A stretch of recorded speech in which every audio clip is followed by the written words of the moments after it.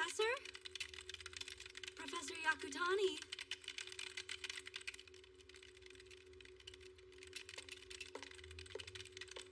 Professor Yakutani! So sorry. Can I help you? This gentleman is here to see you, regarding some joint research with his employers. I'm Kanji Yakutani, and I look forward to our meeting. Could you escort him, please? I'll try and hurry.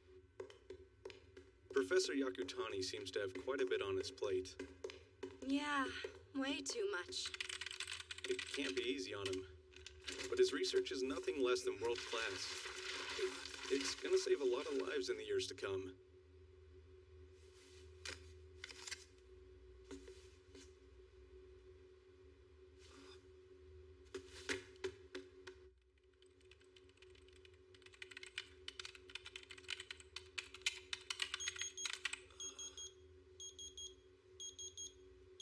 Have I been working that long?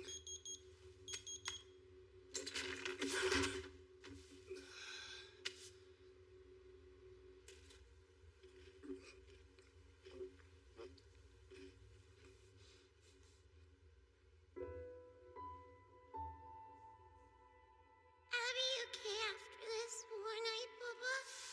I just have to take the medicine and go to sleep, right? They couldn't fully remove the tumor. Fate dealt her a bad hand. There was no path forward. And it seems the medicine didn't work. A bad hand. No path forward. What a joke. There should have been some drug that would help her.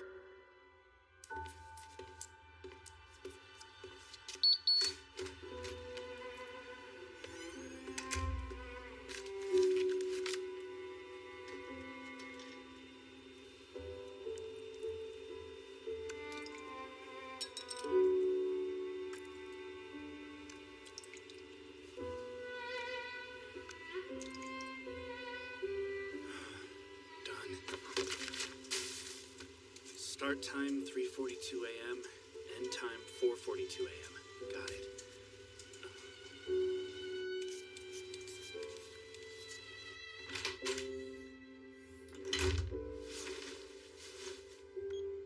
Set for 46 minutes.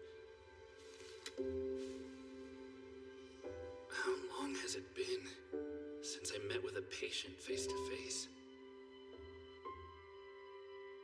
I think I want to become a town pharmacist someday.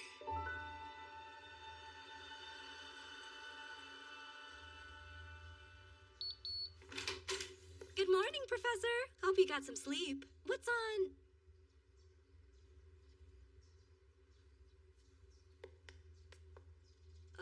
Professor?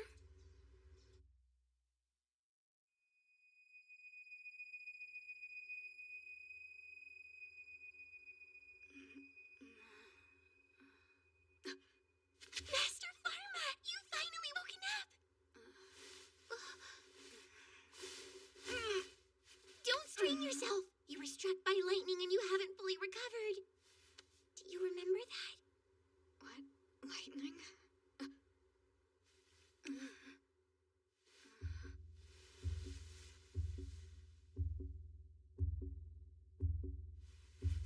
What is this? Easy, Master!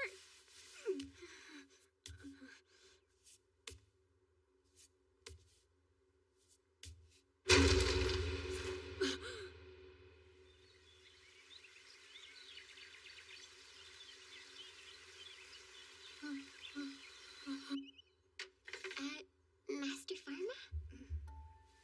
Is that me?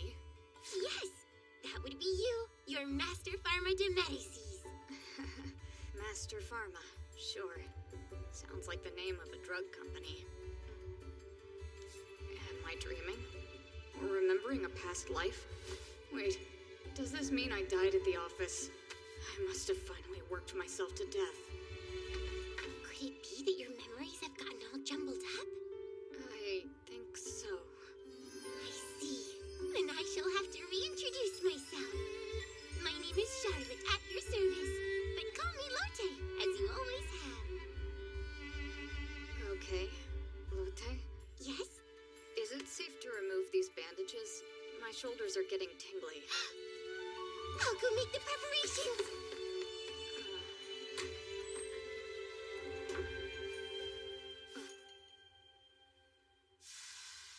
This note. It's the last thing I wrote down, right?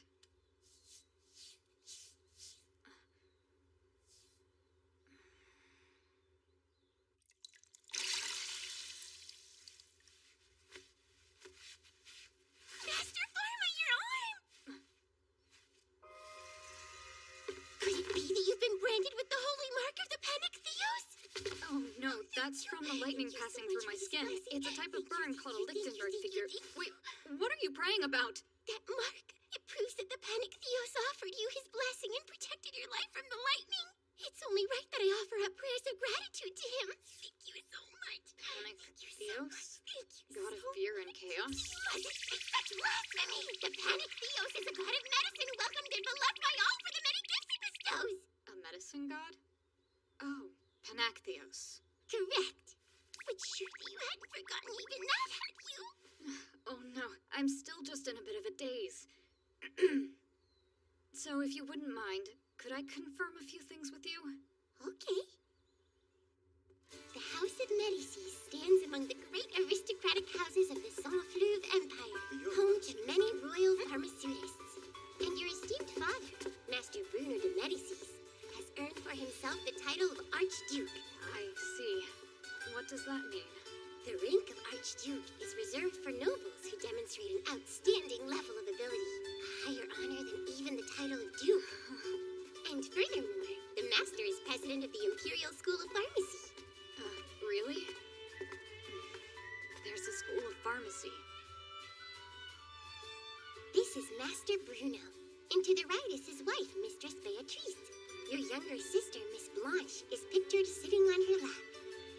My sister. To your left, you'll see your elder brother, Master Palais. He's studying abroad at the foremost institution in your field, the Novalu College of Medicine. So he's one of the elite. And you as well. The Master has great expectations for the two of you, both as royal pharmaceutists and divine arts practitioners. Huh? Divine arts? Yes! The divine arts! Abilities given to those favored by the gods to perform miraculous feats. Oh, that name makes sense. Perform miraculous feats, huh? I guess it's like what we'd call magic. Wait, that's a thing here? And you're saying it's a thing I can do? Pardon, but Master, did you forget those two? Seems that way. Gods, no! Could such skills simply disappear? Your aptitude for the divine arts is the mark of your nobility! You were able to perform divine arts of water. Do you not remember how?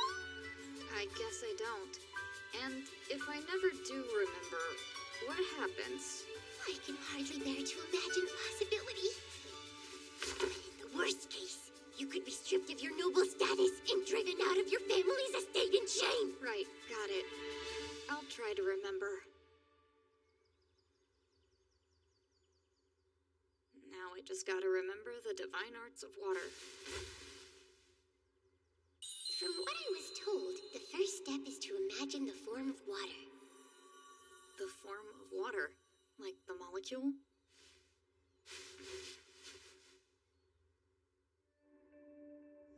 The formula is H2O. Two hydrogen atoms joined to an oxygen atom by covalent bonds. But if I think about the electrical properties...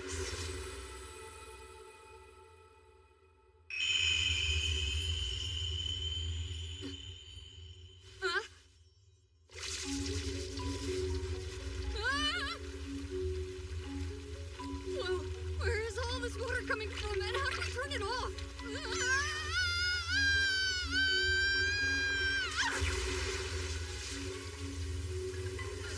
Stop! Arate! Jeez!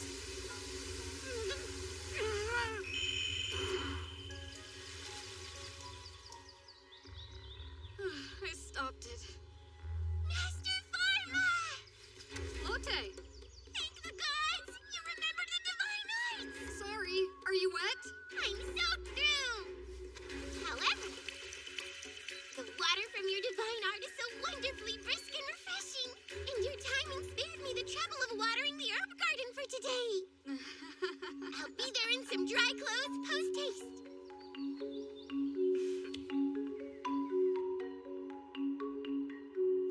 of thin air. I wonder if I can create other things.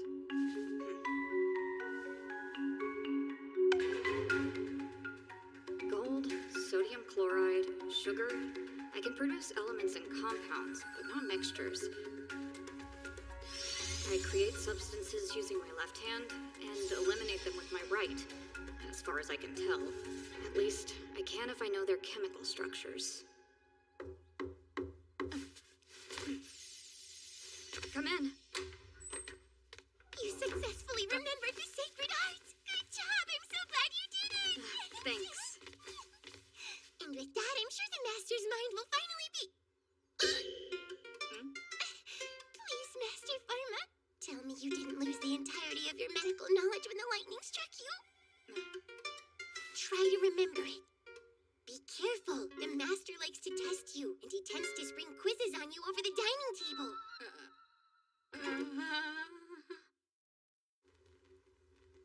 I memorized all these? I must be pretty impressive. Yes, you've been studying since childhood, and thanks to the master's training, you're quite well versed in pharmacology. Somehow I can read this. I must be recalling Pharma's memories.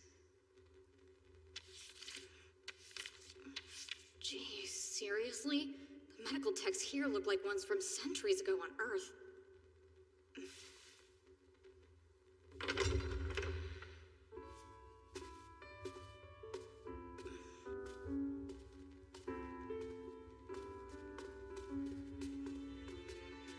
You're awake. You were sleeping quite soundly, and I chose to let you be. I'm here, Father. Sorry to cause such a fuss. It's so good to see you've recovered. I had been terribly worried. Thank you very much, Mother. Big brother, are you all better now? It doesn't hurt? No, I'm okay.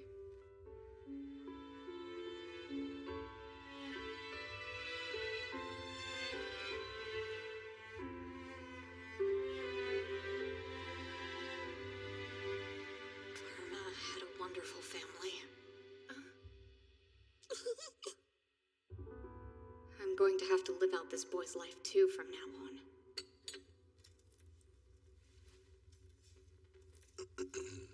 Say, Pharma, your arm injuries were treated using Georide salve. Can you remind me how that's made?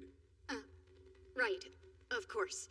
The recipe for Georide uses healing herbs, along with Katesso oil and Eye of Lizard, and powdered wing of bat. After purifying yourself and praying, boil all the ingredients together on the night of a full moon, dry in the sun for 3 days, and when drying is complete, grind into a fine powder. Yes, very good. I'm relieved to see your cognition is intact. So, if you don't object, you can resume your lessons with Eleanor tomorrow. Understood. Thank you, Father. This is wrong. Oh, do you think so? There's no doubt in my mind. This placid, timid, dreadfully uncharming young man sat before me is not Pharma. Begging your pardon, but I'm sure you're mistaken, ma'am. And since when do you address me as ma'am? Oh, sorry. I'll try and keep it casual, Miss Eleanor. Ellen. Ye gods. I'm your father's top apprentice and your personal tutor, Eleanor Bonfoy, as you appear to be aware. But to you, I'm Ellen.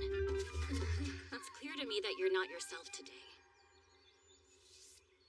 Sorry. I guess my head's still a bit fuzzy after getting struck by lightning. Well, you could have said so from the start. You remember the divine arts, right? Sure. More or less. That's fine. No pharmacology lesson today. Let's review the divine arts instead. As aristocrats, we have a natural aptitude for the divine arts, and each of us has a guardian deity. Yours is the Panactheos, same as your father and brother, while mine is the Hydrotheos. The 5 attributes of the divine arts are fire, water, air, earth, and null, each having positive and negative sub-attributes. Are you following all of this? Mostly. Fire and water and all that is pretty straightforward, but what is the null attribute? You could say it's the odd one out. It is mentioned in the literature, but even assuming it existed at some point, it hasn't been witnessed in 300 years. And in theory, which Which of those attributes would allow a practitioner to make any substance at will? There could never be such a practitioner. Each attribute is limited in the things it can create. No human is able to form every substance. Only a god or a monster.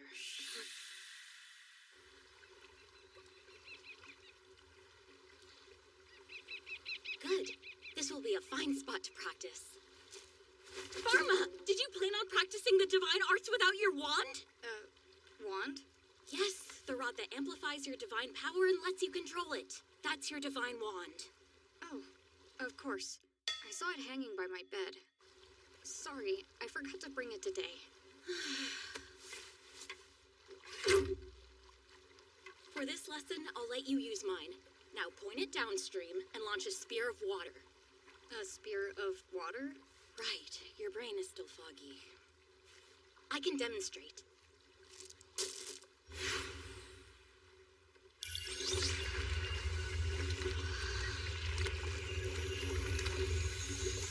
Spear of water!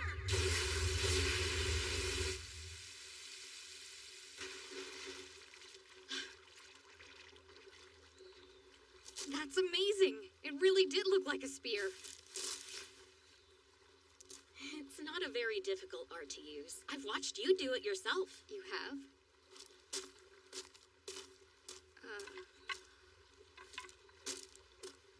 Try and picture the form of the art. Then speak the incantation, Spear of Water.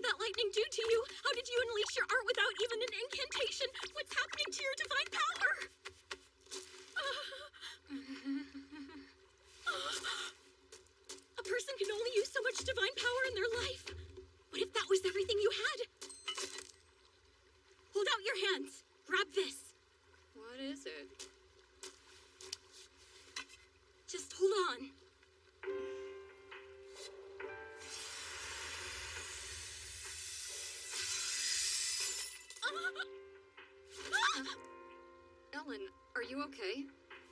A capacity break without any color? And positive and negative attributes? What happened to you, Pharma? None of this should be possible! There go your glasses. Who cares about my glasses? Okay, so what does it mean that I broke this thing? How would I know? It's unprecedented. No practitioner has ever overloaded a divinometer like that. Seriously? Let me see this. It can't be. The Pinactheos' holy mark? Oh, actually, they call that a Lichtenberg figure. It's just a burn mark left by the light. I've seen burn marks and they don't glow blue. Listen to me, Pharma. No one can know about this. Never use a divinometer in front of anyone else. Not even your father. I understand. I'll keep it a secret.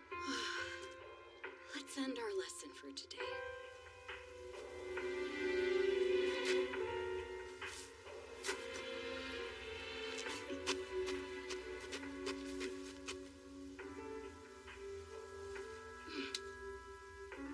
Are you okay? Your hand is shaking. Oh, I'm all right. Just a little nervous because I can't see the ground. Should we stop and take a rest? Sure.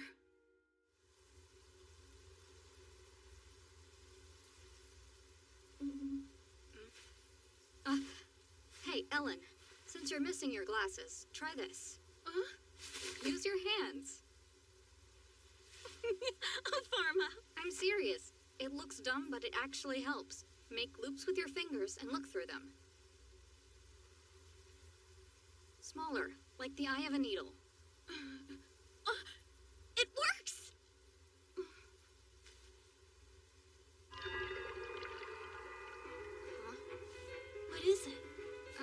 sure yet. Let go! Sorry, I must have grabbed it harder than I meant to. I jammed my finger this morning. But how could you have known? I didn't even bandage it. Well, I just looked at it. A jammed finger. A sprain? The color just changed. Hey, when I do this, it seems like I can see medical problems glowing blue. And once I've diagnosed them, they start to glow white. Is this a divine art? The Pinac Theo sees and treats all maladies. He grants us medicine. But how? How could you be using the power of the Divine Eye? Divine Eye? It isn't possible. What's happening? That's the power of a god. Humans can't use it. Ellen? No, Pharma. How can that be? We're in broad daylight.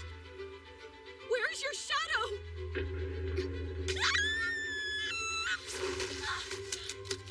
I swear, I won't tell anybody. Please, stop. Ellen, are you okay? Wait, don't run away!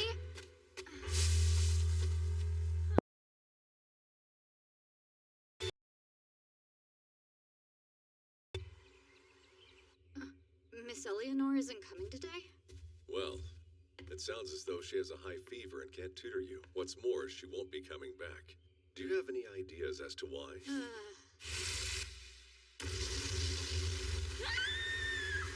Where's your shadow?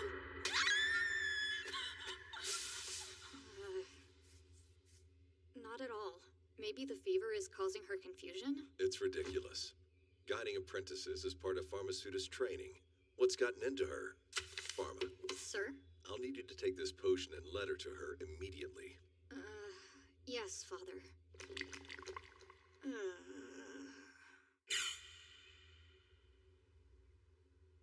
Judging by Bruno's recipe, this potion will have no more effect than an everyday nutrient drink. If she really has a fever, acetaminophen will help. Take as needed to reduce fever or pain.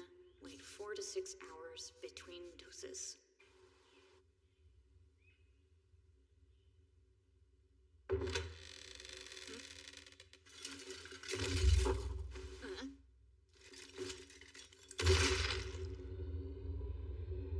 Why are you in my house? What could I possibly offer you? Is that Ellen? I was afraid of this. Have you come to kill me for knowing your secret? Is that why you're here? It's not like that, so just calm down. Look, no wand. I didn't bring anything.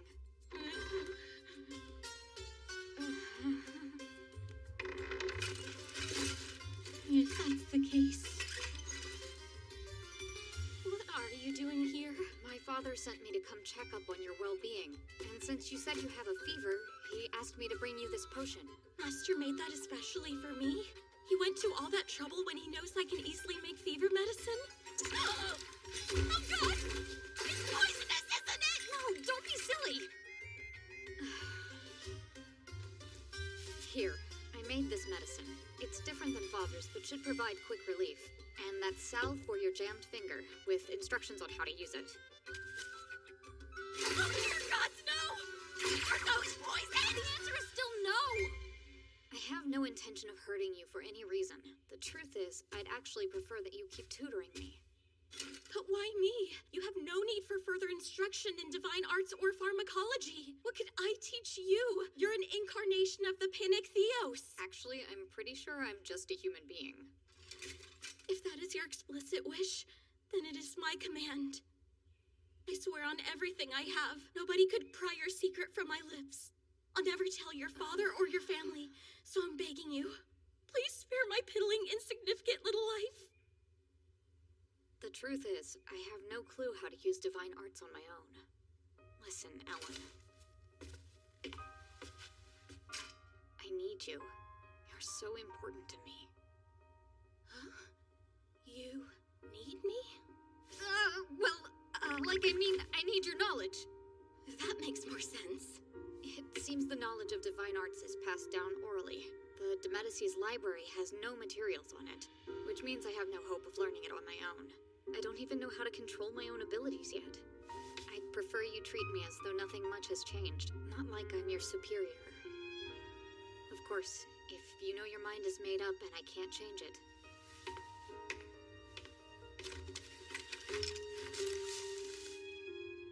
Then please, take these as thanks for everything you've done as my tutor. It's the least I could do. Thank you.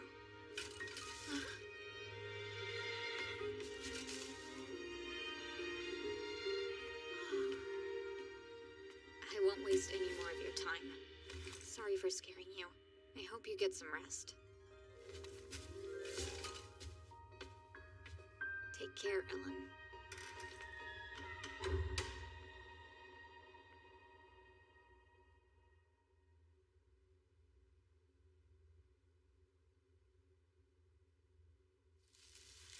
Do I dare take this? I've never seen medicine come in powdered form. I wonder how he came up with it.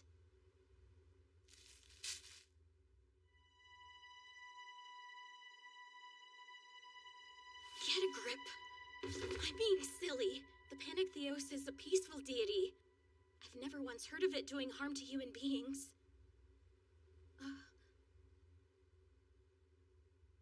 Cerulean flowers. My favorite bouquet. So be it.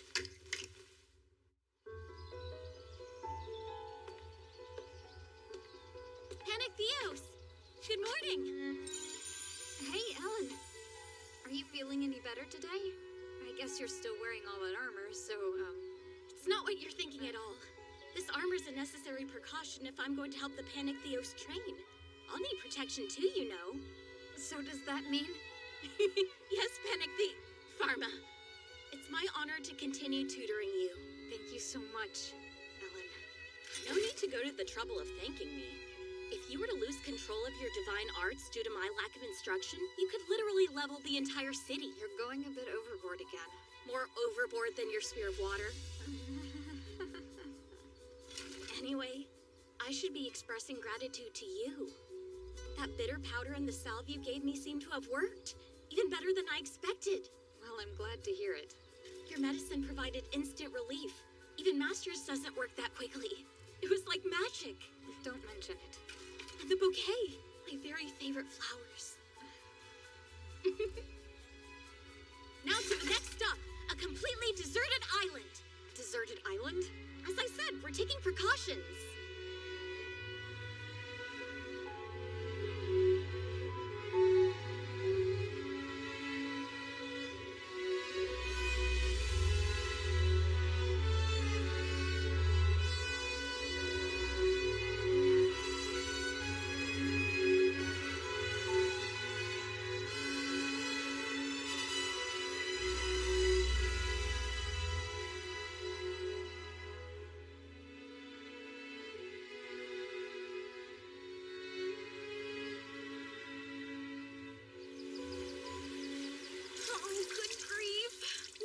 To rinse the sand off of me. Sorry about that. We'll just have to keep practicing until you figure out what to do. Soon, you'll gain control of your arts.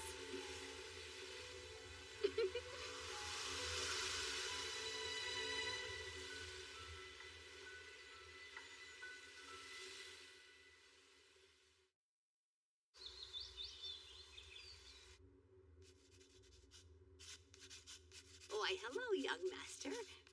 I hope you're well today, Madeline.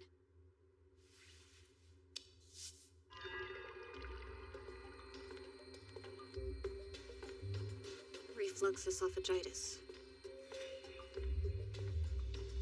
Fine weather today, eh, sir? Got some pep in your step, Alfred. Left eye, sty.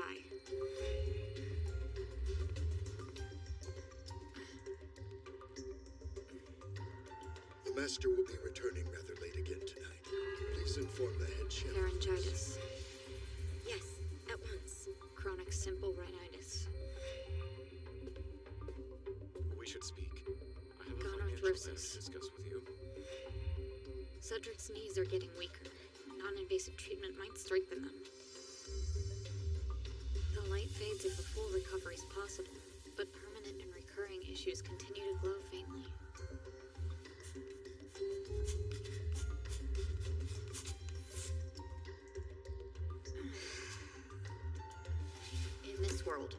existence is heresy.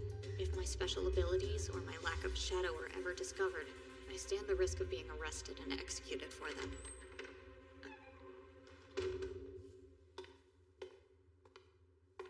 To prevent that fate, I need to make myself indispensable and prove my worthiness to the people here.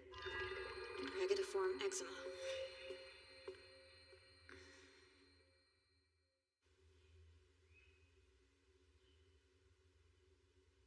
The perks of a pharmaceutist's mansion. The classic tools for compounding medicine are all here. First, a moisturizing heparinoid cream for Latte's hands. I'll get started by synthesizing the base ingredients in turn. Glycerol.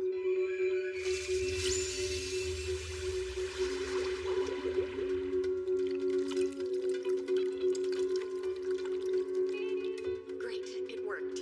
As long as I know the substance's composition, I can create both solids and liquids, and even viscous substances. For the emulsifier and surfactant, I'll use glycerol monostearate. After producing heparin, I'll depolymerize it to obtain the main heparinoid medicine. The oil phase will be an oleaginous base with squalene and seal. Take the oil phase and the water phase with the base and ingredients mixed in and warm them both with water. Gradually add the water phase to the oil phase with the emulsifier added, and stir together rapidly to combine. To finish, essential oils for fragrance, and then safe preservatives and stabilizers for shelf life. Now I just combine until it's homogeneous and done.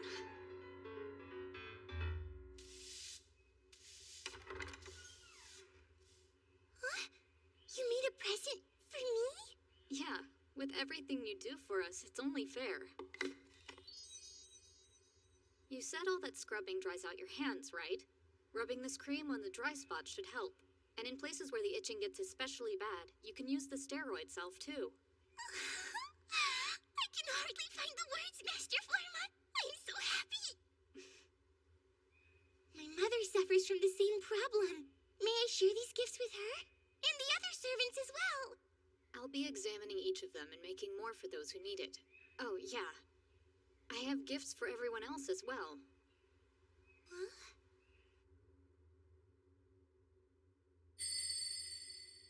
Oh.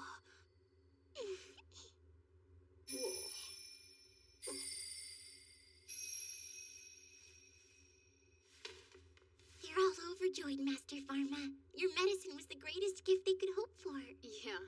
I never imagined that Madeline would have cried so much. Or that you would, actually. Well, I didn't intend to, But?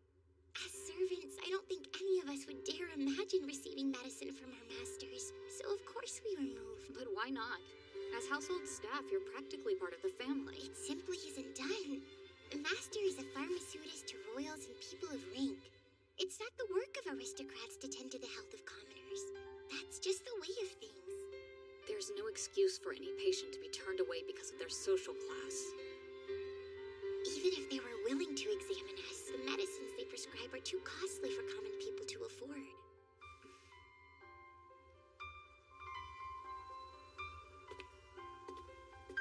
A class-based society with drug price problems, and with the state of medical science, most of those expensive drugs are probably useless, and the commoners have nothing to turn to but superstition and sham treatments, so their mortality rates are horrific.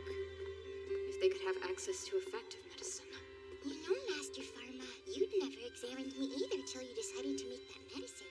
What? Not even once? Never. No, I'm sure that was at least partly because the master had prohibited it. Really? I get it. It would be dangerous to let an apprentice treat patients based on incomplete knowledge. But as I go forward, I want to make good medicine available to everyone. And that should be part of my pharmaceutist training. You're too kind, Master Pharma. I don't know if I would say that.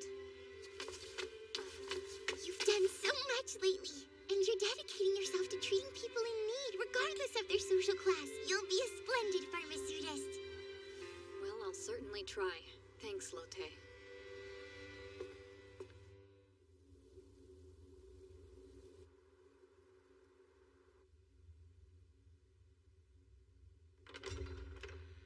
Good morning, Father. Wait, where is Blanche? What's wrong, Mother? Pharma. Blanche has come down with chickenpox. Chickenpox, also known as varicella, a highly contagious disease caused by infection with the varicella zoster virus, aka human alpha herpes virus 3. So it exists in this world too. A 4-year-old on Earth would get through it in a few days without treatment. No fun, but not life-threatening.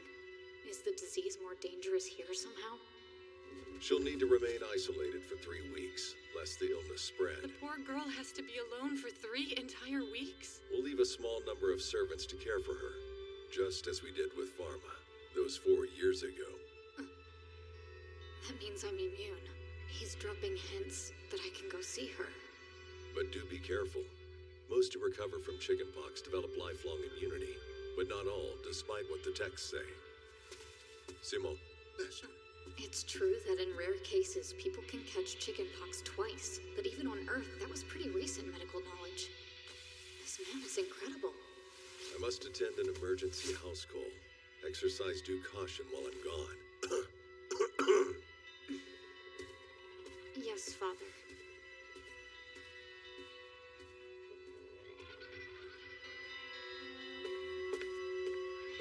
A safe treatment for a 4-year-old chickenpox patient. Acyclovir or valacyclovir. I'm synthesizing it on my own, and acyclovir is the simpler molecule, so here goes.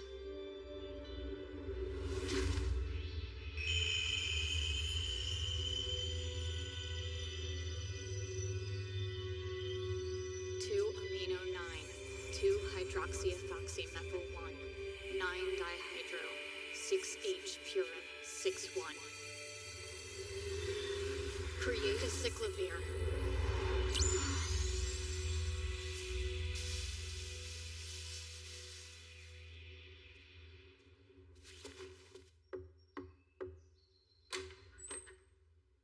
You awake, Blanche? It's me. Big brother?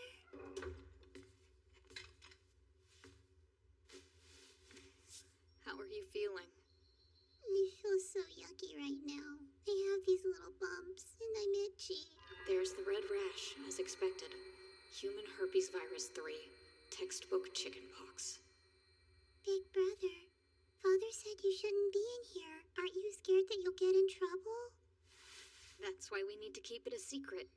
Don't tell, all right? A secret? Listen, Blanche, I have medicine. I don't want it. It tastes sticky. But it'll be better if we put it into a yummy macaron. Is it okay to do that? With this medicine, it's fine. But other ones might not work, so always ask me first. Drink lots of water after you eat it, okay?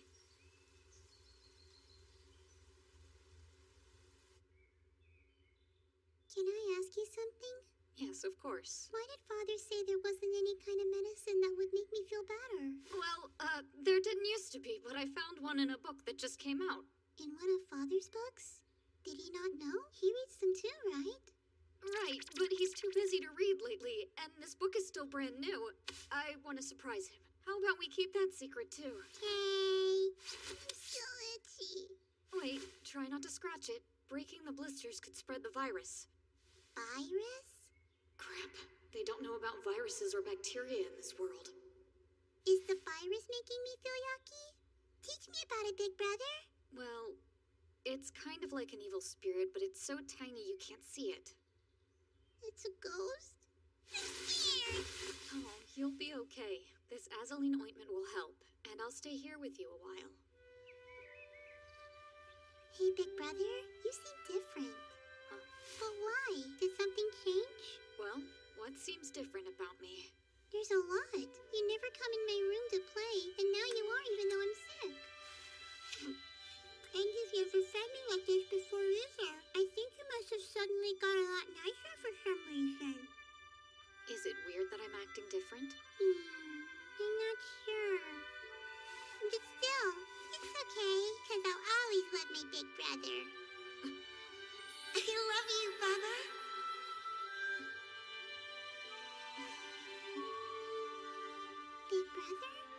got something in your eyes? Are you alright?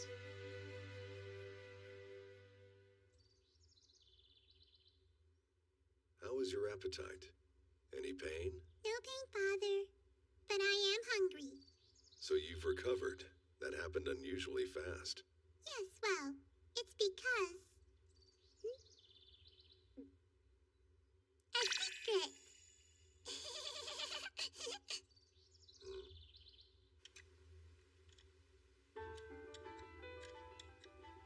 So, guess I'm an oddity even if we ignore the whole castaway from another world thing. I have powers in my hands. My left hand creates matter and lets me see medical issues. My right eliminates matter and has a convenient zoom function. And apparently, my shadow didn't get revived with the rest of me. These abilities feel like way too much. There has to be some drawback to this power, right? What's going to happen to me?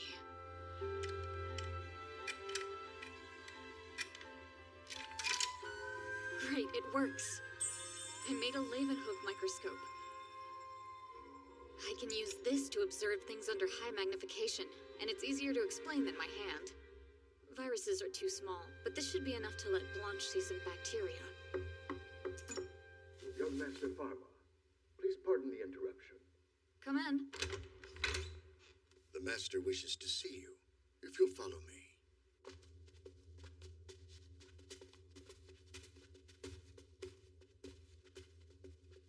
Excellent. You're here. Get ready to depart immediately. Her Majesty the Empress has need of us.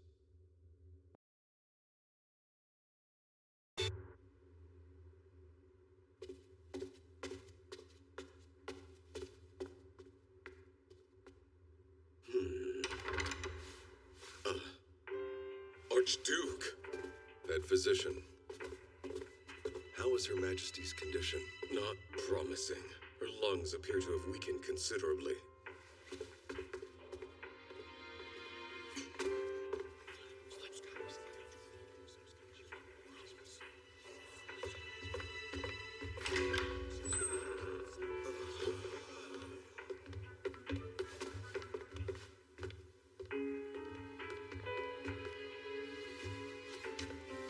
Your Majesty, please forgive our intrusion.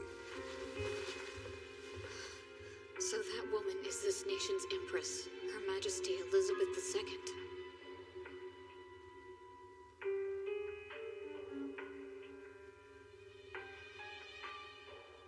Pharma, my bag. Yes, Father.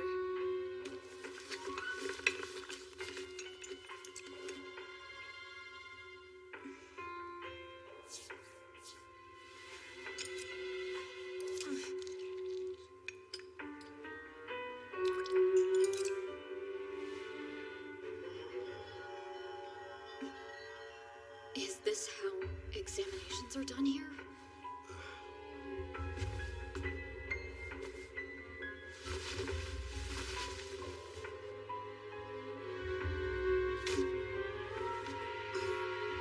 So, it's as we feared. Indeed, the stars portend disaster. I'm sorry, but I fear her destined end is nigh upon us. So they're consulting the stars? Nevertheless, I'll continue what treatment I can.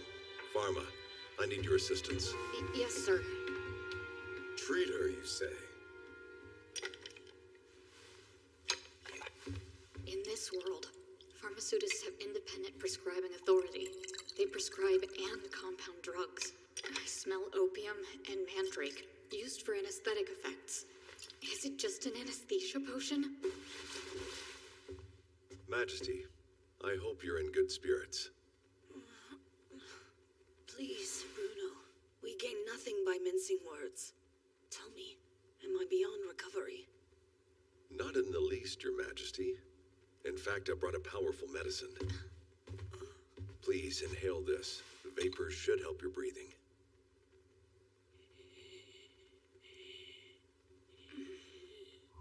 It'll ease the pain, but the underlying disease won't improve. Is relieving her suffering all they can do with the medicine they have? We'll need the priest. Tomorrow night is likely the turning point. treating this like a euthanasia ritual. Are they not going to try and cure her? None of them?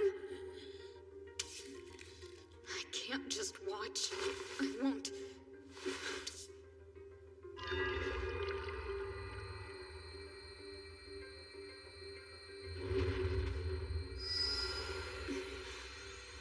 Lung cancer? Bronchiectasis? Pneumonia?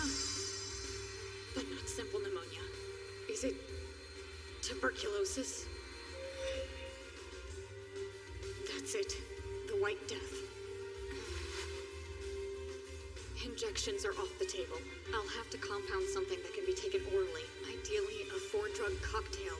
Rifampin is a must, but it's a massive, complex molecule, and I have to keep an accurate image of its structure in my head to synthesize it. If I screw this up... I get it. This is what it means to deal directly with a patient. Mother! What's happening? Your Highness! Prince Louis. I don't understand. When are you going to get better again, Mother? Louis, dear. Your Highness, we have to leave Her Majesty be. I won't go! You must! I won't!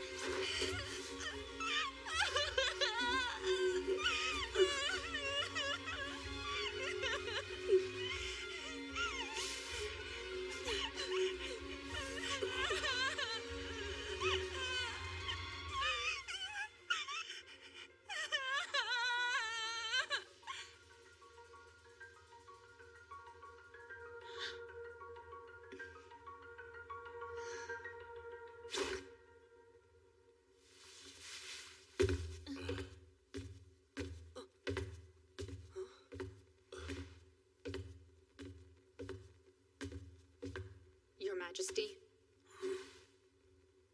Begging pardon.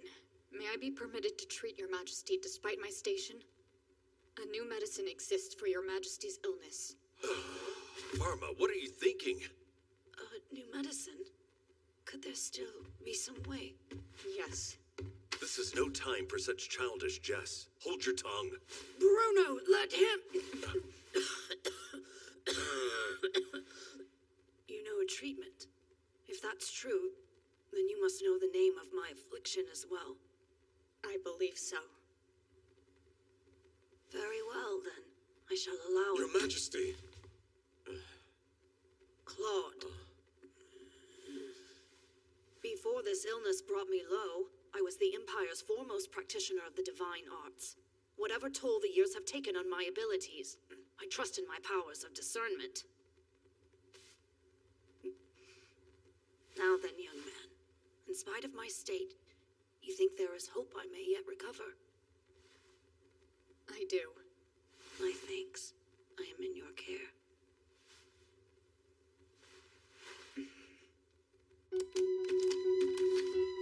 Pharma, open the door. What are you doing? Cease this foolishness immediately.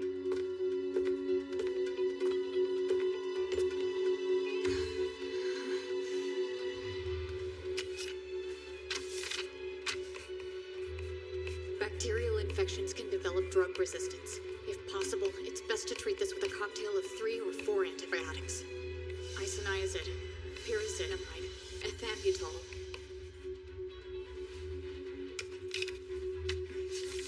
And finally, rifampin.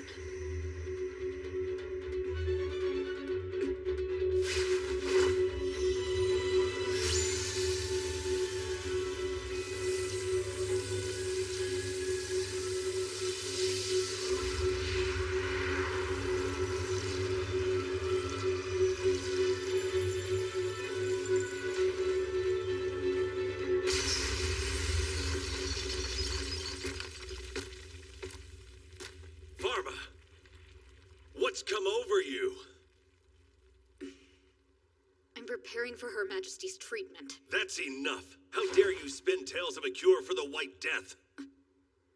That's unexpected. You already knew Her Majesty had the White Death? Of course I did. The signs have been showing for long enough. I had to use a superpower to diagnose her. He did it the old-fashioned way. He truly is a brilliant pharmaceutist. Our craft is not something to brandish in pointless bids for attention. You know better. Our knowledge is a tool to soothe the hearts of our patients. Pharma, think of the patient's needs. The White Death is an incurable illness. She will suffer its effects until her death. Why burden her with more false hope? Enough of this flight of fancy. Recant your nonsense talk of new medicine and shame me no further. No, Father. The medicine does exist. Huh? I swear. And once I've made it, you need to take it too. Stop! What are you making?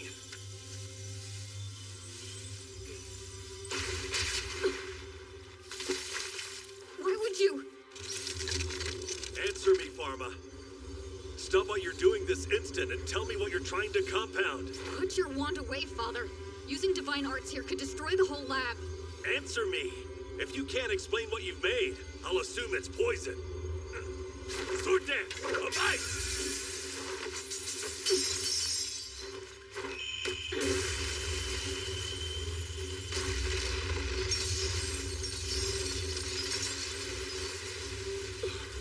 He did that with no wand or incantation. Is this Pharma? It couldn't be. Who are you?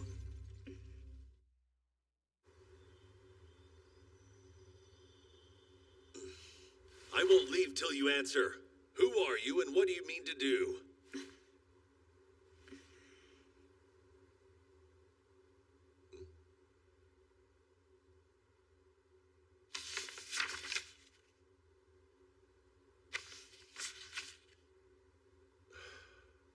What's in this book?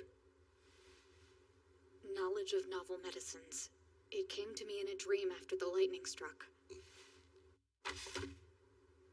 In a dream? It came to you that day? Yes. Your shoulder. That's the holy mark. Did the Panic Theos grant you wisdom? I couldn't say that for certain. It's becoming clear now, but no easier to believe. The Panic Theos gave his blessing to none other than my youngest son. Please listen to me, Father. Go administer this medicine to Her Majesty. You can take credit for compounding it. Your standing within the court will be preserved. No. Any medicine of your own creation is rightfully yours to administer. That is my teaching, and I expect you to abide by it. Her Majesty placed her faith in you and your assessment. She resolved to stake her life on your medicine. You'll do the same. Administer her treatment and bear its consequence. To do so is your duty and your pride as a pharmaceutist. I will, Father.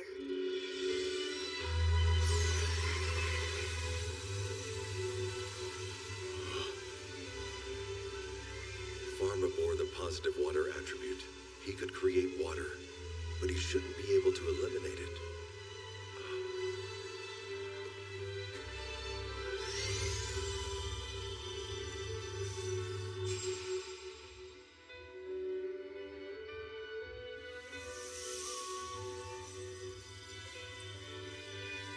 I beg you, please tell me, are you Pharma? Are you really still my son? It's hard to say, but I feel like I am.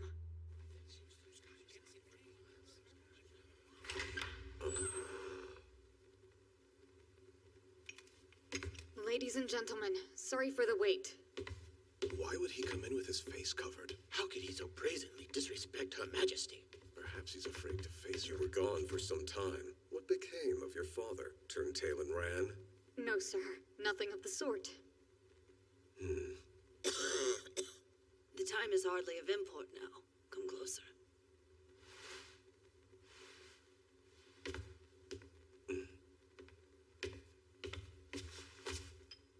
This is the new medicine, Your Majesty. Chief Royal Pharmaceutist, would it not be wise to rein in your son? So you'd think. But no. We'd best let him carry on. The boy is perhaps more skilled than anybody in this court. I shall do nothing but watch. Before I explain the effects of this new medicine, There's something Your Majesty should see. Might I be permitted to show it to you? By all means. What would you have me see? This slide contains a sputum sample I obtained from Your Majesty.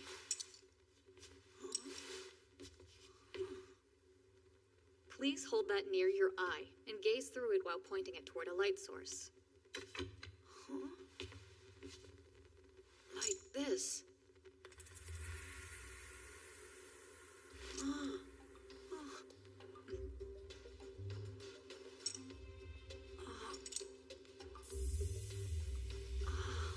What am I seeing?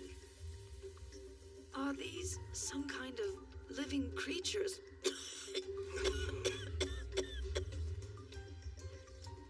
Here, Claude.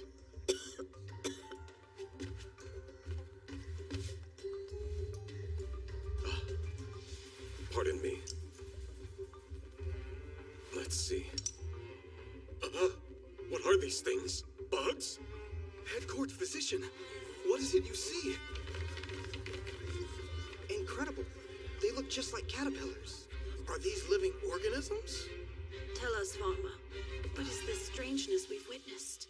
They're tiny life forms called bacteria, the true cause of the White Death. They live within the human body, giving rise to the symptoms afflicting Your Majesty. Bacteria, you say? And like the White Death, many diseases that plague humanity are the result of microorganisms invading our bodies. The medicine I've given to Your Majesty is deadly to the particular type of creature responsible for the White Death, and with half a year of consistent treatment, we can expect a full recovery. That's a long course of treatment. The White Death is quite a tenacious malady. Well, Pharma, if what you say is true, our entire conception of disease is set to be turned on its head. So be it. I'll take your new medicine, come what may. Your Majesty.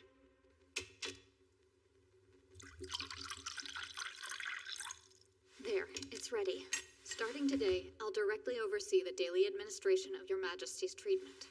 It's a proven approach. We call it Directly Observed Treatment Short Course... Pardon. Then I shall remain in your care hereafter, Pharma. Your Majesty, I, Pharma de Medicis, hereby stake my life on the safety and efficacy of this treatment. Now.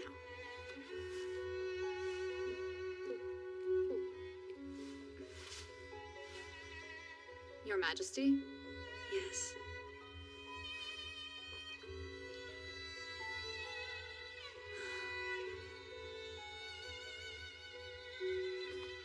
Ladies and gentlemen, through the use of this new medicine, the bacteria attacking Her Majesty's body will be destroyed, and the White Death will no longer be incurable. Humanity can at last be free of this illness, once and for all. Young man, what is this marvelous contraption? I wish to know every last detail. What divine art does it use? There's no divine art involved. Anyone with the materials can make one themselves, and I'm happy so that is Pharma de Medicis. Well.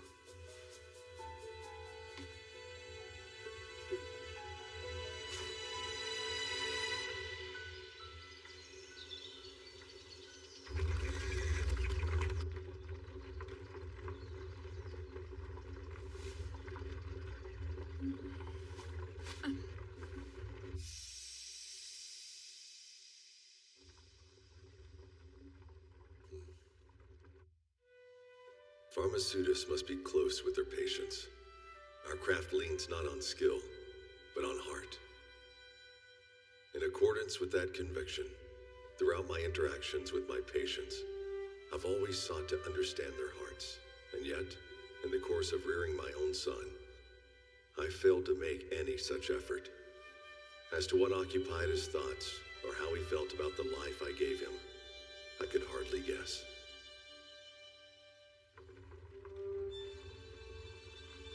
Even so, I can easily tell that this young man is not the Pharma I raised.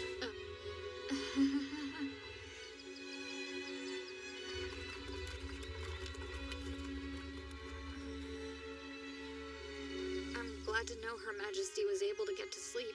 Hopefully she'll wake up feeling rested. Ah, indeed. And your medicine is sure to be of help.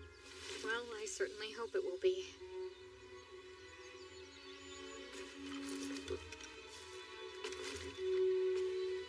These are for you. Though I won't take offense if you're reluctant to try them, of course. You've been blessed by the will of the Panic-Theos. I would never assume the god's intentions, but if I were to guess, he means to tell me that I'm not nearly finished learning yet. If my guardian deity wills it, I'm bound to obey. I think you've misunderstood. Huh? I was given knowledge, but it offered no understanding of what's best for patients when they're facing their imminent death.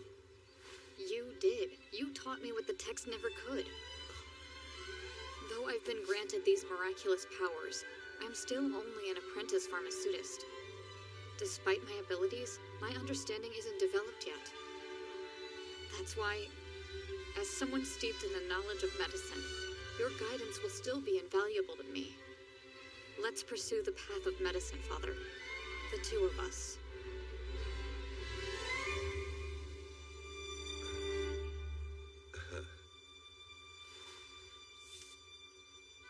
So we shall, and I thank you, my son.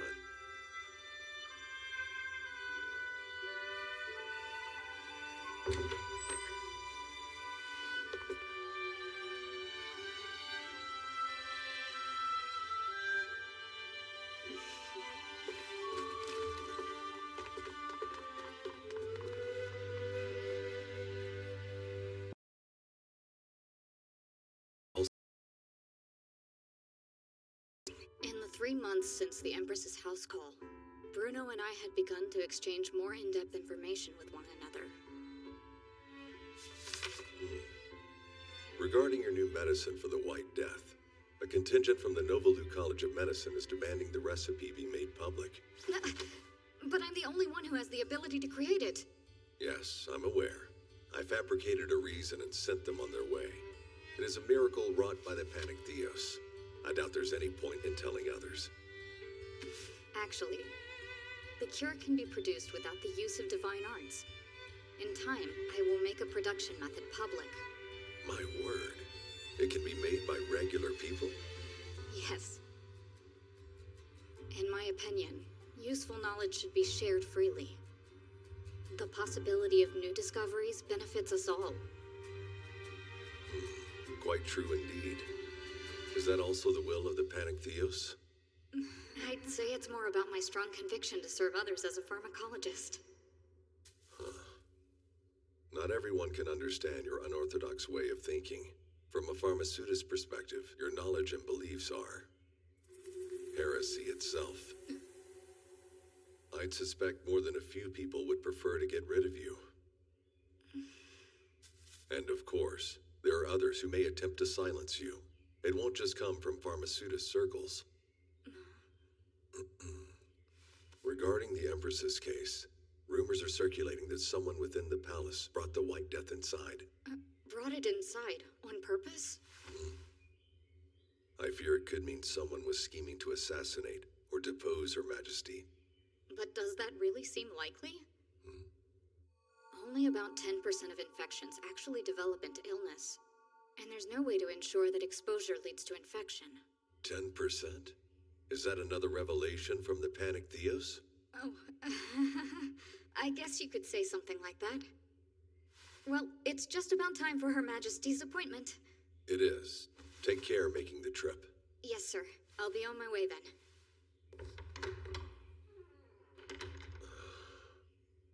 How much devoted study would it take most people? Who could even come close to his level? A heretical pharmaceutist. Oh, Bruno, how do you still not see it? This world's unavoidable and beautiful truth!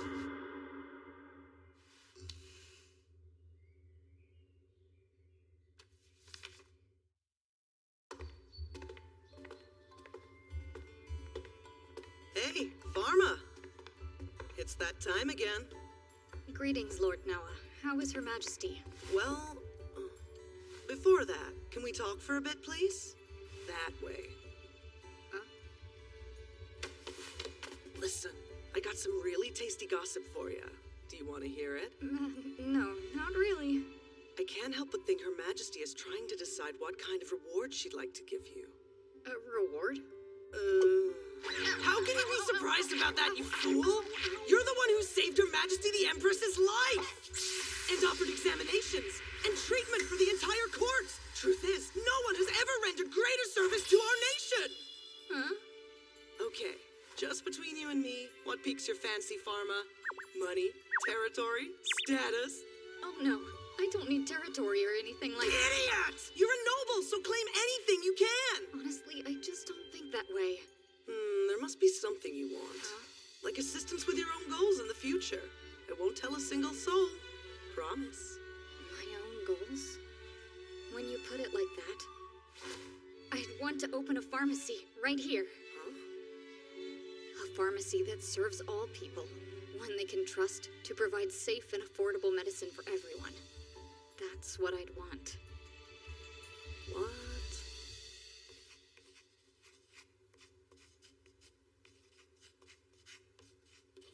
I can state that the medicine appears to be working, at least for now. No need to feign modesty.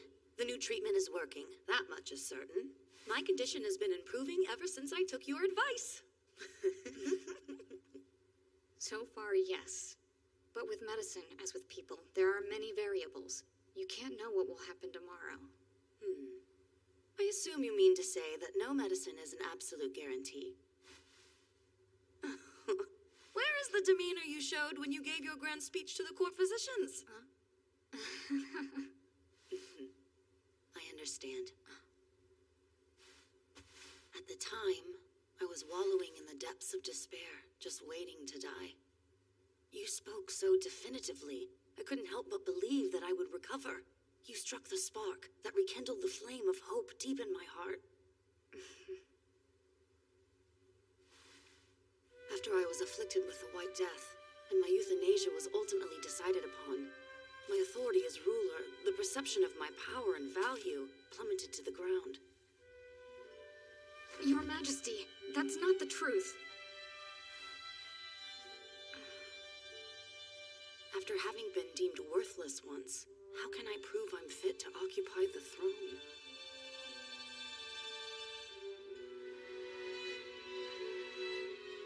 Your Majesty, wasn't there someone who needed and loved you? Even when you felt completely powerless and unappreciated? Huh? There was. My dear son Louis. Then naturally, as a mother, it must be plain to see.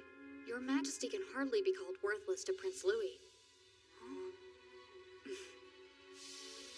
Furthermore, there are a great many people throughout this vast empire who surely adore and need you as well. As long as those people exist, no matter what else happens, Your Majesty can never be called worthless. You say such interesting things to me. Oh, forgive me if I've spoken out of place. Done. Your words are medicine for the heart. You seem to be a healer of a different sort.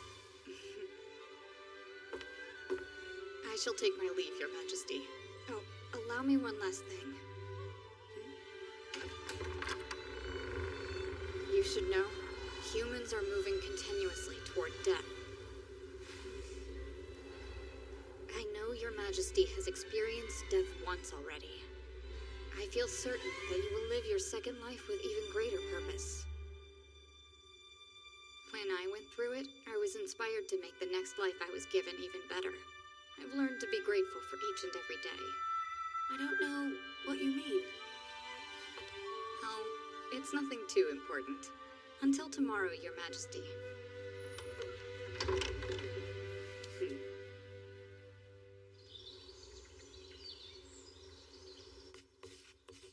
Your Majesty's health is restored. Please accept my congratulations. Yes.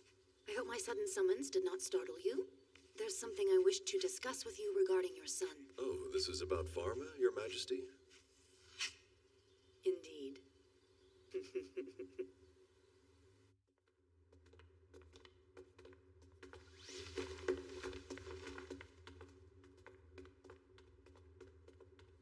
Father, are you positive it's proper for someone like me to attend such an important ceremony as this one? Why would you think otherwise? As the son of an archduke, you must bear yourself with more pride. Of course, sir.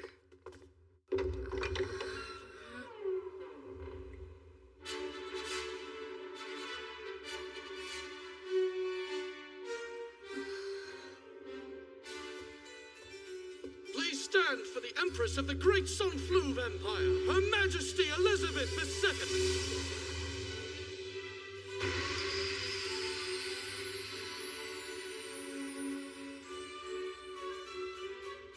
Chief Royal Pharmaceutist, Bruno de Medicis. Ma'am, We are here today to honor your service in my treatment and in training the next generation of pharmaceutists. So this is earned in the entire territory of Marseille. Marseille. Isn't it known for its medicinal herbs? That would make it quite suited to the chief pharmaceutist. Your Majesty. Next, Apprentice Royal Pharmaceutist, Pharma de Medicis. Huh? Wait, why? What's the matter? Come forth at once. Yes, Your Majesty. Young Pharma, I hereby permit your immediate promotion from an apprentice to an official royal pharmaceutist. my boy, what are you waiting on? Give your solemn oath. What do I'm honored, Your Majesty. Go ahead, Pharma. Take your royal pharmaceutist badge. Is this really all right, Father? That is not all I intend to do for you. In addition to the promotion, I will permit you to open a pharmacy in the capital. Continue to devote yourself to the Empire and me.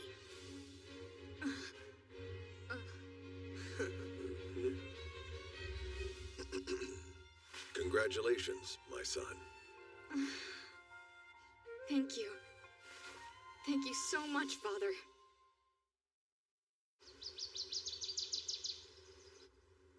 You're here by Her Majesty's command? Yes, sir. We've been ordered by her to begin construction today. But I haven't had time to prepare yet, mentally or emotionally or at all. I understand that this is rather sudden, young man. But the carpenter, the mason, and the rest are here with their teams. We are all assembled and ready to get to work. So let us receive your orders, sir.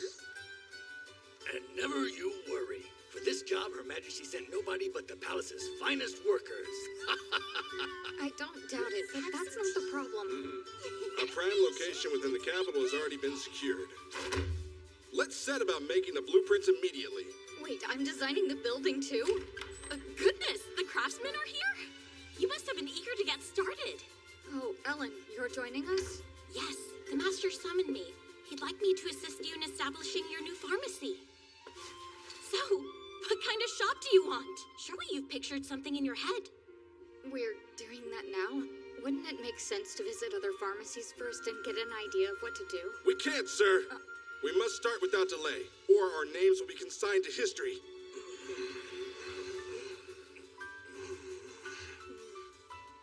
Indeed.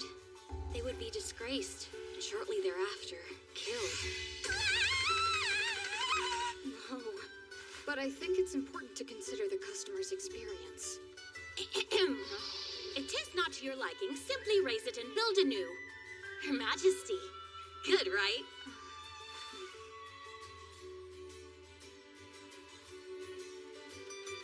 Understood. So, my ideal pharmacy. The one I've dreamed of. My word.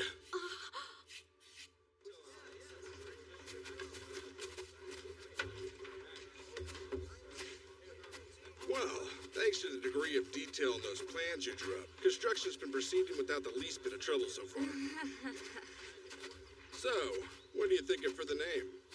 What, I have to pick that now too? It affects the construction time.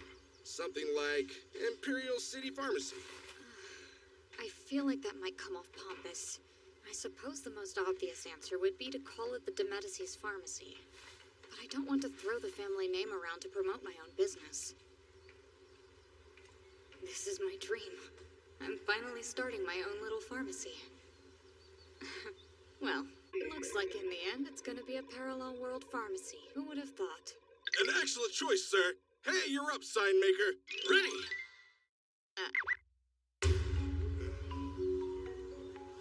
We're not open yet. And it's already going wrong. Oh my! You've chosen a rather distinctive name. No, I just gave my foreman the wrong idea. Is that so? Well, it certainly is memorable, and that's good. Not if we're remembered as the pharmacy with the gibberish name. It's hardly your main concern, considering that numerous prominent members of the Pharmaceutists Guild are surely going to take issue with this grand venture of yours. The son of an aristocrat, an archduke no less, running a store? It's utterly unheard of. I was hoping things would stay peaceful until we hit our stride. But just think of the publicity you'll get out of it. Oh my. Huh? Oh, goodness gracious me. A storefront as impressive as the rumors claimed. You there, boy. You work at this establishment, don't you? Could you fetch the proprietor? I am the proprietor. What can I do for you, sir? Oh, do forgive me. My name is Veron, and I'm head of the Sanflu Pharmaceutists Guild. Pleased to make your acquaintance. Pharma de Medicis, Royal Pharmaceutist. The pleasure is all mine, Veron. Quite the storefront you've built for yourself. But exactly what sort of medicine do you intend to sell? Considering your age, I should expect you'll have a rather wide selection of hard candies available. You would do well to think. Indeed, sir. We'll sell numerous dosage forms, including lozenges and the like. Numerous dosage forms, you say? There's no denying you're a genuine student of the trade, young man. Much obliged. Now, since you were so courteous to come visit, may I ask if I'll be required to join your guild in order to operate my store? Well, I'm sorry to inform you that the guild doesn't currently offer registration to aristocrats. We represent only commoners within our trade. But if you truly wish to join, I'm sure we could make accommodations. I'll have to respectfully decline. As I thought. After all, what interest would a noble have in the ways of his inferiors? I trust each of your numerous dosage forms will carry a hefty price tag, yes? Oh no. We should have affordable treatments for most ailments. Affordable? And by what art does a child of the noble class conjure up some notion of what's affordable to the common folk? Now, sir, that's enough. Have you forgotten you're a grown man addressing a boy? If you plan to drive his store out of business, then just say it. And I shall see to you here and now. Beg your pardon, madame, but that wasn't my intention at all. I'm here to give my greetings. May we develop a fruitful relationship. Until next time. Keep your greetings and your relationship. Forget you ever came here.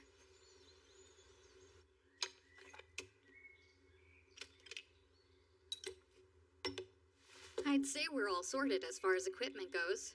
Yes, it looks like you've got everything covered. Well, almost everything. We're set on compounding, sales, and customer service, but there's still the issue of accounting. Oh, here! Yes, Miss Lotte. That's me, Lotte! I'll do it! I'm good at arithmetic, and I can read and write. I would be happy to be your accountant. Would you now? Very much, and I have neat handwriting. Kind of. I appreciate it, but you're just 9 years old. You need to be an adult to work here, so... That isn't fair! You're only 10 and you run the entire shop! See, that's different, because, I beg you, please give me the chance to work here at your side, Master Pharma! Even if it's just cleaning or odd jobs, I want to be of help to you! I'll do anything you need!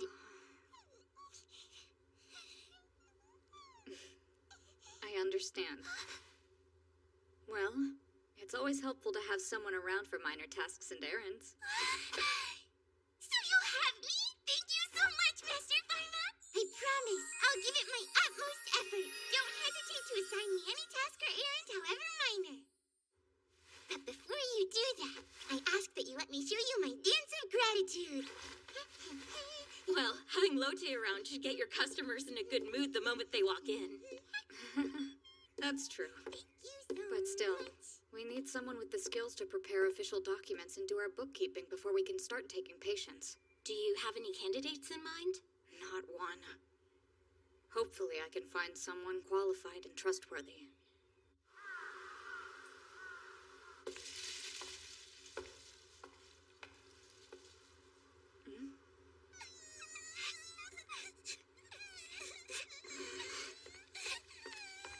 What's going on? Master Farmer. I'll never forget my time with your family. Mr. Cedric, what do you mean? I shall be retiring from your family's service, effective immediately. But why would you leave so suddenly? Is there some sort of issue? Father never mentioned this. It was quite a surprise to all of us as well, to think after all this time he'd be let go. Mr. Cedric has faithfully served the House of Medicis, managing the family's finances for years. Now, I'm sure the Master is simply hoping that I'll find a quiet place out in the countryside where I can let my tired old knees rest. You think so? Yes, and even if I told him I still wanted to work, it is getting hard to stay on my feet. So then, if your knees got better, would you keep working? Absolutely. I'd love to have you come work at my pharmacy, and I can take care of your knees, too. Brother? Huh? I see. You wish to hire Cedric to keep the books at your pharmacy? Yes, provided I have your permission, of course. I already released him from the household staff. My permission isn't needed. You mean? Simone, if you would. Of course, Master. Huh? This is for you. Go ahead. By way of congratulations, use that to get your pharmacy running.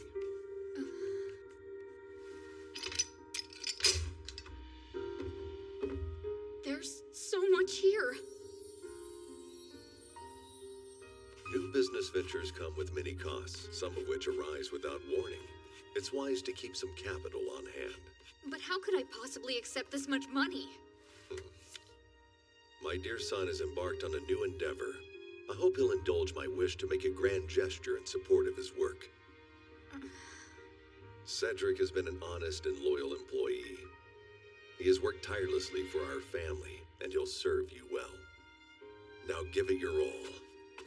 Yes, Father. Oh, could this be why he was dismissed so suddenly?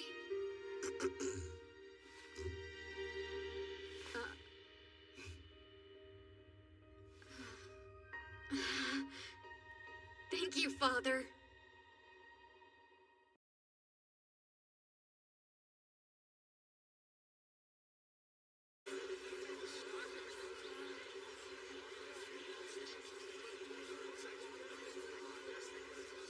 It is an impressive pharmacy. It's been a month since we opened, but business isn't going as well as I'd hoped. That's totally normal. It's always much harder in the beginning. But Ellen...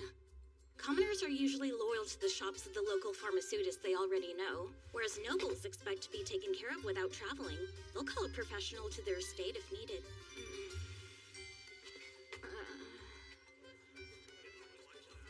A pharmacy that caters to everyone. We might have a long road ahead of us. There are only a few royal pharmaceutists in the whole empire, and on top of that, you also happen to be the second son of an archduke. I can understand how that could make commoners anxious.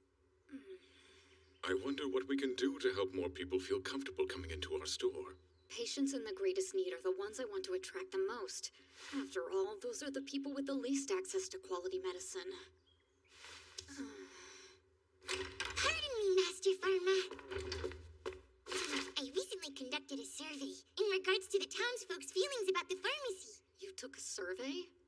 How'd you even find the time?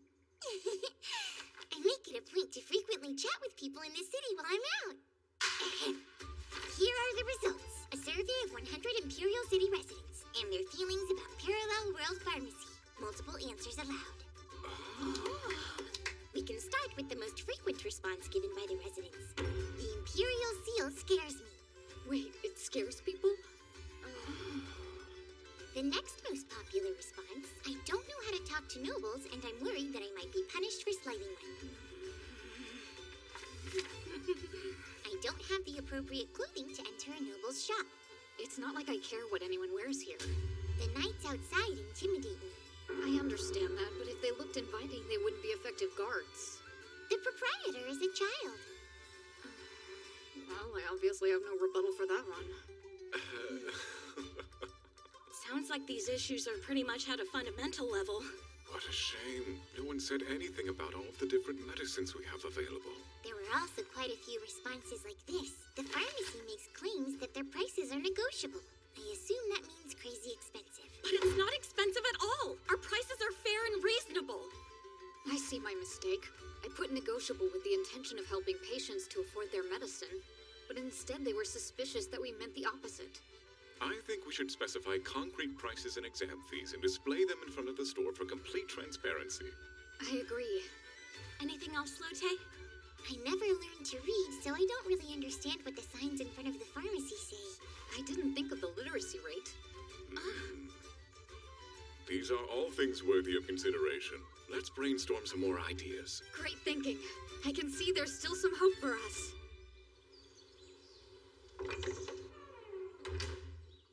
Welcome to our store. Hey there, proprietor. Oh, hi, Mr. Jean. I'm here for 3 more of those special sailor's candies. Got it. Thank you for all your business, sir.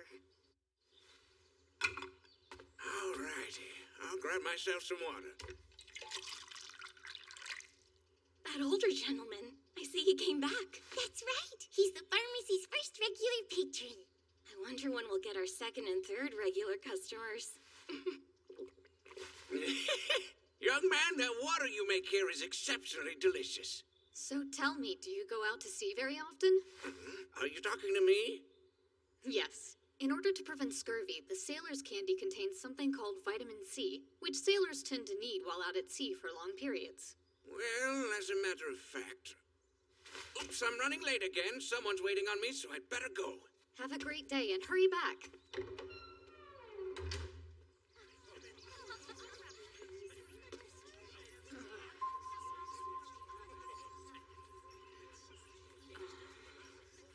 My, oh my, what a lovely store. Hello there, young man. Are you the proprietor of this store? What are you doing here just like that, Mother? And you, Father?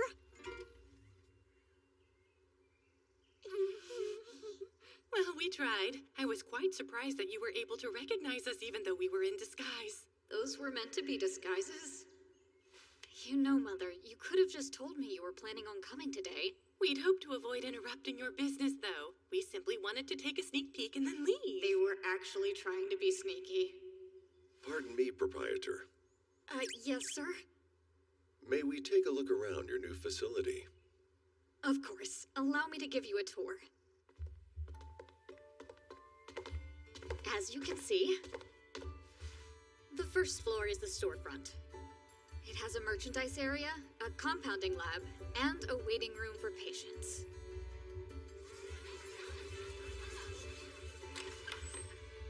The second floor is for medical care and patient rest. There are 4 beds and a private isolation room. There's also a bathroom. The third floor is a break area for the staff to enjoy privacy while they eat. My, you even have a convenient little kitchen. The fourth floor is a research lab, a dedicated place for me to concentrate on developing medicines. This is quite an impressive store. So, what is your customer traffic like here? You seem to mostly have sporadic visits from nobles and merchants. But are commoners coming here too? Well, actually, no. Our biggest challenge is figuring out how to make commoners feel welcome. It's an issue we're aware of. I have an idea you may not have thought of yet. Why not start selling cosmetics to aristocrats? If they become popular among nobles and your prices are affordable, there's a good chance commoners will start using them too. Promoting our shop with cosmetics? I once participated in a joint research and development project with a successful cosmetics company. We tested different products and conducted safety evaluations. I think that's a brilliant idea. What products do you suggest we focus on? I would concentrate on products that soften the skin. Something long-lasting with a pleasant fragrance would be amazing. But Pharma, if you choose to go into cosmetics, no white face powder. Why not, Father? Oh, there he goes again. He's so insistent on this, to the point that I even deny myself its convenience. I can't help but notice the more a woman wears it, the earlier in life she tends to die. It runs counter to the path of medicine. But you're obviously overthinking it. I'm impressed. He caught on to that fact through his own observations. Historically, white powder makeups contain substances with harmful heavy metals in them. Things like white lead and mercurous chloride. The heavy metals could be absorbed by getting the powder in your mouth, so using them demanded great care. In an effort to obtain the pale skin that's now fashionable, some ladies have even undergone repeated bloodletting. You have someone remove the excess blood. It's become very popular in salons. It's the height of foolishness. Injuring yourself in the pursuit of beauty is completely backwards. They're missing the point. But I do understand the impulse for a quick fix. You have no need to resort to such things. You're already perfectly beautiful. Why? Please go on. So you still find me perfectly beautiful, huh? Come on now. Let's not make a fuss in front of our child. Well, I guess it's nice to know they've still got the spark, right? Pardon me. Is the pharmaceutist here? The lady I served collapsed without warning. Could you please come examine her? Mother, Father, I'm afraid I must go.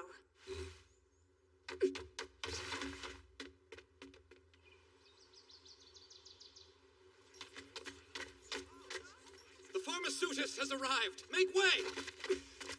Quickly, you're a child? I'm a royal pharmaceutist. Excuse me. Look, Lady Chloe, we've summoned a pharmaceutist for you. Thank you. Are you feeling all right, miss? Her face is looking really pale, but she's talking normally with her attendants, so she's conscious and cognizant.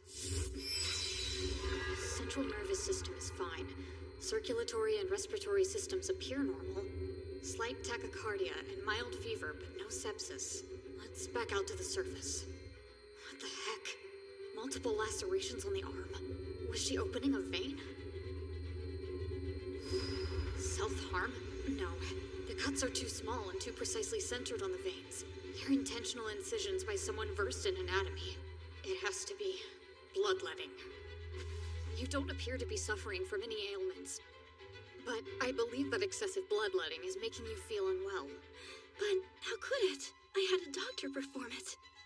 You've been undergoing bloodletting even though you're already in good health?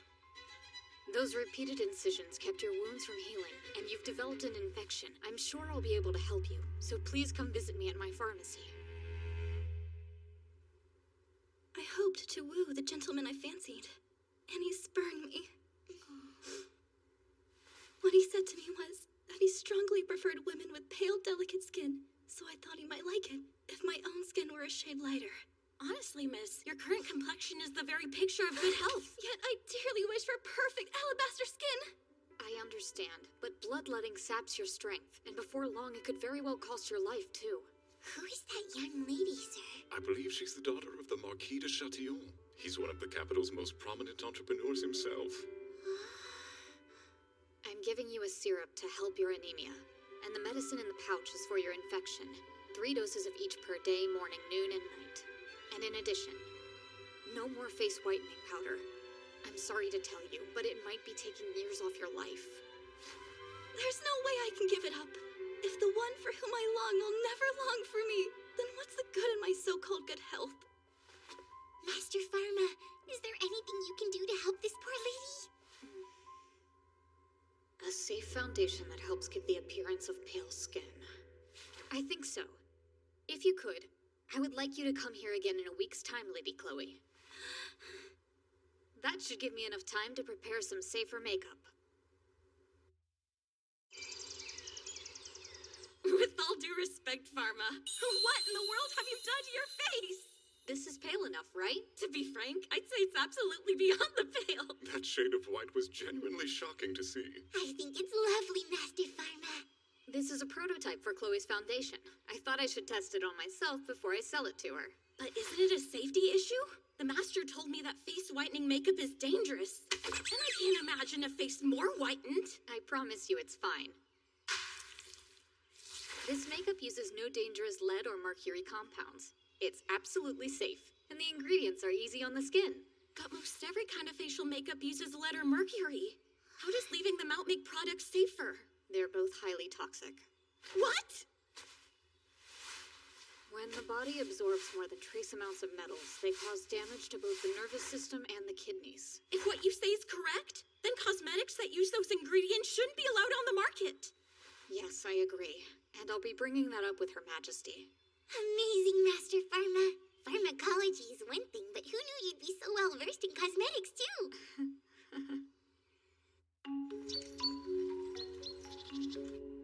A fine day to you, good pharmaceutist.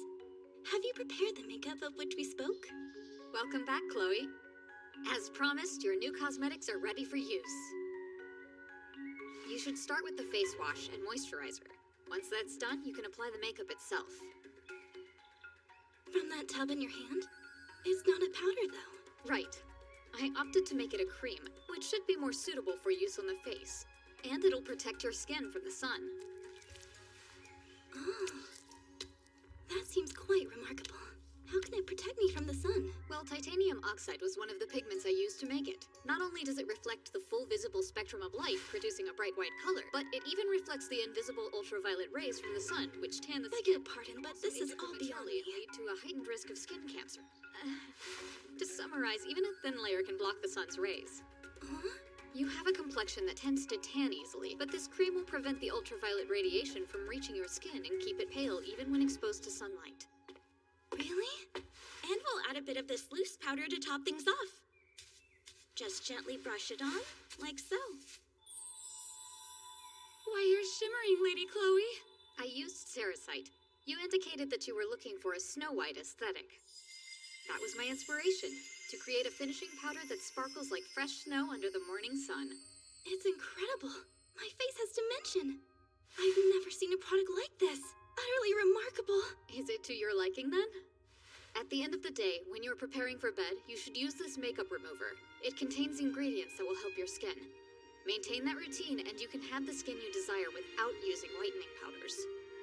How absolutely wonderful. I am so grateful to you. I'll never have to endure the pain of bloodletting again.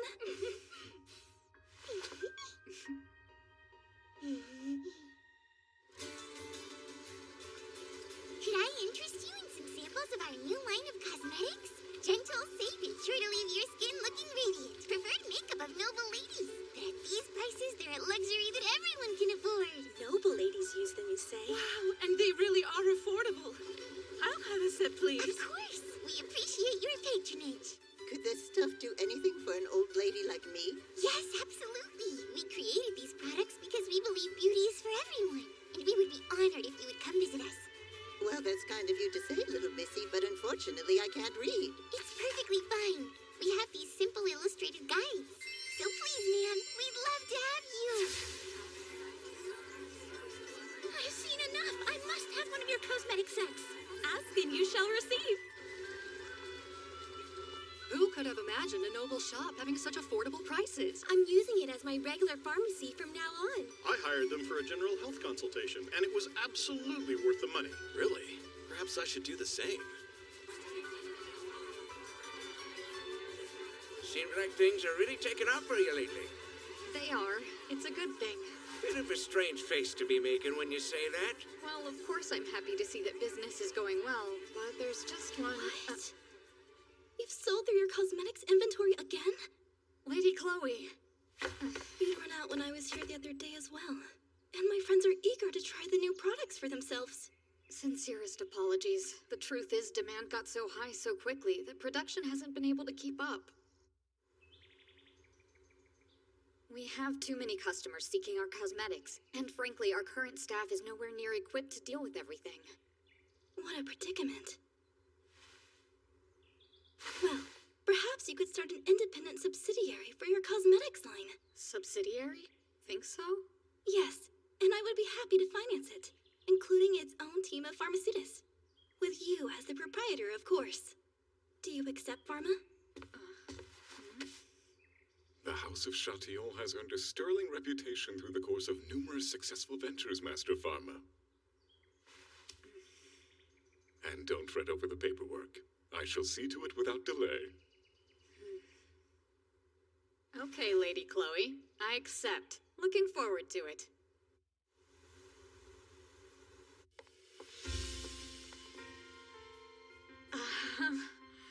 I welcome you to Medivh Cosmetics by Parallel World Pharmacy. So, Lord Pharma, do you like everything? I'm amazed you put this place together so quickly. All right, where's our staff? Per your specifications, I've assembled a team of first-rate pharmaceutists. Their knowledge and experience are on par with the best in the land. It's impressive you were able to gather this kind of talent.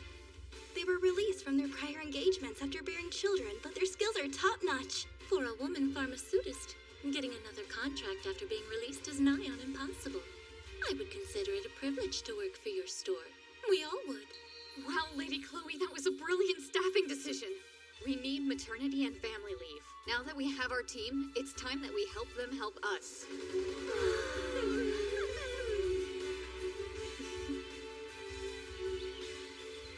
Attention, please. I've compiled the results of our most recent survey. The medicine is cheap and very effective. This will be my regular pharmacy from now on. The water is fresh, and the cosmetics are excellent. The proprietor has my respect. You've turned it around, Pharma! Your shop's prospects for the future have grown bright. Because of all of you. Now let's keep working to make it even better. This is it? The makeup that's the talk of the entire city? Yes, Your Majesty. It's filled with beauty-enhancing ingredients. So I hear. But going forward, you must bring any new products to me before distributing them, Pharma. Of course. 1,000 pardons, Your Majesty. On that note, I did happen to bring a brand new product for Your Majesty to try. It's a medicated lip gloss, which can be easily applied using a fingertip.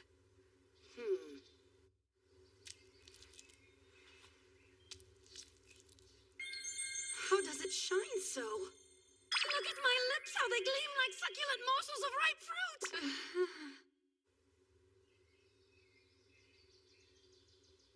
Your Majesty, those emergency edicts will save lives. My sincerest gratitude. Yes. It was a shock to learn that such common products could be so toxic.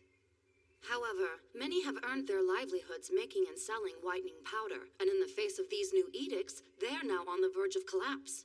Regardless of your cause, the state mustn't place your store at the head of an oligopoly. Understood.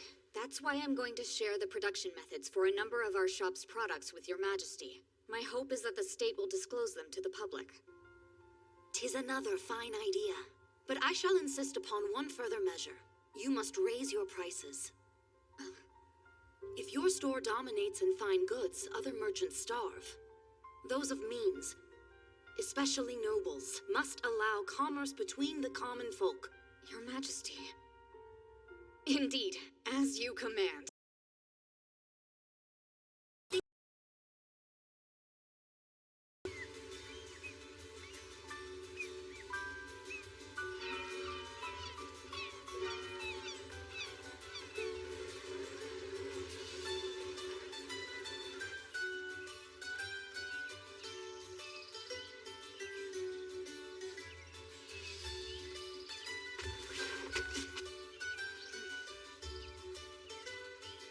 This is Marcer. You're looking to be in fine health, Master. Good to see. Yes. It seems you're performing your duties and managing the territory admirably. I'll hear your full report now. As you wish. Here we have the past 5 years of reports on trade income and expenditures. The yearly changes in imports and exports for our top 10 trading partner nations are listed here. This territory, the Archduchy of Mercer, is the land Her Majesty bestowed upon Bruno for his service in treating her. It's a prominent trading port in the nation, often called the gateway to the Empire.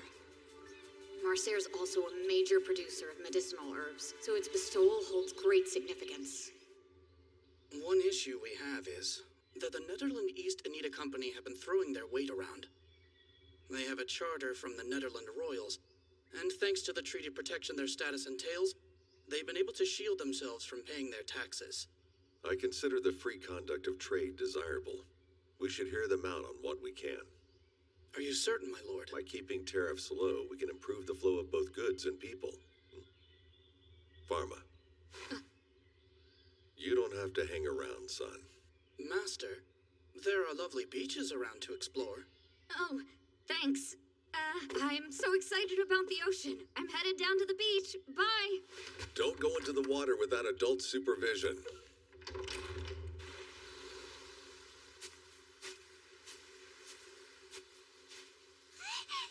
Master Farmer! We're over here! Hey, brother! Look what we made! You built a giant castle out of sand, huh? It looks great. I know it could never compare to the beautiful De Medicis estate, but it's still pretty fun.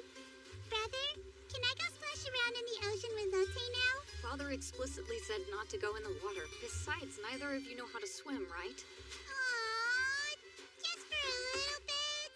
Pretty, please. I won't go far.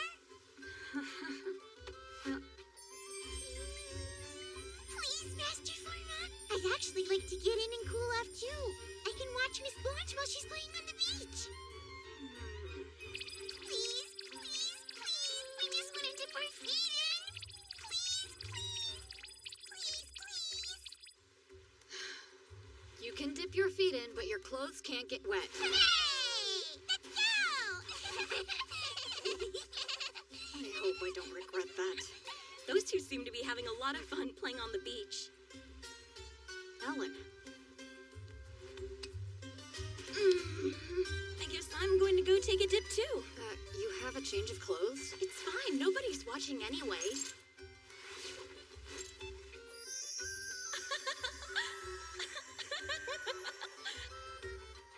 Wait, what? I'm still here and I'm totally watching! Are you going to swim, Pharma? Do you have an issue with the ocean? Well, actually, I really like it.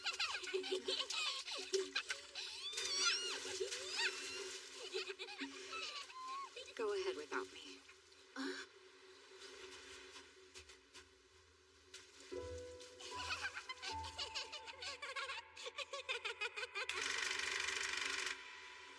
Come to think of it, I used to swim in the ocean every year. Baba! You're being super unfair today. I want to go play and splash in the water with you, okay? You have to wait until you're a little bigger. Then I'll just make myself get bigger right now.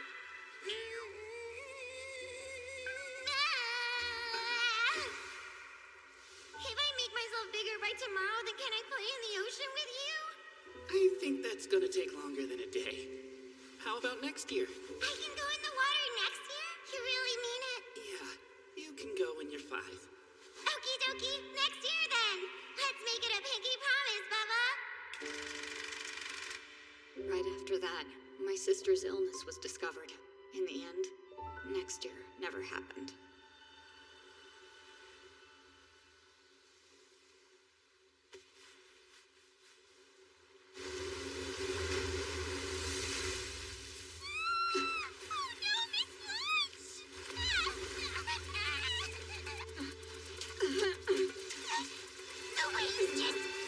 No, Pharma! I can go after her!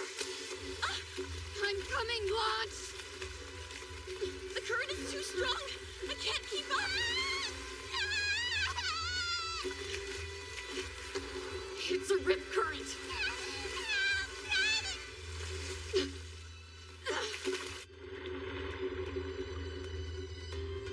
Are you telling me, even in this world, I'm going to lose my little sister? The strong currents keep pushing her out. I wish this water would just disappear. You can't have my sister. I'll save you, Blanche!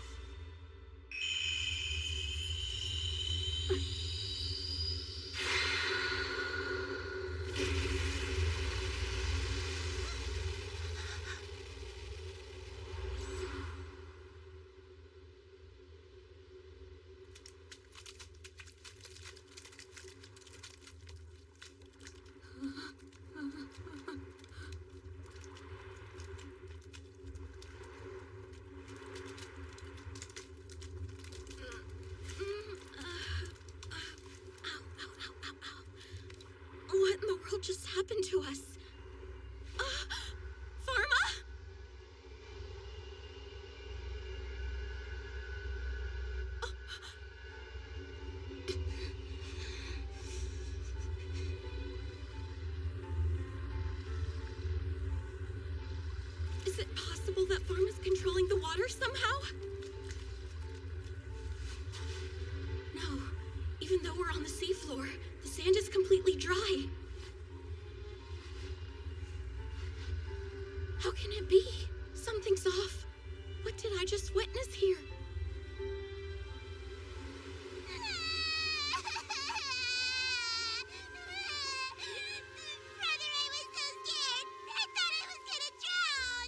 It's okay, Blanche. Everything's all right now. Oh, thank goodness. She didn't inhale or swallow much water. Pharma, may I ask, what was that power you used? I'm not sure if I understand it yet. Probably a negative attribute divine art. Negative attribute arts are able to decrease the amount of a substance.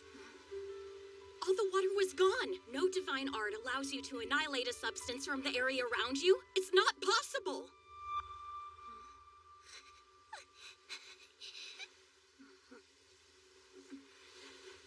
What kind of mess have I gotten myself into now?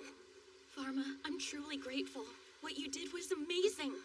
If I'd relied on my divine arts, there's nothing I could have done to help her. It's incredible. You saved Blanche's life today. I saved her? Mama, the beach is super fun. I'm sorry, Big Brother. I didn't mean to.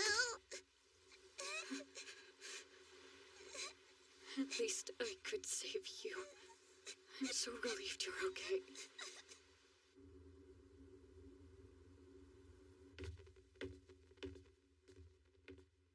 As it was happening in real time, I thought I'd only eliminated the seawater's water molecules, but there was no sign of salt on the seafloor.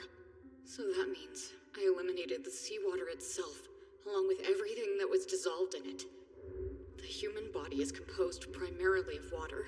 One little slip-up, and I could have even affected Blanche and Ellen. In the face of this strange unknown power, it's no wonder they'd be frightened of me. Good evening, Master Pharma. Huh? It's almost time for me to head to my chambers for the night, but is there anything I can do for you first? I'm sure you're tired from today, too. Get yourself some rest. Yes, of course, sir. Guess I'll see you tomorrow morning, then.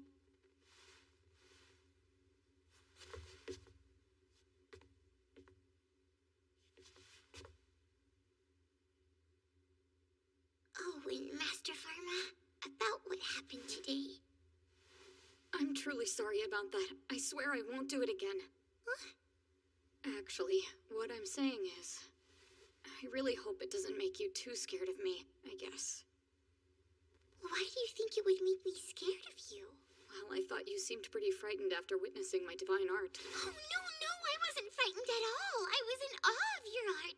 The way you didn't hesitate before you dove into the ocean was completely heroic.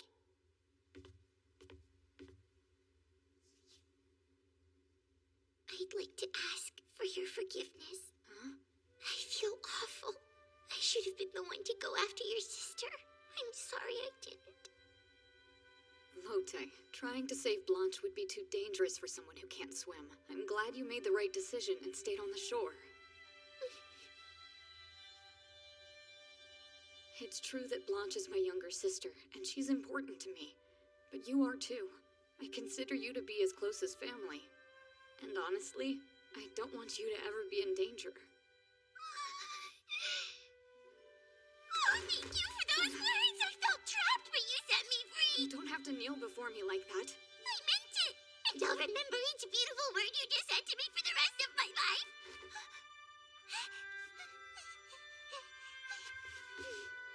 Sweet dreams, Master Pharma.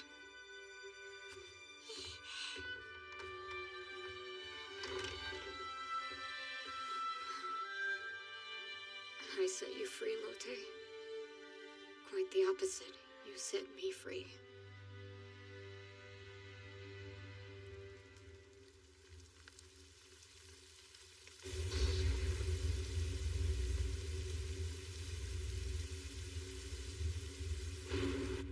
What? Are you telling me that a youth with no visible shadow completely erased seawater without a wand?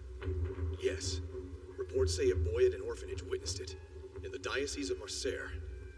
I'm not concerned with the child's tall tales. There's a witness, a religious instructor from the orphanage. Days later, he went there to investigate it, and he found abnormal divine power accumulations. Divine power accumulations? Days after the fact. Send instructions to every diocese in the Saint-Fleuve Empire. We have to find this child with no shadow. Yes, sir. And if this report proves to be true, then we must eliminate this heretic immediately.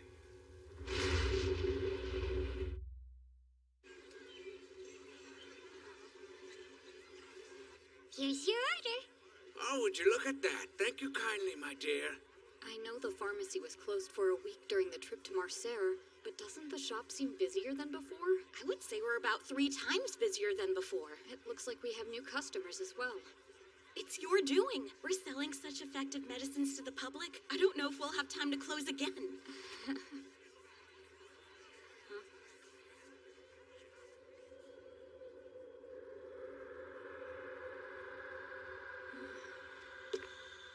Welcome, gentlemen. May I help you find something today?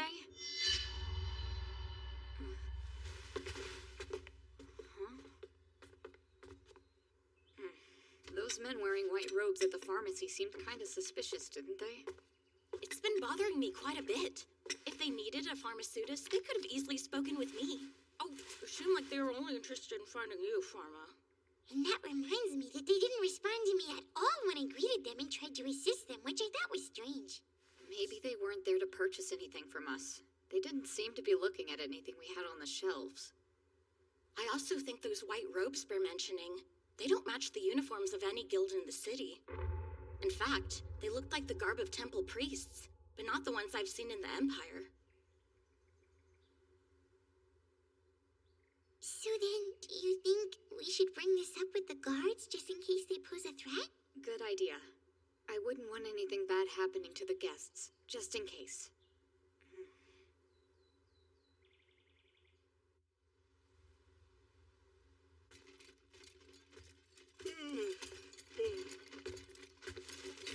Oh, it's already time to change shifts?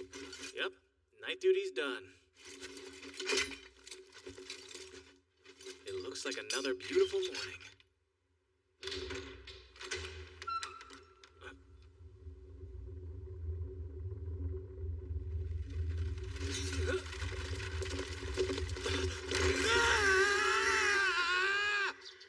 You say a carriage charged into the pharmacy?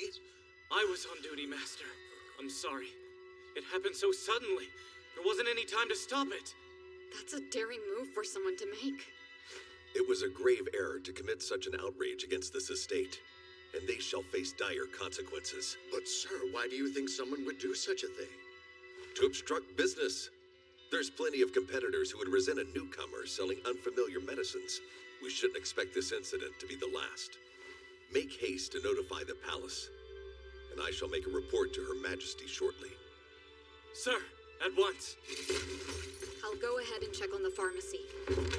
Good. One moment, Pharma. Yes, Father? Do you have any potential suspects in mind? This is a declaration of war against the House of Medicis. It could have been the Pharmaceutist Guild, but those people in white robes that came into the pharmacy can't be ruled out. Over hasty action may lead to false charges. I'll need time to gather more information first. This foe could resort to anything, so stay vigilant. Yes, sir.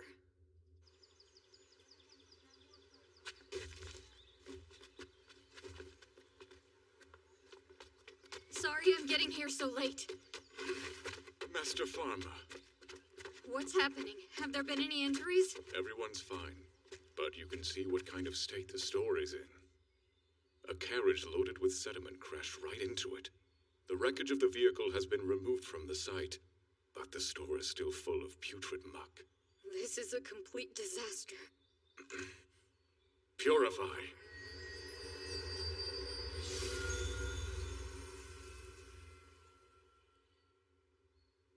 I just purified it of any contamination, and that should get rid of the horrible, rotten smell, but I'm unable to remove the muck. Thank you so much. That's plenty.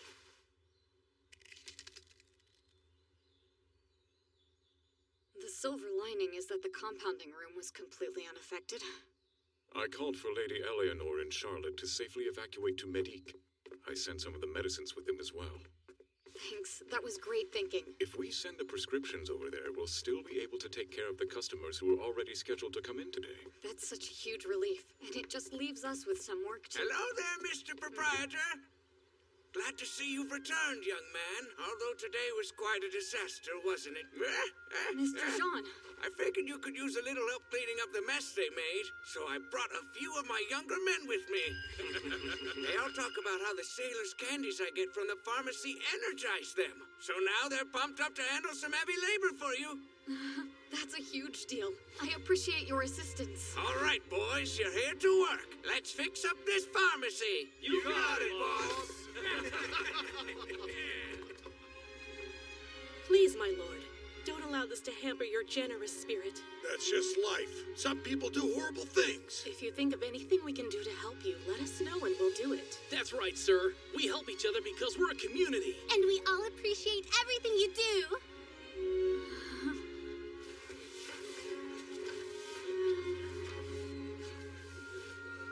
It's beautiful to see that our stores already touch the hearts of so many people.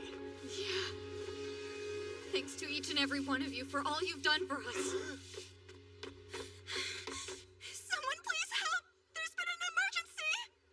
Is Lord Pharma the pharmaceutist in charge here? Please hurry, I need assistance urgently! I'm right over here, ma'am. What exactly is the problem? My father. I think he passed out in the heat. He's been out too long, and he isn't waking up. You do need my help. Go on and help the lady. We've got this. We have your back, so leave the cleanup to us. That's right. I'll see you later. Don't worry about any of this. I can handle it. Leave me to manage things here. Thanks, Cedric. I have a patient to examine.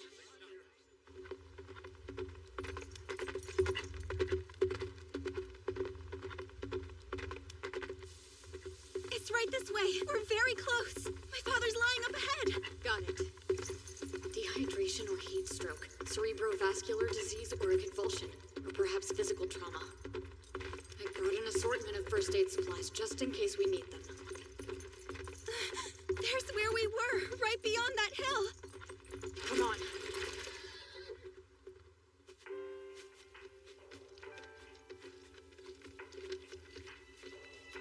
This is such a remote area. We're quite away from the city. Miss, where do you think your father's gone? Miss?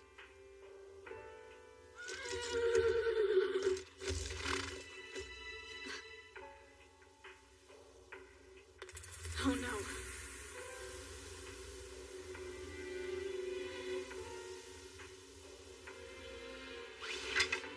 You're the one who erased the sea in Marseille, correct? The little boy without a shadow.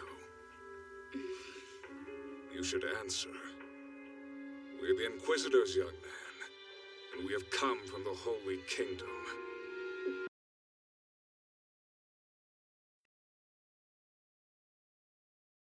The temple.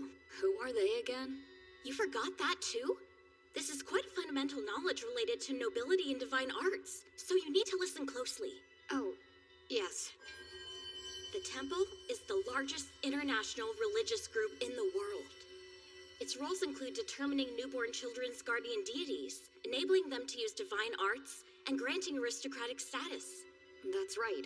Actually, now that I stopped to think about it, Lotte said I could be stripped of noble status if I couldn't use divine arts. But that's not all.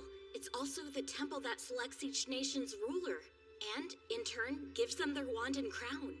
The temple's authority overrules that of the state? Exactly. If they felt like it, the temple could probably claim victory in a clash with Her Majesty the Empress herself, let alone a duke or an archduke. Even among them, the Office of Inquisition stands apart. What is the Office of Inquisition? They're an organization within the temple. They fight evil spirits and heretics who abuse divine arts.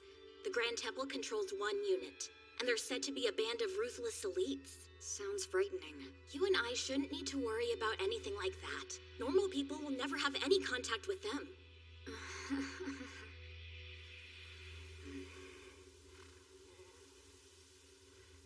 Today you stand before Salamon, an inquisitor of the Grand Temple. And you must be the boy with no shadow.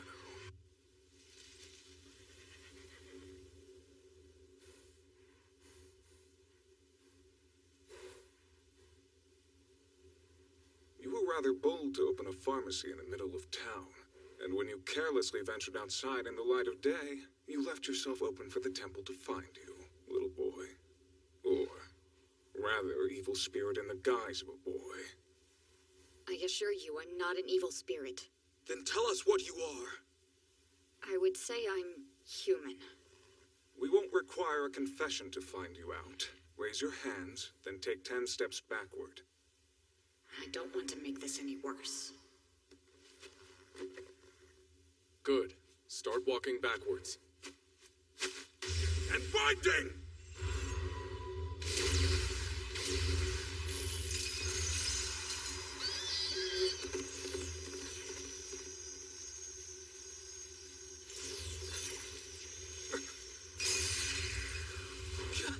The array that counters evil spirits failed! I've already told you that I'm not an evil spirit.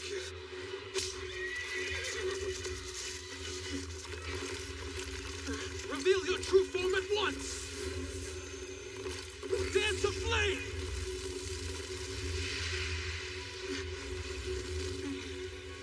Create nitrogen. Fire shield.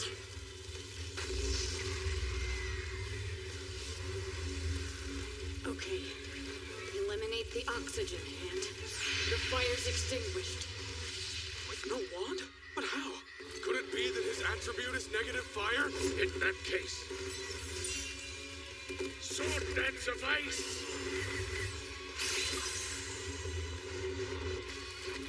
Absurd. He has multiple attributes. What in the world is he? I told you, I'm just a normal human being. Forget about capturing him. Obliterate him! Sir! Heretics must die! Everyone attack them with all your power! Enraged earth! Eastern Dragon Spiral Dance! Slash of wind! Torrents of fire!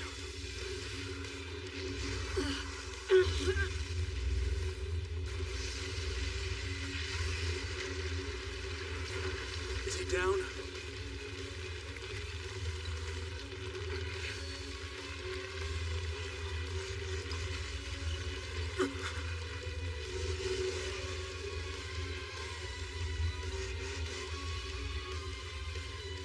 I was hoping I could defend myself without violence.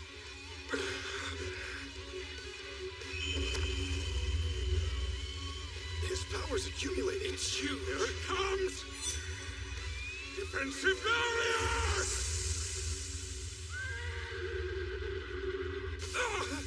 Commander Solomon!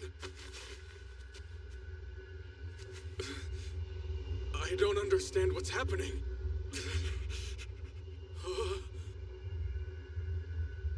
Please call off your attack. I didn't come to this world looking for violent confrontation. His body's glowing. How can that be? My intentions are peaceful. I'd rather use these powers to heal than to harm. So please, withdraw your men. I beg you. That mark on his shoulders. Endless divine power. A shadowless body. And the holy mark of the Panic Theos. Commander Salamon? With all these things right in front of me the whole time, how did I miss such an obvious truth? The vessel has no shadow, for the holy being is light itself. Surely, the individual standing before us is the Panic Theos! Huh? What does that mean? That we all raised our wands against a guardian deity? You've got it all wrong. I'm not a guardian deity. Oh, Panic Theos. Yes. Panic Theos, I accept your divine punishment without reserve for committing such great sin. This must be why I fell from my horse.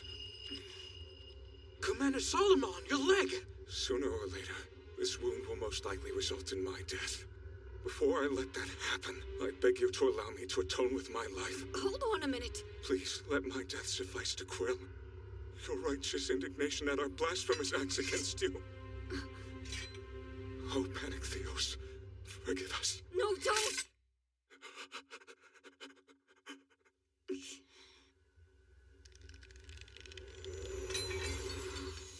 I told you, I'm here to heal. I don't wish for anyone to be harmed.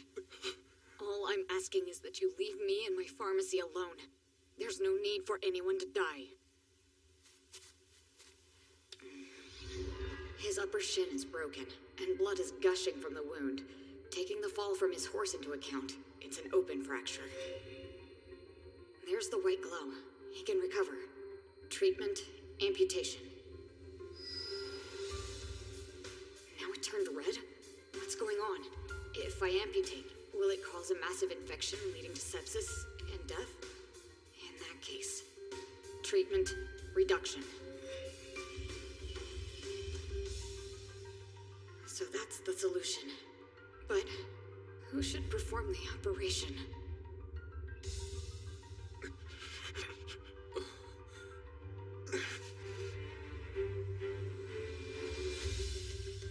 I'm just a pharmaceutist. Surgical procedures aren't my strength. But still, can I leave his operation to be performed by one of this world's doctors? Even in Novalu College's latest surgery data, success is practically a matter of chance, and the risk of infection can only be kept low for about 6 hours after the injury. His best chance is to be treated immediately. No choice. All of you, please forget about everything you're about to witness here. What are you doing?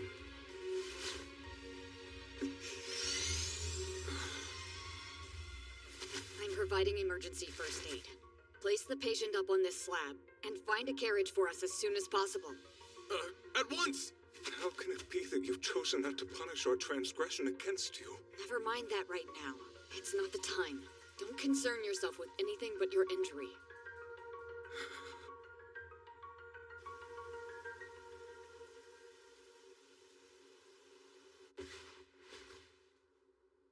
Inquisitor, I will now treat your bone fracture. First, we'll administer antibiotics to prevent infection. Then I'll inject you with anesthesia. After which, I'll thoroughly clean your wound. Foreign matter and contaminated tissue will be removed. Finally, I'll stitch the wound with thread and bandage it, so we can move you elsewhere to conduct fixation of the fracture. Will you consent? Do as you wish unto my body, O guardian deity.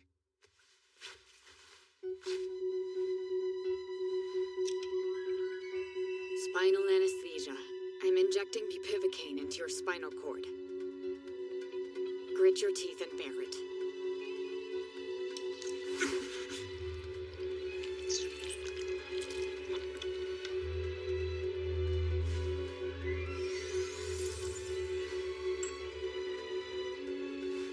How does this feel? Is it cold? Any pain? It's as if I'm being prodded with a finger through my clothing, and I can't feel any pain anymore. Is this the miraculous power of a guardian deity? I've conducted numerous successful surgeries on lab animals. If I do nothing, he'll most certainly die. I'm a pharmaceutist, not a physician, but right now, I'm the only one who can save him. Panactheos. I can't say how much this emergency procedure will do for him in the long run. But for now, his life is no longer in danger. You can move him to the temple to rest. I'll come evaluate him later, and check up on how his leg is healing. We're humbled to be spared from your punishment and granted such benevolence instead. How can we ever show our gratitude? Don't worry about that.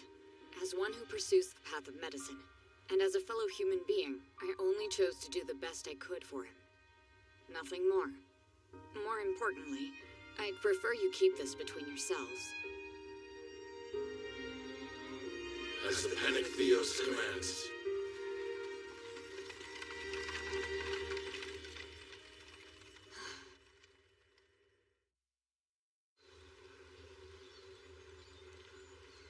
A courtesy visit from the capital diocese? And our little shop is playing host to the bishop himself? A pleasure to meet you, ladies. My name is Salomon. I hope you'll enjoy this small gift I brought. Why, you're too kind! You look well. We had to try first. Him now. Thanks only to your gracious response to my foolish actions against you. Words can't suffice to convey my gratitude. They'll more than suffice, Your Excellency. And you've gone from an inquisitor to the bishop of the capital city's diocese. So, would that be considered a promotion? Yes. I felt compelled to find a way to be of service. And through a number of grueling procedures, I was able to attain this position. Not sure I want any details there. When I took my post, I immediately sent a report back to the Grand Temple. Their fears of heresy within the Saint-Fleur diocese were unfounded. Huh? The rumors I'd been pursuing were just that. There was never really a boy without a shadow. Well, I greatly appreciate that, Your Excellency. And should I ever catch wind of such tall tales circulating under my jurisdiction, they shall be promptly quashed. And those responsible shall feel the power of my office in full. Holy crap, this guy is terrifying! At the risk of sounding presumptuous, I have to ask, Your Excellency. Isn't this retinue a bit excessive for a simple courtesy visit to a local pharmaceutist shop? Might I have a moment of your time to explain that? Huh? Where should I go to enjoy this treat? Oh my, Miss Grunch? And what brings you here? I want to see Brother. He promised he'd take me on an outing today. What's that in your hands? I offer this not as amends for my prior actions, but because you should have a wand befitting someone of your stature. Oh, wow. What is that? A sacred treasure of the guardian deity temple, the Panakraptos. It is capable of channeling each of the 4 attributes, and suited to combat, diagnostic, and healing divine arts. Furthermore, it can be collapsed and extended at will for easy transport. By the gods, it's exquisite! Are you sure I should be carrying around something that valuable? I know the wand would like nothing more than to be in the hands of a worthy practitioner. Thank you, but it seems like a risk. Aren't you afraid it could get damaged or stolen? Pick it up and let your fears be put to rest. If you say so.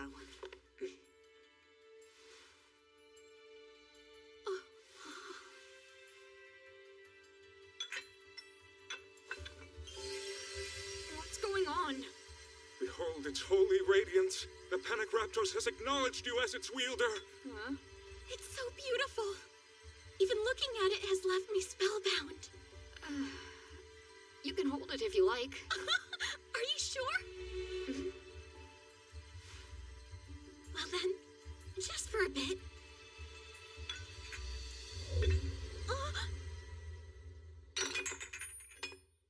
Huh? Wait, what just happened? The Panakraptos is not of this world, and thus it cannot be touched by the hands of mere mortals. Only a guardian deity might wield it. Oh? Did you hear him, Pharma? Don't you dare start with that too! I told you not to treat me like a god! Huh?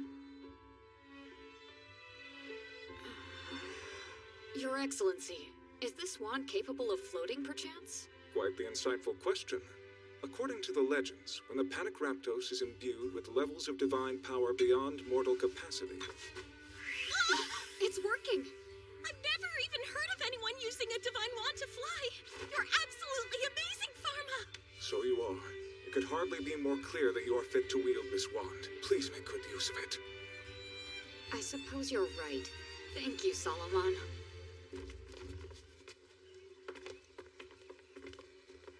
My thanks for agreeing to see me today. Not at all. You can rest assured of this much. The temple will make no further attempt to interfere with your work, though I can offer no assurances on behalf of those who attacked your establishment. Right. We still don't know who it was that plowed the carriage into the shop. Whosoever would dare to oppose a god is sure to face a fitting punishment in time. I keep telling you that I'm just a humble pharmaceutist. Yes, so you do. And on that subject, I must insist you take this as well. What is it? A talisman to suppress divine power. Wait, does that mean... We'll hear no insidious gossip of the boy with no shadow so long as you keep it on your person. Absolutely fantastic! Thank you so much, Your Excellency. You seem quite excited. More so for this than for the wand, in fact. It's all greatly appreciated.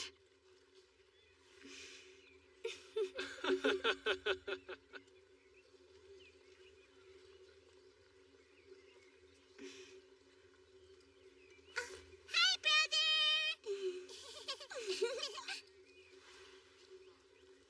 What I truly want is to walk alongside them, and to share their sunlight without worry. I understand. Brother, come see! This melon's so big, I want to eat it! Melons aren't quite in season yet, so I don't think it will be very sweet. Aw, never mind then. Buy me some grapes, brother. Sure, I'd be happy to. These apples look quite tasty as well, Master Pharma. Yes, and the plums just came in today. Wonderful. We'll take some, along with the grapes and the apples. Big brother? Are you starting to get tired, Master Pharma? Sorry, I'm fine, but I could use a reminder as to where we're going next.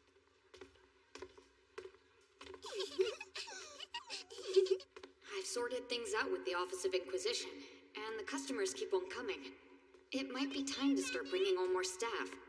But getting aristocratic pharmaceutists on board isn't easy. And all the experienced commoner pharmaceutists are already tied up with the guild. So then... But why?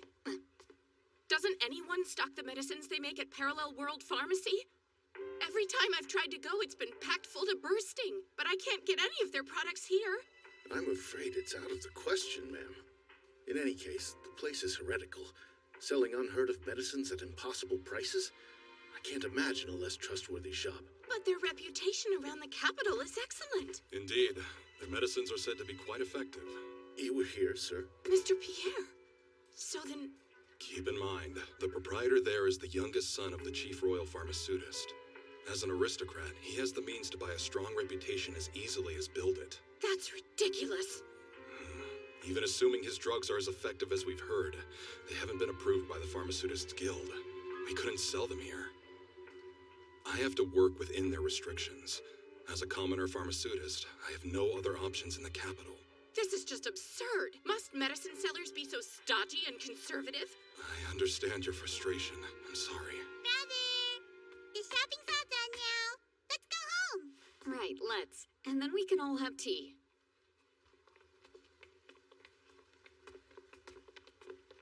So the Pharmaceutists Guild is holding them back? You're saying you intend to create a second guild?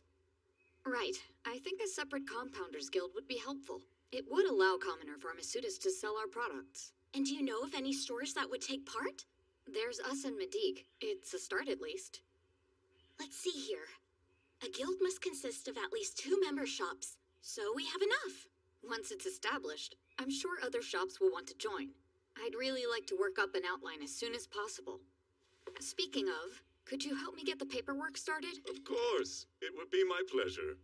I do hope the charter's approved. If we had some partner stores, the people wouldn't have to crowd in here for our products. And we wouldn't have such a heavy workload. Oh, is that a major concern for you? How do I put it? I worry that working too hard might be bad for my health. Come now, Pharma. You're far too young to be worrying about that. Hang on. Hurry. Stay with me. What do I do?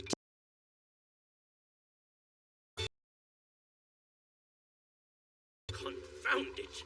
That aristocratic whelp and his blasted shop are still on the rise with no signs of slowing down. This cannot continue. Parallel World Pharmacy's abuses must be stopped. Even the lowliest of paupers can afford their goods at the prices they charge. They managed to recover from the carriage incident without missing a single step. No doubt the proprietor's divine arts played a part, unless he used his father's money instead. Bruno de Medicis. Our enemy has the backing of both his father, the chief royal pharmaceutist, one of the world's leaders in our field, and Her Majesty the Empress! Hey, I hear the carriage was no accident. They say Veron arranged it. Yeah, that seems likely. He was out for blood even before they opened. That pharmacy gave rise to all our problems. We must rid ourselves of it, whatever it takes. We're all familiar with the games nobles play, and it's only a matter of time till he's found out. So hold fast. Soon our fellow commoners will recognize his treachery for what it is and remember who they can really trust. But for now, we must stand together and weather this storm. Thusly, all of you guild members are prohibited from having contact with that shop. Violators will be punished swiftly, and the penalty will be steep. They'll be expelled from our ranks and stripped of their license. Yeah. As well they should. Dr. Donald, are you there? Please, my daughter's in a bad way. She needs help. Answer me. Please, doctor. I'm afraid that clinic is closed until next week, sir. Did your daughter suddenly fall ill?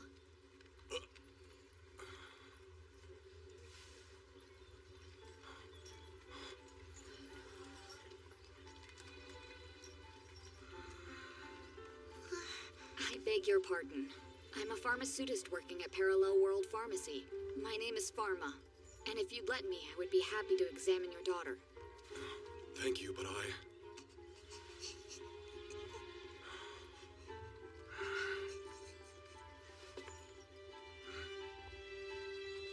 Master Pharma, I'll head to the shop and make sure everything is prepared.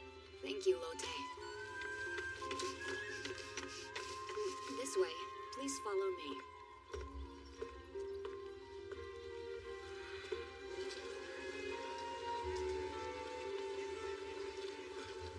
It's good to see you back, my lord. Keep up the good work.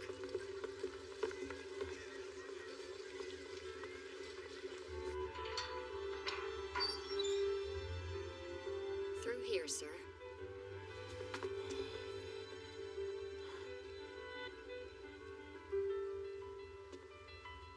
I see how it is.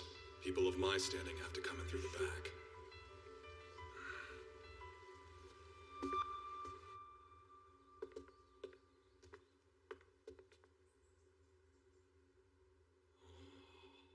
Please lay her down right there.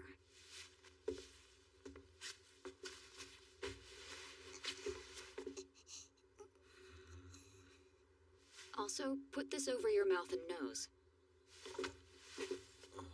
What's this? A cloth mask. Wearing it will help prevent the disease from spreading further. So this cloth is a ward against sickness? That's one way to think of it.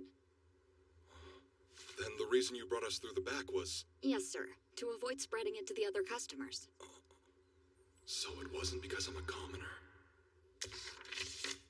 Now, may I ask you some questions? First, I'll need your daughter's name and age. Mari, 7 years old. And when was the last time Mari had anything to eat? Yesterday, around noon, I think. She has quite a high fever. Looks a bit dehydrated, and doesn't seem fully conscious. Has she experienced Amazing. convulsions? He's going into this much detail. 2 or 3 minutes. All for a single patient.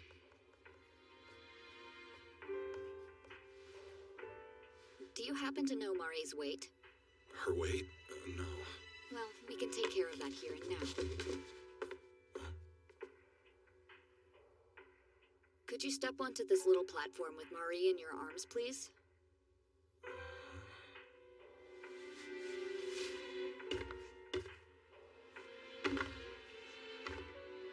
Thank you. What is this? I'm recording the weight. Then I can weigh you alone, and the difference will be Mari's weight.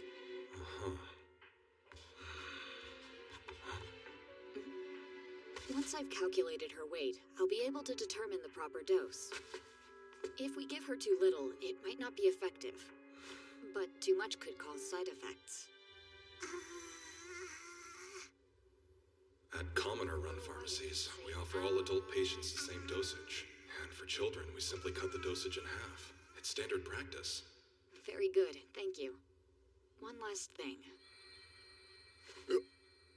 Great, no encephalopathy.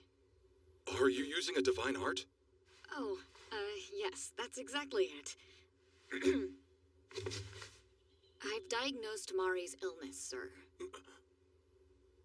Your daughter is essentially fighting off a bad cold. What? You're saying this is a cold? Yes. But her fever was so high. I saw her convulsing and foaming at the mouth during the night. Surely this is more than a cold. Are you sure she's not possessed by an evil spirit? No, sir. Just a severe form of cold. Something called influenza. Pardon? You see, Mari's body is fighting off an attacking virus, which is the cause of her symptoms. What's a virus? Thankfully, I have a medicine here called Zanamivir, a powder administered by oral inhalation. It's most effective if used within 2 days of symptom emergence. So then, she has to breathe it in through her mouth? That's right. The body doesn't absorb it well through the digestive tract, but inhaling it carries it directly to the respiratory tract, which is where the virus multiplies. You see, the infection uses... Well, basically her body is fighting a battle, and this will help her soldiers drive out the invaders. We'll practice taking the medicine in a bit, okay? You called it a battle? Right. That high fever is one of the ways Mari's body can fight back against the invasion, and a very effective one, too. This pathogen is vulnerable to high temperatures, so the fact that she's running a fever is actually a good sign. It will improve on its own as the disease runs its course. But having a high fever is draining, so we'll bring it down with acetaminophen.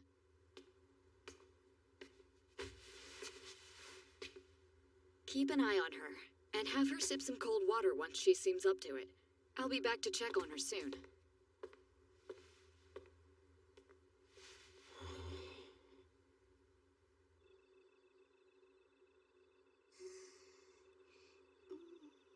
I can't believe it worked so quickly. Thank you, my lord. I truly appreciate what you've done today. I'm in your debt. What matters is that Mari's condition has improved. This bag has enough medicine for 5 days of treatment. Our shop is closed for the evening, but if her condition takes a turn during the night, please bring her back and have the guards call for me. You would actually see her? It's common for people to fall ill during the night. I want to be ready to help anyone if the need arises. So, how much do I owe you for Mari's treatment? I can't guarantee I have enough at hand right now, but I promise I'll repay you in full. No need for concern. You owe me about the cost of a loaf of bread. But that's practically nothing. No child should go without care, so I keep our prices low. Good night, sir. Take care.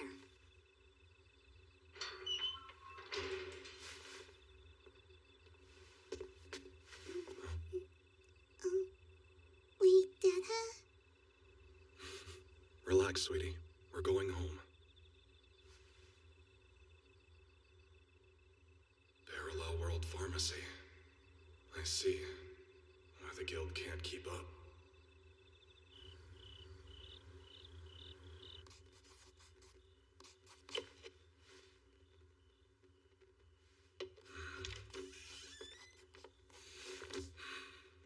Honey? Huh? How's Mari? She fell straight to sleep. That's a relief. So, it seems the medicine is working. Yes. It's from that noble's pharmacy. Didn't the guild forbid all contact with his shop? I had no other choice.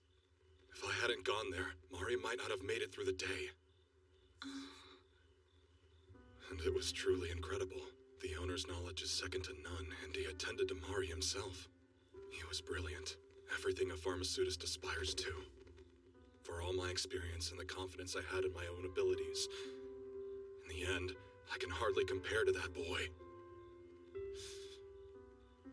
I don't have noble blood, so divine arts are beyond me, and I lack the means to study medicine in depth myself. If only I could use his knowledge, even just a sliver of it in my shop. But Pierre, if you defy the guild's orders... Yes, I know. Going against the guild would be madness. It isn't a realistic option. I'd be committing professional suicide. I realize that.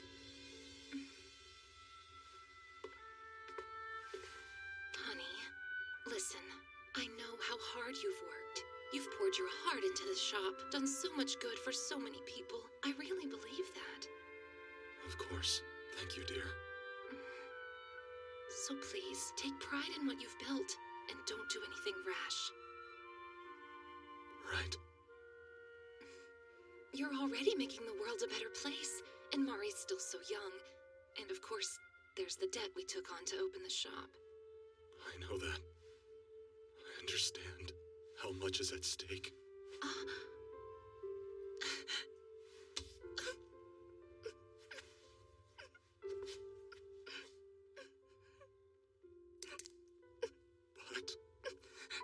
I also know the guild's treatments, so I know if you or Mari were to fall ill, there's no way I could save you.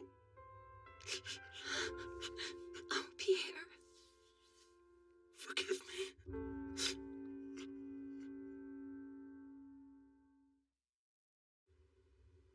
So it's safe to say there's no change in the drastic reduction in sales we've been facing? Curse that wretched parallel world pharmacy! My sales have fallen another 20% in the last month. They just established a new branch for their cosmetics line, and now there's even talk of opening a third store. Well, much to my chagrin, I recently discovered that my wife had secretly been buying their cosmetics. So I smashed them to bits! Their cosmetics are extremely popular.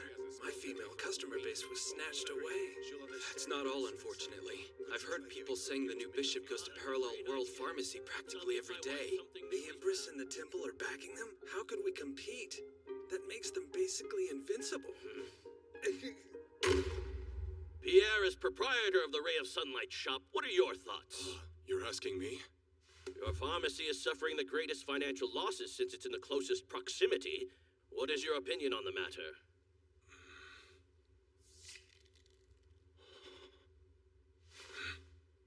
Right, sir. If I may speak candidly. I'm curious if any of you gentlemen have ever set foot inside that store. Do any of you have knowledge of the medicines they carry? And why would we go there? They're our competitor. That's all the more reason to pay attention. Once you see what they've been able to accomplish, it will become painfully clear to you exactly why our customers abandoned us for them, and why they won't be coming back. Just as it did for me. Did you actually enter that shop? Yes, sir. The proprietor was able to quickly lower my daughter's fever after I was unable to do so. It didn't take him long to cure her. Everyone who visits his store is treated fairly. It doesn't matter whether they're rich or poor, nobility or commoner. They all receive equal treatment and effective medicine. It's become a circus, and you're just falling prey to the novelty and curiosity of it all. Even if we assume his knowledge is correct, that doesn't necessarily mean his methods are infallible. He's using the mantle of the Empress's authority to artificially lower prices and unfairly squeeze us all out of business, is he not? It's nothing more than a rich boy's whim. The aristocrats have always viewed us common folk as livestock for tax revenue, and you will never change my mind. Those useless nobles refused to treat us commoners, claiming that their divine power was limited. Then they said their medicines were scarce and purposely inflated prices. I know. No noble came to my rescue in my time of need.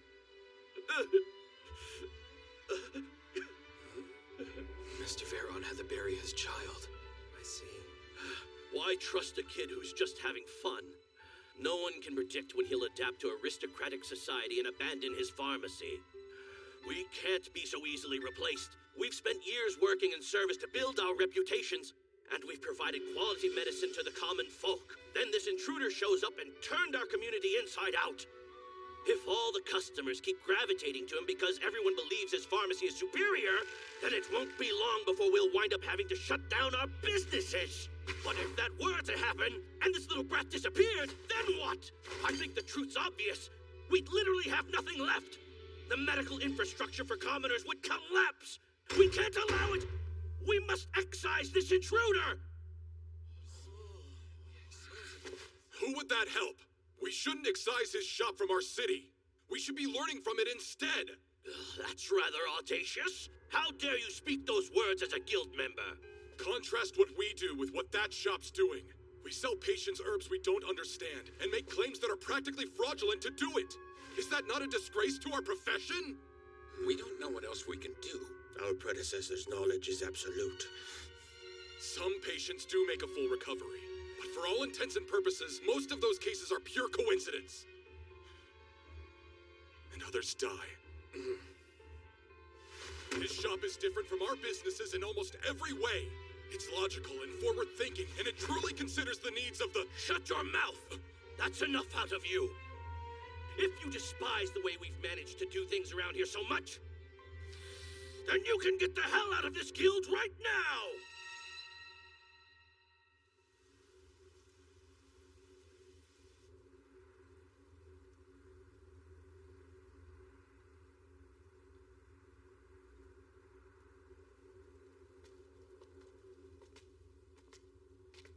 Awful. Mr. Pierre, are you all right? This looks bad. I had no idea you were a pharmaceutist. Can you tell me what happened? As you can see, I am the proud proprietor of this shop. Or, I suppose I was. I blame myself for foolishly being honest. I told the guild about my experience at your store, and they took my merchandise and revoked my business license. I have nothing left. I understand. I'm sorry for putting you in a tough position. Oh no, no need to apologize. Your medicine and your pharmacy made such a deep impression on me.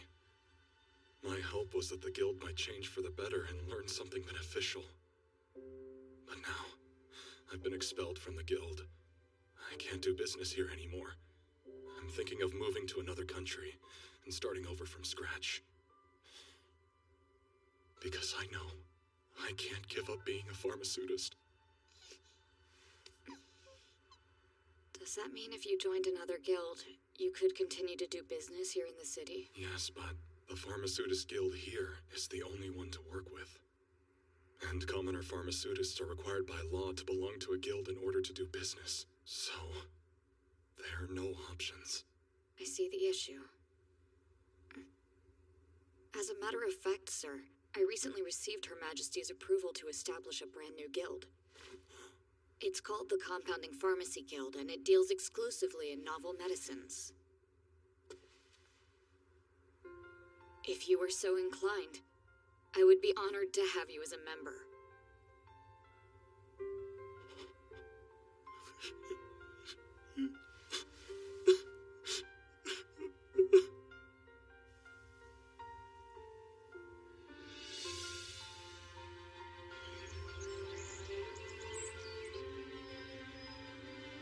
The shelves are in order. Candies in jars. Nutritional wafers are stocked. Everything is ready.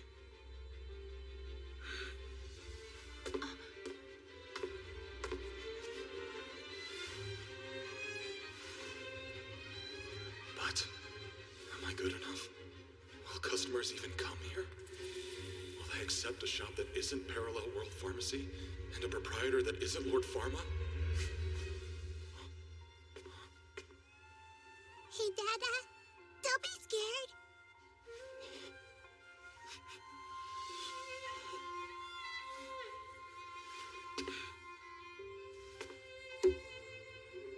Stand tall, Pierre. You're a legitimate pharmaceutist. So, it's time for your grand reopening.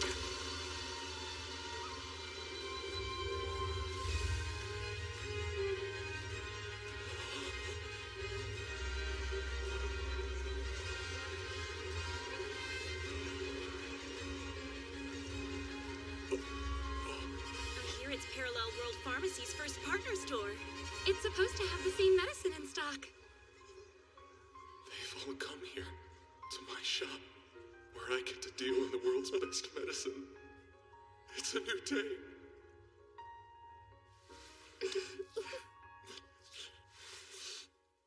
Welcome to Dawn Pharmacy.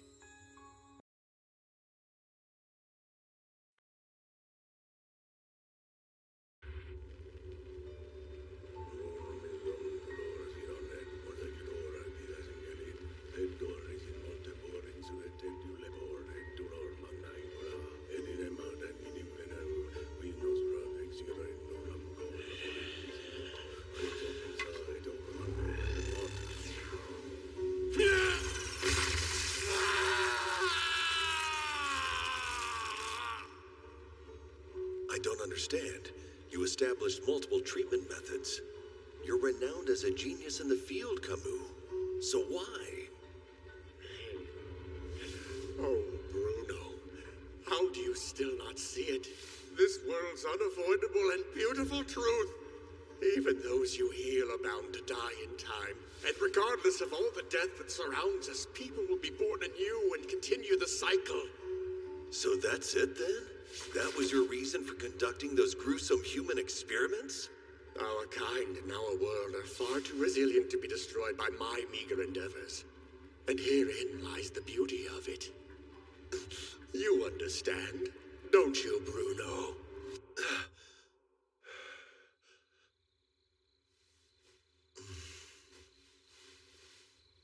Why did you do it, Camus? Dad, my tummy is stuffed. Don't pop, dear. What's wrong? Are you tired, Father? No, I'm fine. I was just thinking back on something, that's all. An old... It's not important. Master, you've received a letter. From Palais? He came from Big Brother? Is that who that was? Which reminds me, Palais is coming home for a visit soon, isn't he? On that subject, it seems his visit has been delayed. How terribly unfortunate. I hope he isn't working too hard, and that he's been keeping himself properly fed. Is Big Brother too busy to come visit? Maybe. I imagine he has his hands full with his college studies. Oh, that's right. He's at the the Novalu College of Medicine, right? Oh yeah, he's at the Novalu College of Medicine. It's the world's top medical institution. Only the best of the best are admitted there. And Master Palais is a genius. But of course, so is Master Forma. Big Brother is amazing. And Little Big Brother is even more amazing. Hooray! Pharma. Yes, Father? Come talk to me in my office when you have a moment. If you recall, the Saint-Flou Fair takes place next month. That's the gigantic annual trade fair hosted here in the capital that goes on for an entire month, isn't it? Correct. Merchants from around the world will gather in the Imperial City. And right now, that's cause for concern. What's the concern? Our neighboring country, Netherland, has a colony, Ponte Island, which had recently been stricken by an epidemic. According to Palais' letter, the colony's population of roughly 1,000 was annihilated.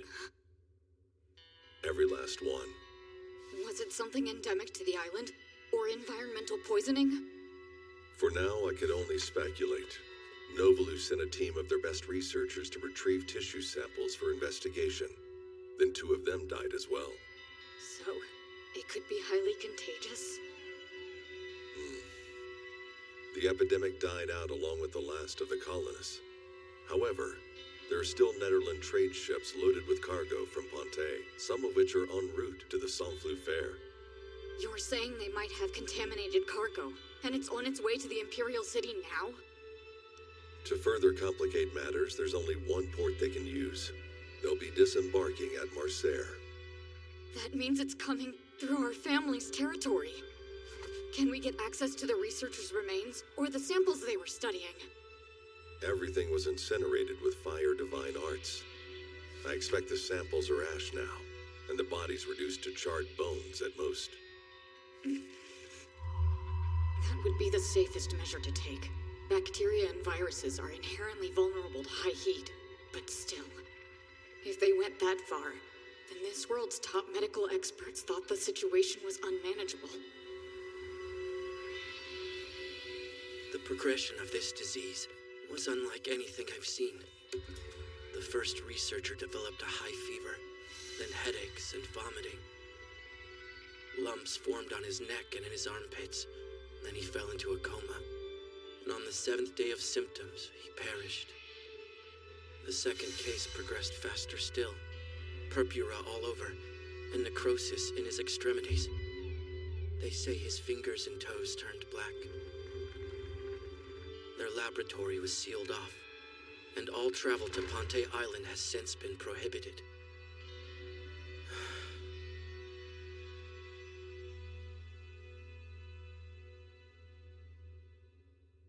Necrosis and blackening of the extremities. Is this... Father, is there any more detailed information about those cases? Well, the researchers had been utilizing a certain device, a tool of unknown origin introduced to them only recently. And what was it? Pharma. It was your microscope. It's even being used as far away as Novalu. It's possible that their investigation produced sketches of the samples from the island. Could you please confirm that with Pale? I'd like copies of any sketches they made. I can say without reservation that the figures we're seeing are nothing short of revolutionary. Deaths from disease here in the capital have declined by a solid 20% since last year. This is an historic event. Indeed, better than we could have hoped. Thanks to Parallel World Pharmacy and the Compounding Pharmacy Guild. The number of member shops has only continued to grow. They've introduced cosmetics with minimal health effects, regularly offer open lectures on public health concerns, and work tirelessly to educate the people regarding disease prevention practices. Such spectacular feats, and by someone so young. Imagine when his accomplishments reach the provinces. The prosperity of the Saint-Fleuve Empire would be unshakable. Really? I recall you having some misgivings about chartering a pharmacy run by a child. Yet here you are now singing his praises. Oh, Your Majesty, please. As you should. Now then, I trust we all agree that Pharma de Medicis deserves to be rewarded for his service to the Empire. The rank of Archduke, perhaps. Begging pardon, Your Majesty. Unfortunately, we can't do that. By imperial law, the rank of Archduke cannot be granted to an individual until he is of age. Then I suppose his reward shall have to wait a few years. Therefore, let us put the matter aside for the time being. Next order of business. Indeed. With regards to the renovation of the Grande Écurie and the riding school... It's as I suspected. That boy has surely been possessed by some being. All I can do is use the power of the state to allow him to act unimpeded. I shall pray that the Empire's prosperity will continue onward to eternity. Top of the morning, Pharma. What's the matter? I have something important to discuss. Oh God, it's a fatal disease. And this is no time to hold a fair. The Netherland trade ships are already on their way. The fair starts in just over 2 weeks, and it's too late to stop it.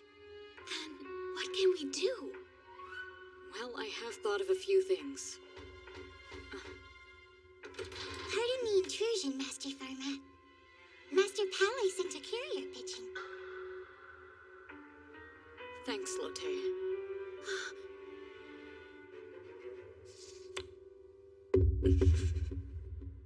I knew it. That disease exists in this world, too. What's wrong, Master Pharma? Did Master Pale send bad news? Yeah. Pharma, do you understand what you're looking at? This is just a sketch of a low magnification image, but it looks like Yersinia pestis. That's it then. You'll be going ahead of us. We have more preparations to make here, but we plan to join you soon. You can count on us, Master. Once you arrive in Marseille, find Adam, the acting governor. He'll be the one directing the operation. I've already given him the details regarding the quarantine stations. We're ready, willing, and able. We shall not allow the Black Death to invade our empire. Remember, you need to be especially diligent when inspecting the cargo on Netherland ships. And if any crew member shows signs of infection, keep the whole crew in isolation, and begin treatment immediately. Yes, sir!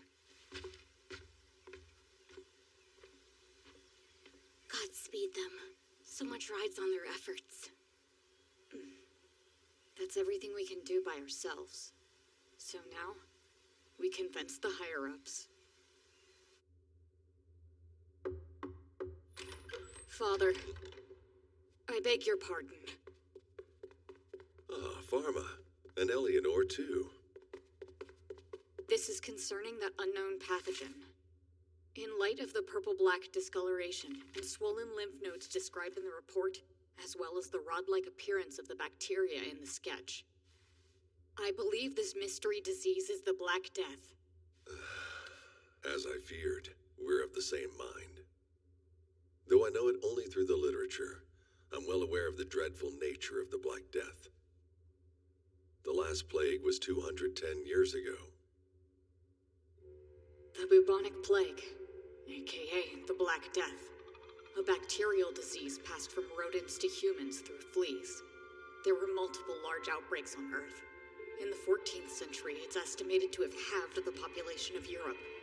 The fatality rate of untreated bubonic plague is 50 to 70%, increasing to 100% if it develops into pneumonic plague. It's a genuine nightmare disease, the most horrific that humanity has had to endure. Plagues can burn down to cinders, only to suddenly reignite, such as the terror of the Black Death. Goods linked to Ponte Island are circulating now, and they're approaching the capital by land and sea. In light of our previous discussion, I've sent Adam directions to set up quarantine stations at the port to intercept any tainted cargo coming into Marseille. Pharma also trained some of my students on proper inspection protocols. We sent them to Marseille ahead of us to begin the process. Good. Excellent work. To allow the pestilence to establish itself in the capital would doom the Empire. Once the disease has taken hold, we lack any effective means to combat it. No, we can defeat it. I have already prepared a new medicine. Seriously? It's called levofloxacin. It's an antibiotic that kills the bacteria that causes the plague. I'm currently the only one capable of compounding it, but I've already made a significant amount of it and dispensed it to our partner pharmacies for packaging. To think you've done that much. Truly commendable work. I'm impressed. Thank you, Father. Nonetheless, we should focus on our first line of defense, preventing infection. It's just as you say. Your plan is sound, but more than a single royal pharmaceutist could manage on his own.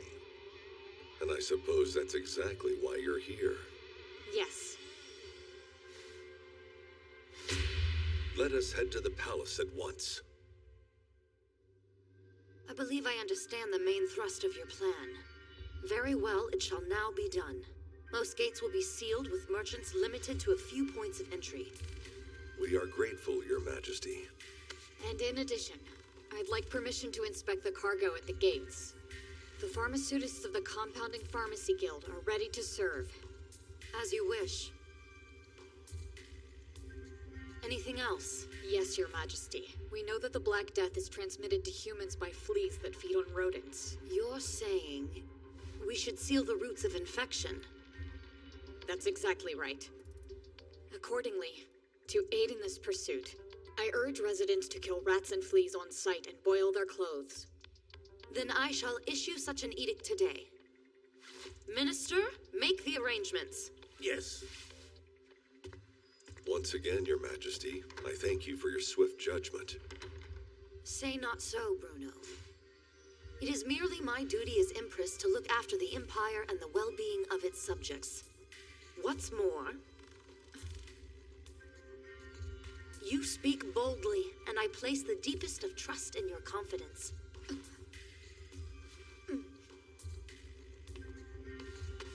Even before this dreadful plague, our nation shall stand strong. Go, put your utmost into your efforts. Right.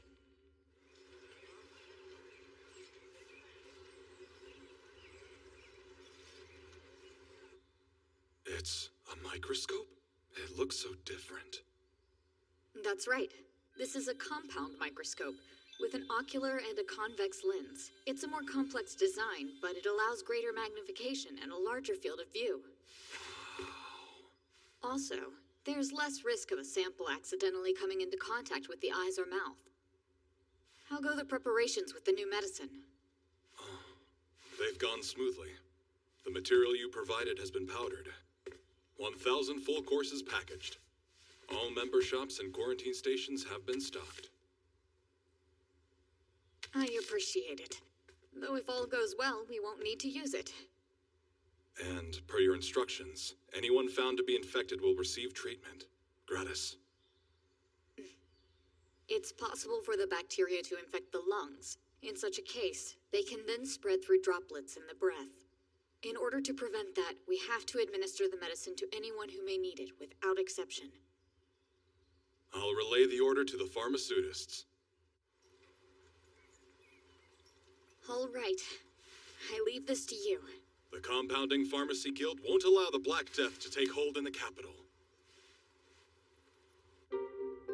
Finance Minister, how are the preparations for the San Fleuve Fair proceeding?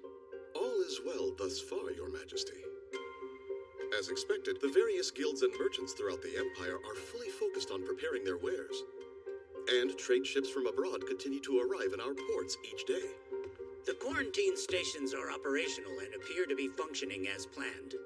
Good. I'm quite pleased to hear it. Furthermore, according to reports from the Imperial Temple, Bishop Solomon has been gathering practitioners of Wind Divine Arts and strengthening purification patrols. A welcome precaution. And regarding the discourse among the populace at large, we've heard no rumors of any mysterious diseases. Excellent news.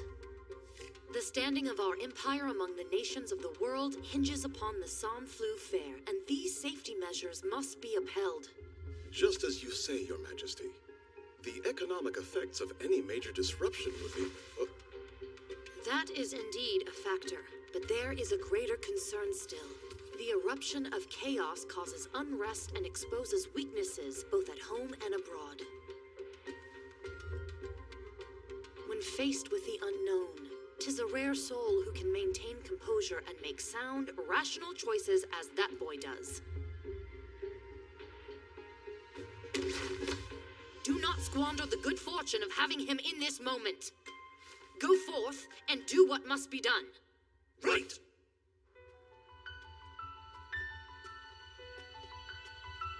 So I've already given notice to the advance team that we'll be setting out from the capital today. Thanks, Ellen. I know the plague from medical texts and history books, but can I really contend with it face to face? You can do this.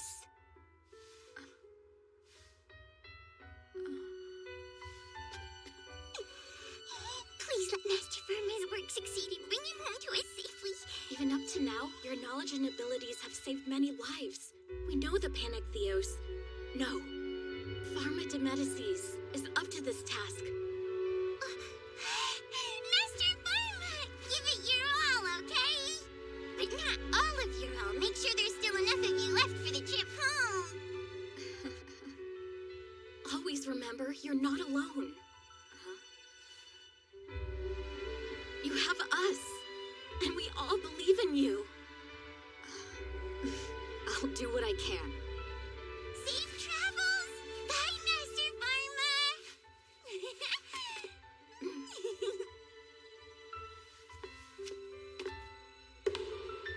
Onward, to Marseille.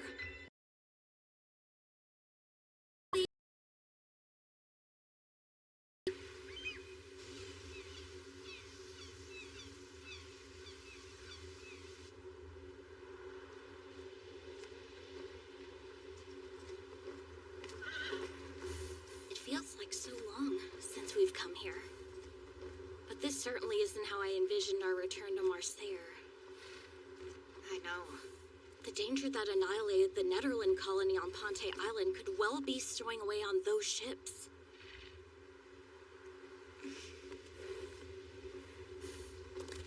Let's go, Ellen. We need to try and finish inspecting the crews and cargo before the fair. Yersinia Pestis is coming. whatever happens, we can't let it reach our shores.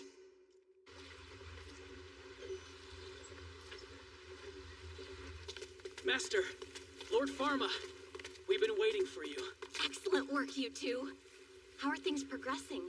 You had all foreign ships anchor at sea until we've cleared them to enter the port, right? Per your instructions, Master. And here are their cargo manifests and the results of their crew health assessments. We've accounted for all ships that had reached our waters as of yesterday. I'll check those. All vessels that passed inspection had their cargo purified with wind divine arts before being allowed to unload.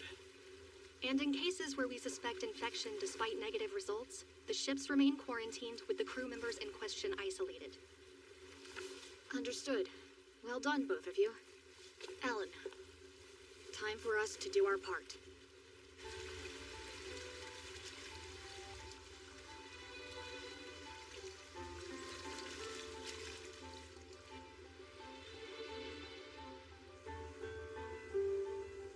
How long do you intend to keep us waiting?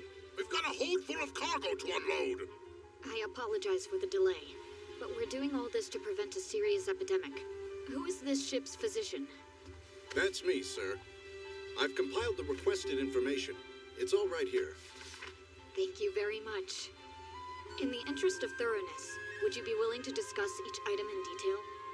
In all my voyages to your country, we've never faced inspections like this. I've seen no reason for concern so far. Now, I'll begin my inspection.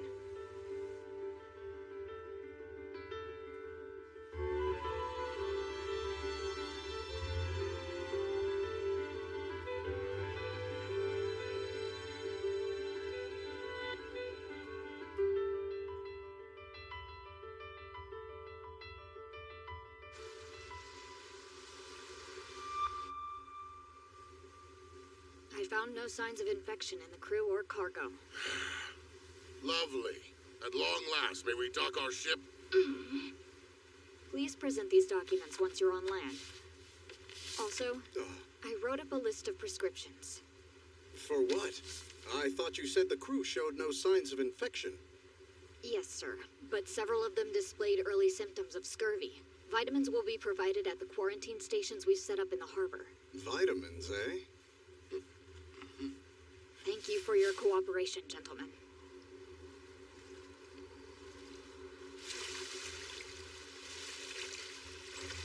I'm certainly glad that nobody was infected, but we're not nearly done yet. All we can do is stick with it. On to the next. What's wrong with you? That's dangerous! How long are you gonna leave us stranded here? I need to unload this cargo today. I've got a carriage waiting for me on shore, and every hour this ship spends bobbing in the brine is money coming out of my pocket. We've been here longer than you have, so you can wait your turn. We've got a hold full of perishable goods, and at this rate, they'll rot before we make it ashore. So what? We've already spent 2 whole days at anchor out here. And why are we taking orders from a little boy in the first place? Fair question. I won't stand for this travesty. What if our cargo spoils? Will the Empire offer compensation? I demand no. We deserve an explanation. You have any idea what a carriage costs? I see. It seems I'll have to teach these churls some manners. Ellen, wait! Hold your... Fire!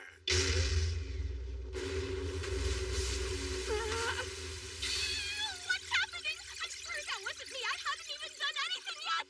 Quiet, you damned fools! If you wish to sail into an Imperial port, you shall abide by the Empire's rules. That looks like... They're flying the Imperial banner and a fleet flag with the charter symbol. Is this the Scarlet Fleet of the Sun Fluve Empire? Then that's Commodore Jean-Elan Gabon of the Empire's East India Company. Mr. Jean! Wait, the first regular from our pharmacy? Some sailors' candies, if you would. All right, you scallywags. Quit bickering, get the wax out of your ears, and listen up. That young man is a royal pharmaceutist, and his father is Archduke of this territory of Marseille. He volunteered to conduct these inspections in person. Any among you who take issue with that may step forward and seek remedy by way of cannonade. We apologize!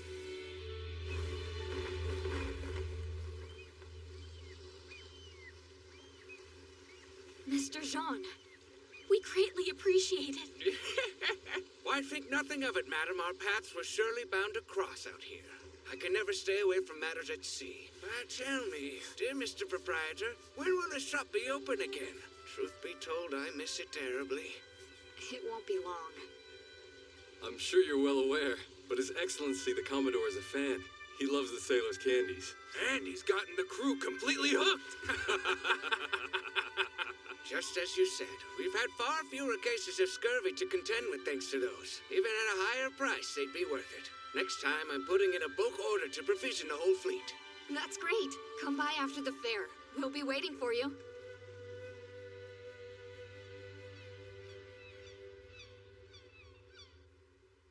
Yes, I see. Thanks for your hard work. Even going through it, there's still a part of me that can't believe what's happening. You mean what happened at Netherlands Colony? It fell to the Black Death. It's like we're doing battle with some great monster of myth. We have Pharma on our side, and that is our salvation. If he wasn't here with us, this whole nation, I can hardly bear to think of it. But we still have a chance, so let's push forward. Yes, sir. Good mindset. Now, let's get to our regular report for the day. Master Pharma! What's wrong, Adam? Something urgent has come up. It's the village of Lestalk. Residents are developing high fevers, and there have already been multiple deaths. Did you say the village of Lestalk? Yes, ma'am. It's a small fishing village to the west of the port. It seems that one of the trade ships wasn't willing to wait for the inspection procedures and dock at Marseille. So they sailed off and started smuggling their cargo ashore through Lestalk instead. It could be tainted. Where have those crew members gone?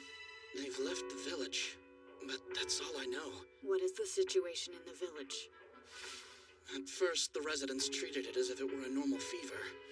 But after the first patient died, the disease began to spread rapidly.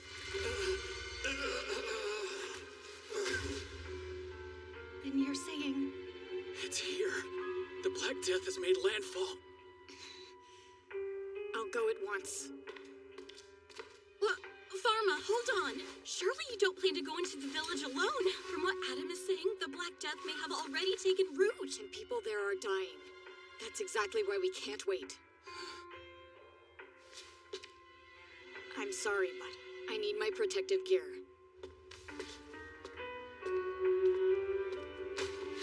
Don't go, Pharma!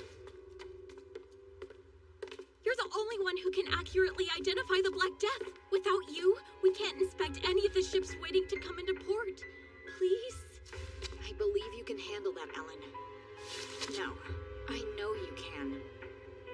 Pharma. So please, stay here. Keep the inspections going.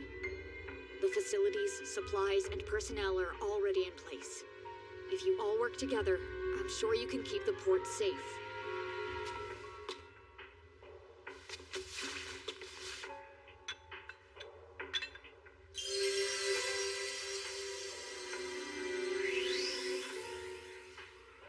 Please don't go. I'll be back, Master. I believe in you.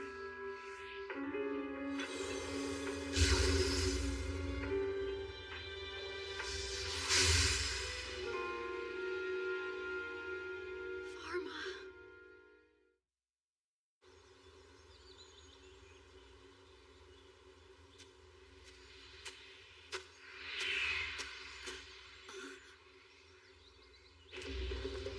The source of the infection was probably rats stowing away among the cargo. But at this stage, it wouldn't be possible to identify them anymore. I need to ascertain where their ship disappeared to. It's important that I purify it and save the crew, or it'll end up as a ghost ship wandering at sea.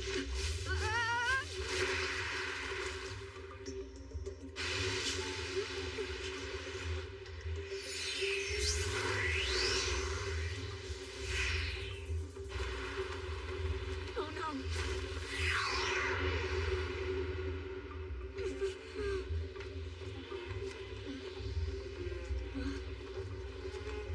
This wand. In all the ancient texts, Titanic Raptors is described as holding numerous mysterious abilities. Come on, Farmer, get it together. Just concentrate on reaching the stock before anyone else dies.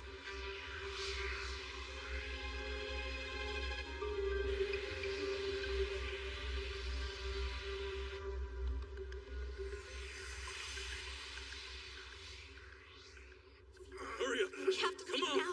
We won't stand a chance if we stay. Quickly! Come with us. Let's go.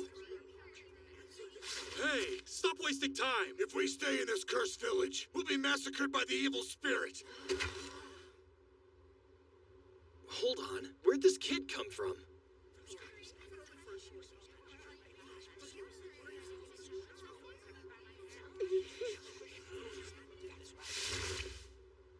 Everyone, please turn back at once. I insist that you do not leave the village. Huh? You're just spouting nonsense. Get out of the way! There are people dying all over the place! How could anybody stay here? I promise I'll explain. But I beg you, go back to your village. We won't do that! We'll all die if we go back there! Yeah! He's speaking the truth! We gotta get out of here! Who are you supposed to be? And also, why is your outfit so bizarre? Wait a sec. He appeared from nowhere, demanding that we turn back. You must be the evil spirit that cursed our village!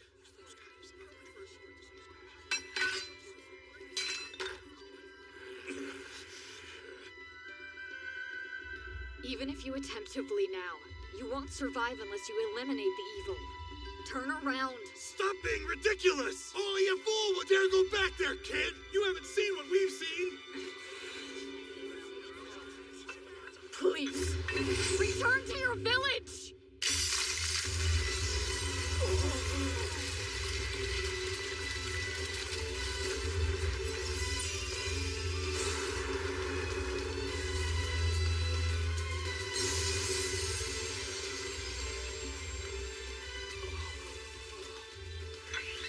I had to enclose the village in ice. It's the only way to contain the disease. I am a pharmaceutist from the capital, and I'm not here to cause you any harm. I've come to save you from the Black Death. I've seen that pin. He's a royal pharmaceutist. I brought the medicine you need. It will completely eliminate the tiny invisible creatures responsible for the Black Death.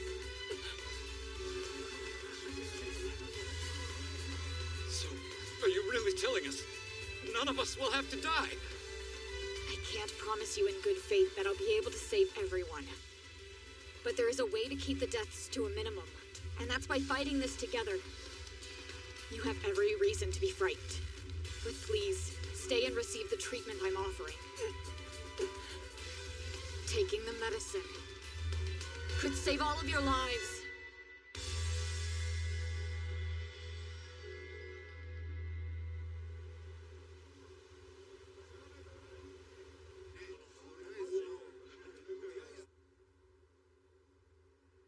Before I begin diagnosis and treatment, allow me to offer an explanation of the process we'll put in place.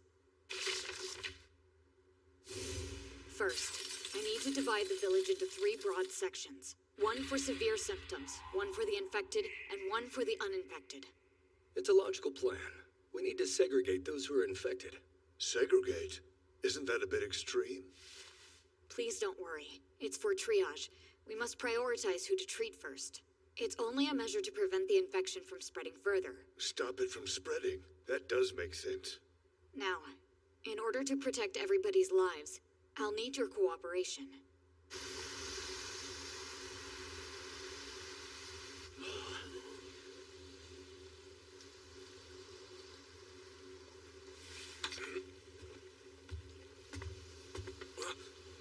Commodore! What is it? I spotted a suspicious vessel there at portside, 10 o'clock. It's quite a ways off any course that it would normally be on, and it isn't responding to any of our hails. Then that must be. It's a renegade ship. You think it's the one we're searching for? It It is. I'm sure of it. They're flying a series of 3 signal flags. The first one is a flag representing medical care in its entirety. The message from the ship reads, requesting emergency medical aid. And up there, look at that single flag. Contagion on board. That's an ominous sign. Bring our ship a little closer to theirs.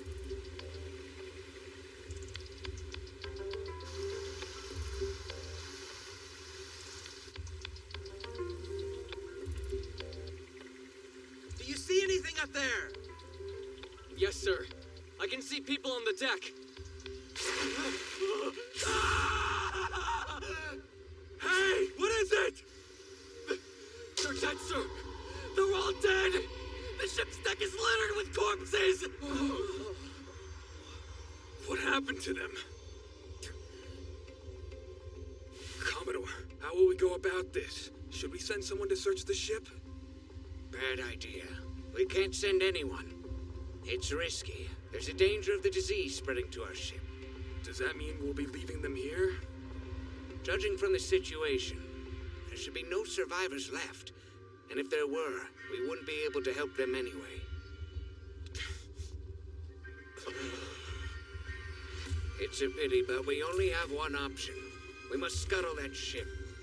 We shall banish it and the contents of its hold to the darkest depths of the ocean. All hands to your stations now. Everyone move. We're going to sink that deceased ship. Prepare to fire the cannons immediately. Yes, sir!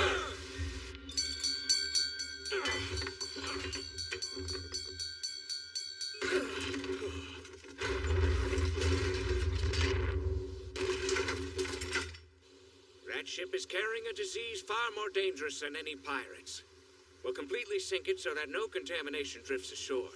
We must stop the contagion. Aim true, men, and treat it with the respect you'd give a funeral. Ready! Please understand, these inspections aren't meant to rob merchants of their freedom or restrict them from doing business. We're implementing them to save people from dying. My intention is for everybody to be able to return to their homelands alive. And once they get back, I want their countries to be safe from infection too. You poor fools suffered greatly. If you had just undergone the required inspections, perhaps some of you could have seen another day. By being ignorant enough to take the Black Death lightly, you lost your chance to receive treatment.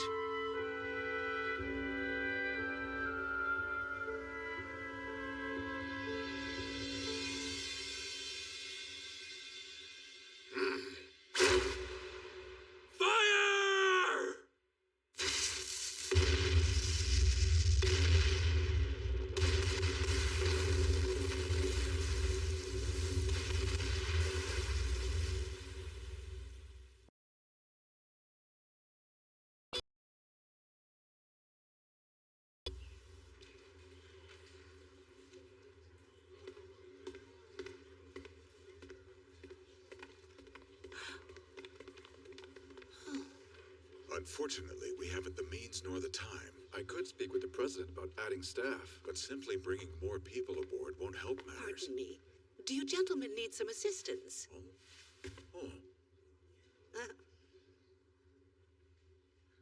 Thanks, but we'll handle it.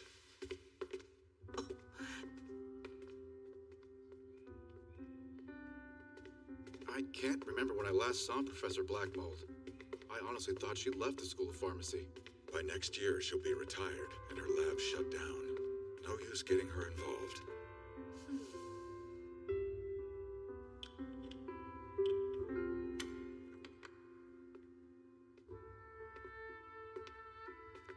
Professor Casper, it's not unexpected. I turn 60 next year. It would seem they don't want anything I can give them apart from my letter of resignation. But that's awful. It's fine, dear. My area of expertise is the taxonomy of molds and microorganisms, and there's little use for my work in the creation of medicines, such as life. Professor, you sell yourself short. You're far too kind. The only matter that still nags at me is what I'm to do with these little ones in my retirement. Please come in.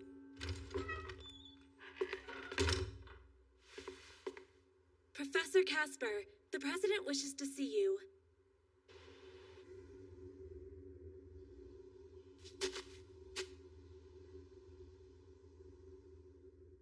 This is where the critical test begins.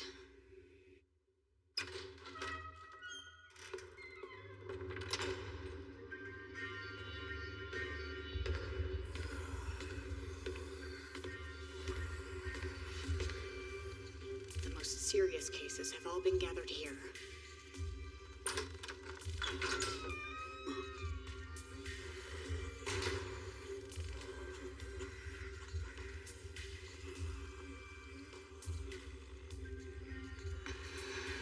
This is no place for a child. You need to leave immediately. Wait.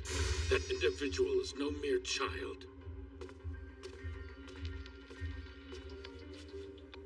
Lord Pharma, it's an honor to see you once again. We've met. I serve under Commander Solomon.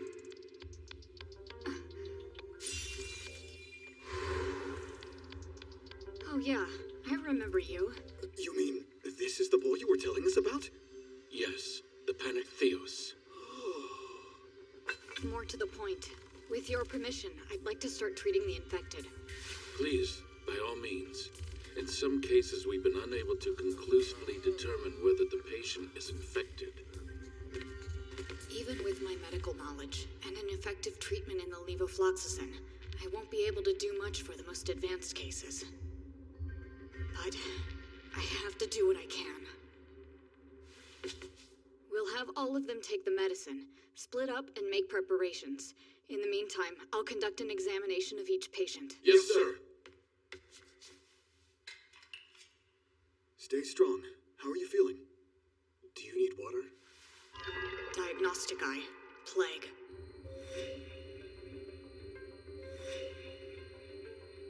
"12 patients with plague. 2 with something else. And 1 appears to have passed before I arrived. Treatment for the 12 plague cases. Administer levofloxacin." Nearly everyone's glow disappeared. That means there's a good chance the medicine will be enough to save them. This man's fever stems from a common cold. It seems unrelated to the Black Death. Once you have your medicine and some new clothes, you'll be free to leave. Be sure to see the village pharmacist in the infected sector for instructions. You mean you're going to let me return to my home? That's right. But for safety's sake, there will be an isolation period first.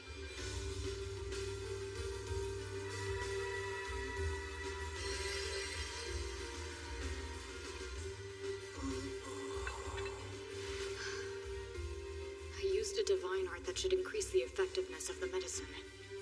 But I still don't have enough people here to continue care or make appropriate drug choices. And the temple has serious cases too.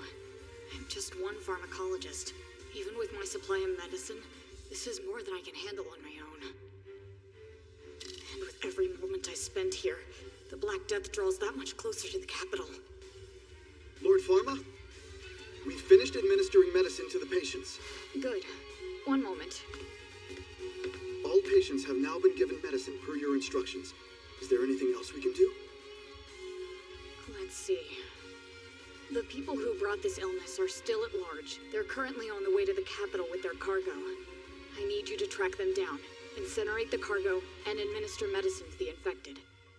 I'll follow you when I'm done treating these patients. Yes, sir. Master, I brought in today's specimens for inspection. Thank you. Leave them over here and I'll handle the final checks. Right. The specimens from the ship have all passed. You can permit them to dock. I'll let them know. Thank you. We've gotten quite proficient at this procedure. Don't get complacent. No matter how careful we are, we could still miss something. And none of us have special powers like Pharma's to make sure we've got everything right. Special powers? In a figurative sense, of course. Remember how quickly the inspections were proceeding when Pharma was conducting them? I can't come close to a Zypher detail. If only I had that kind of skill. I should have been keener to have him teach me the basics of the process. It would have allowed me to be of more use to him in the end. It's true that Lord Pharma's talent for quickly and accurately diagnosing illnesses seems almost beyond human capability, but the cargo inspections actually go faster with you in charge. Is that so? Yes, ma'am. Well then, I suppose I do have something to offer. Of course you do, and I'm glad for the opportunity to assist you. This disease once ravaged our entire continent. It's a fearsome enemy, and here we are, holding it at bay. It's like a dream. Yes, I feel the same. In any case, we're almost done. Let's stay focused. Yes, ma'am. Sorry to summon you on such short notice. May I ask why you called upon me? The answer is simple enough. We need to have a discussion about your research. Lord President, I've long known this day was coming, and I have no intention of complicating the matter. It's only through your constant advocacy that I've been able to receive the funding to continue my work this long, and I'm immensely grateful. I don't expect the school to bear the burden of my expenses until I retire. I only ask for enough time to break down my lab. Please allow me to speak first, Professor. Your research is hardly a burden. Oh? I didn't summon you here so I could dismiss you. In fact, I have important work for you. The fate of our world is hanging in the balance, and no one can save us but you. Huh? What? With all due respect, my lord, if the fate of the world hinges on this job, surely I'm not the one you should be speaking to. You are. It falls under your field of expertise. I want you to find this new microorganism and extract the medicinal substance produced by its body. A microorganism that can produce a medicinal substance, you say? Read this. Actinomycetes are microorganisms that grow hyphae as they mature. And I'm seeking a particular variety known as Streptomyces.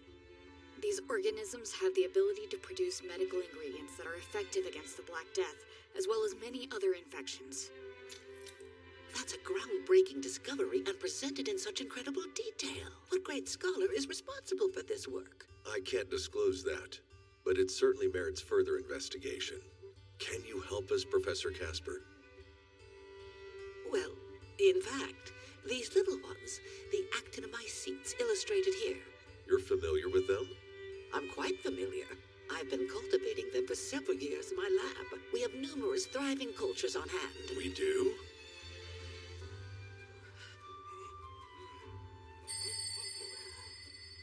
I would never have guessed this little one could produce a novel medicine. You've saved us all, Professor Casper. Effective immediately. I'll be establishing a special budget for you. This is our foremost priority, to develop medicine from these microorganisms. But Lord President, this is also sudden. A feat of this magnitude won't be accomplished in a day. But every day we work towards it, we get one day closer to it, which allows us to save that many more lives. Oh. It seems your retirement will have to wait, Professor Casper. Understood. I'll give it my all. Your Excellency! A report has just arrived from Marseille!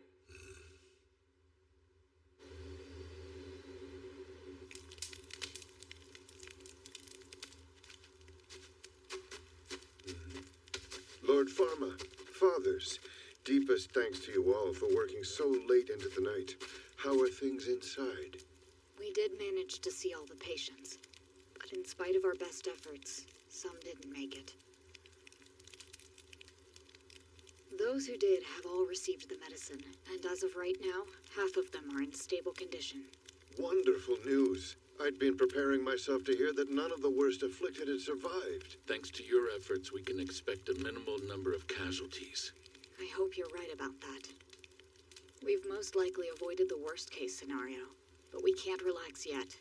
If we're going to eradicate this disease, I'll still need the whole village's cooperation.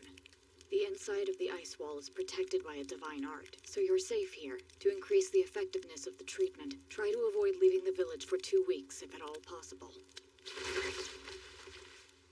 If a flea or rodent of any kind gets into the village, kill it immediately. And if you can't avoid leaving the village, don't approach any such animals.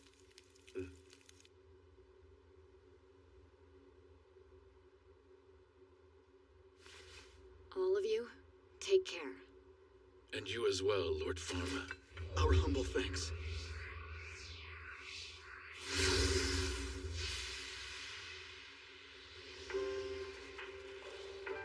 way longer than I expected. I hope the rogue crew has been found.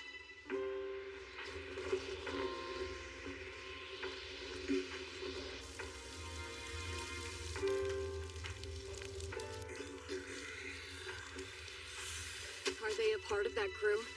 It seems they were left behind because they were too sick to keep up. Please, let us go. It's not like we had a choice. We just did what our boss told us to. Could you tell me exactly how many carts there were, and what types of cargo they were carrying? You gotta be kidding me. Why is there a child in charge? Listen, all of you have been infected with the Black Death. Answer my questions, and I'll give you medicine. If you don't take it, your condition will only deteriorate. You'll cooperate, won't you? What? Infected with the Black Death? There were 4 carts in all. 2 loaded with hand-woven items, 1 with spices, and 1 with animals. Animals? What kind? It was a whole bunch of squirrels. A squirrel's a rodent. It would act as a plague carrier. Is that everything? Pretty much. They were little white squirrels from Ponte Island. Ponte Island? Our neighboring country, Netherland, has a colony, Ponte Island, which had recently been stricken by an epidemic. That's the island whose residents were wiped out by an epidemic. Are you saying you transported animals from that island? They're most likely the source of the infection. You've also had shipmates die, haven't you? And what exactly does them dying have to do with anything? Yeah, kid, for all we know, they just couldn't handle the journey. How many of your men headed for the capital? There were 24 workers left, and 5 holy knights, too. Holy Knights? Holy Knights are combat specialized divine arts practitioners serving directly under a royal family or a major aristocrat. Why were holy knights accompanying you? It makes no sense for nobles to escort commoner merchants in such a way. Hell, no one tells us anything. We just know they came aboard during the voyage. Troublesome. There's something amiss. Yes. The problem is, you wouldn't normally try to bring in questionable goods by force, especially from a pestilent island. That would mean the Holy Knight's mission was to spread the epidemic into the Empire. If that's the case, why? We were never able to identify the source of the Empress's infection with the White Death. I am seriously questioning if her illness was a part of someone's scheme to intentionally do harm. Is it possible that as a reaction to their previous plan falling through, they've sent in a more virulent disease to destroy the Empire this time? Okay, we've told you everything we know, so come on, give us the damn medicine now! Hurry up and show us some mercy! Panic Theos. Wouldn't the medicine be wasted on such pathetic scum? No. I am a pharmaceutist. I provide medicine to those who need it, regardless of rank, nationality, virtue, or sin.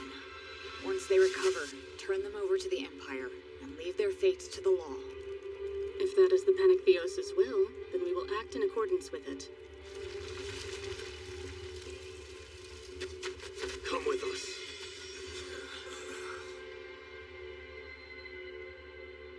Dawn is still a long way away. What do you mean? You're saying this rogue vessel carried the disease? Yes. The crew came ashore illegally at the village of Lestock. An epidemic broke out there soon after, bearing the symptoms of the Black Death. From my understanding, Pharma is currently handling the situation. And? What is the status of this rogue crew? Though we can't say for certain, they're likely bound for the Saint-Flou Fair. That is, for the capital. What should we do? It won't be long, considering Lestock's position relative to Marseille in the capital. I believe they'll most likely be arriving today or tomorrow.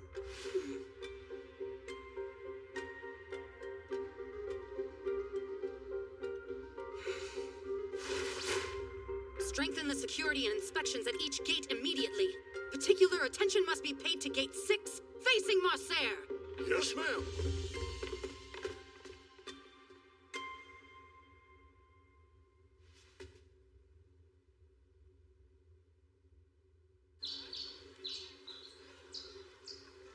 Good morning, everyone. Welcome to Saint-Flou. It's advised to wear a mask. Get your free masks right here. Advised to wear a mask? Yes, please take one. Their purpose? They help protect against illnesses that spread in crowds. We're asking all visitors to the capital for their cooperation. Diseases are caused by creatures too tiny to see, but wearing a mask prevents people from breathing them in and spreading the illness. Creatures too tiny to see.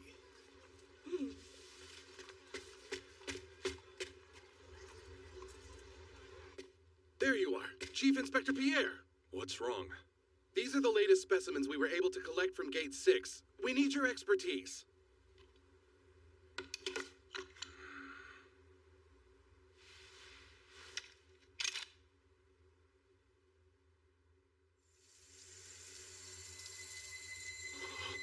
Oh no, the stain. It matches the description Lord Pharma provided. You don't mean... It's the Black Death. We need to isolate and treat them at once. Hurry, to Gate 6! It looks as though something may have happened at another station.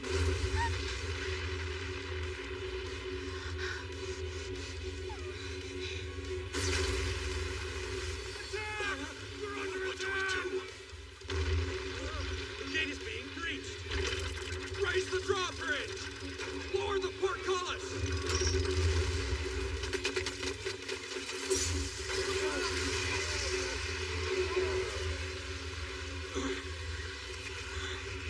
What's going on? Damn it! Sir, it's not safe! There's no choice. The area where we store the medicine for this district is in there. We can't afford to lose those doses right now. We have to protect them. Hey, is everyone okay? Chief, what in the world is happening out there? I don't know. What could they possibly want?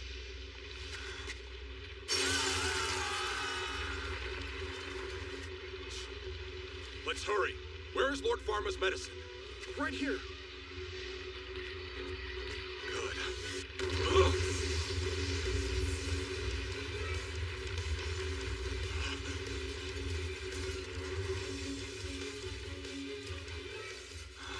Are they transporting something?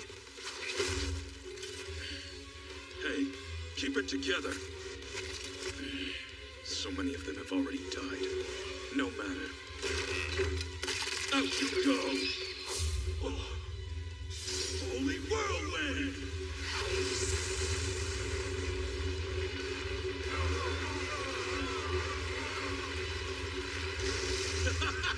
Fly! Fly all through the capital!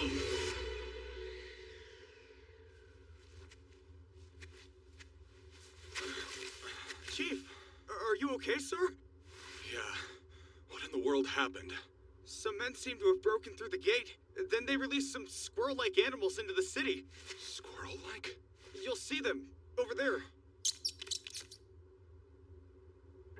That's a squirrel. Oh no! If those creatures disappear into the city, it'll spell disaster for the capital! What do you mean? Rats and other rodents can spread disease. They're a known source of the infection. That includes these damn squirrels! Sound the alarm at once! Close all gates, homes, and shops immediately! Those animals must not be allowed inside!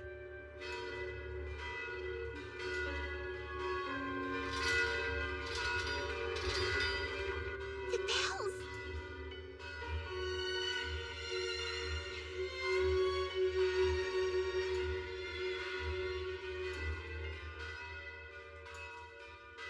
So the time has come.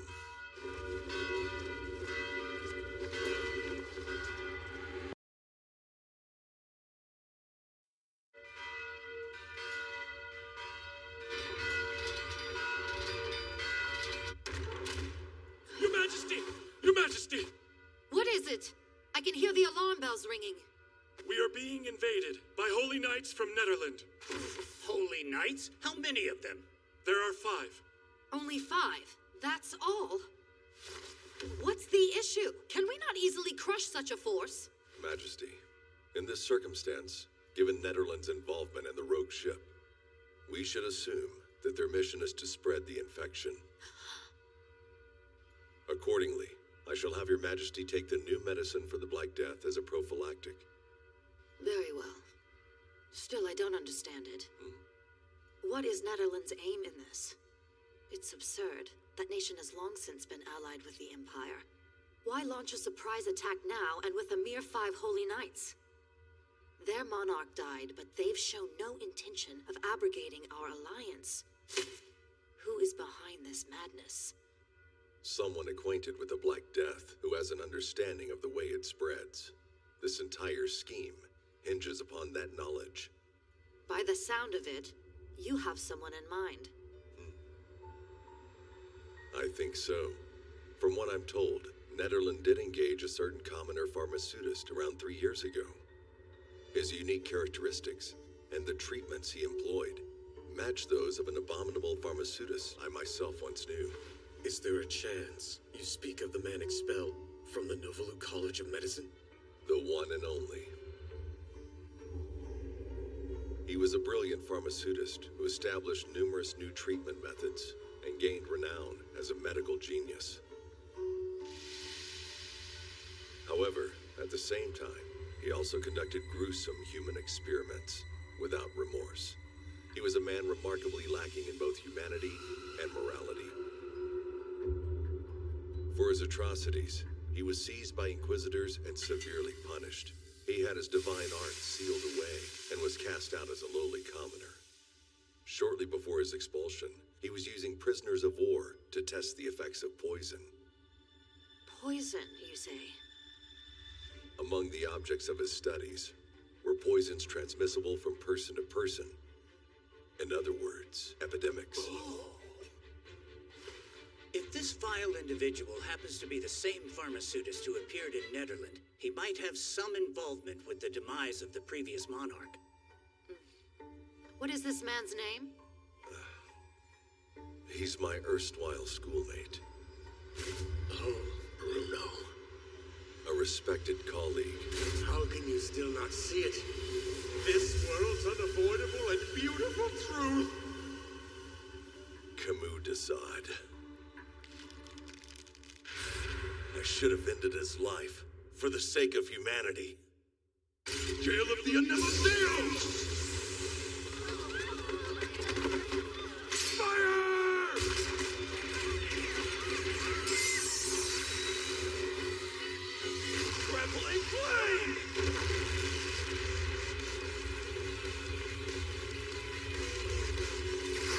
Here they come! Capture them!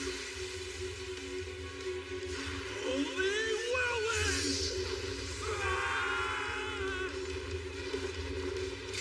You won't escape. Fury of the Earth!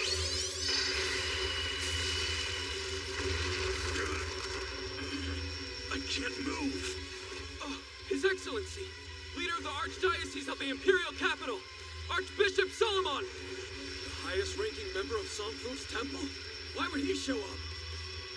You who have turned against the temple's doctrine are no longer worthy to wield the arts and the gods. Accordingly, in the name of the guardian deities, I strip you of your divine power!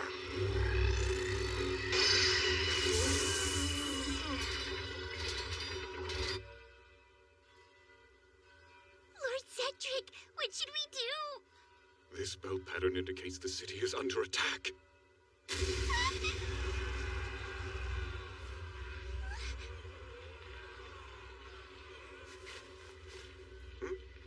If we're under attack, then there must be injured people. Don't you think they'll need medical treatment? Yes, but... That explosion! It was near Parallel World Pharmacy, and there are lots of really dangerous medicines in there. What if they... If anything were to happen to you, it would grieve Lord Pharma.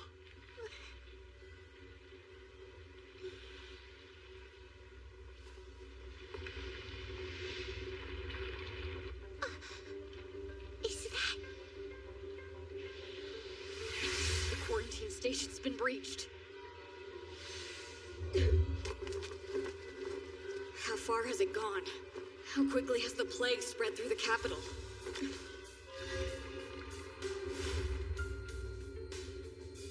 Blue lights. Infections have taken root. What is that? That's not just a squirrel. It's a flying squirrel. Their ability to travel in the air will make them harder to deal with.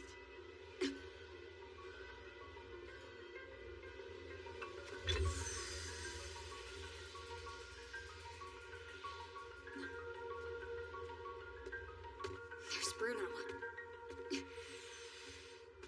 Father! Pharma, welcome back. How is Marcer? I left Lady Eleanor to handle the situation. It'll be fine. My real concern is...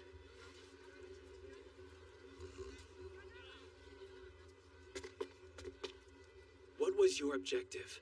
Netherland borders the Empire. Bringing the Black Death here will doom your country as well. What are you going on about?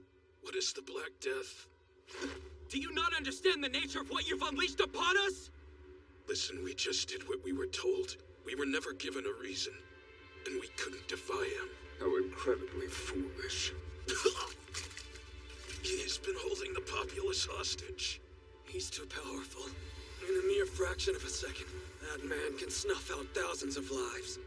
He's become completely possessed by an evil spirit. An evil spirit?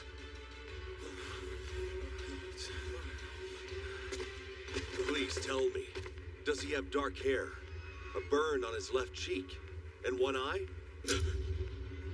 Yes, that's him. We fulfilled our commitment. Our home will be...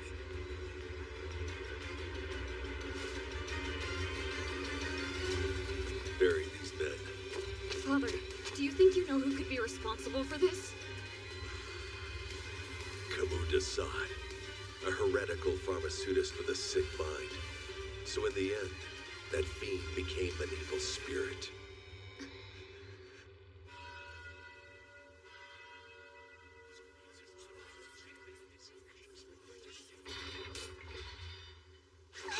The alarm bells have stopped ringing! Hooray! Hooray! I'll head over and check on the pharmacy. Hey, come back! Since it's inevitable now, I think I should go and begin producing more of the medicine we'll need. What's this ominous feeling?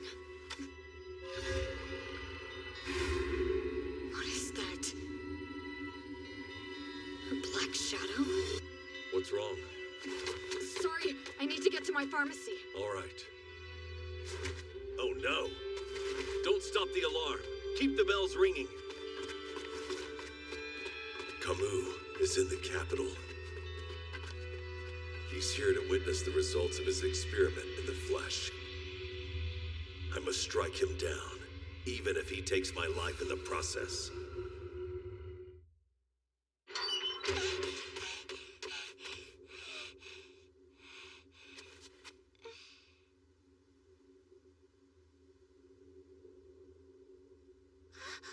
The windows!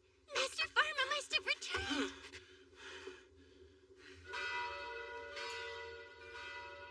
The alarm? But it only just stopped! That is strange. Another enemy? No matter. Let's get inside. Something's not right here. Neither the gate nor the door was locked. Wait, Lotte! Let me check things out first!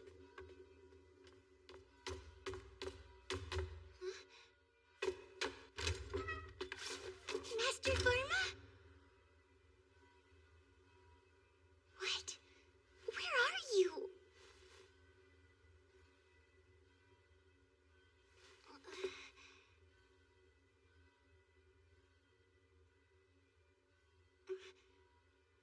Now, who could have gone and left the windows open?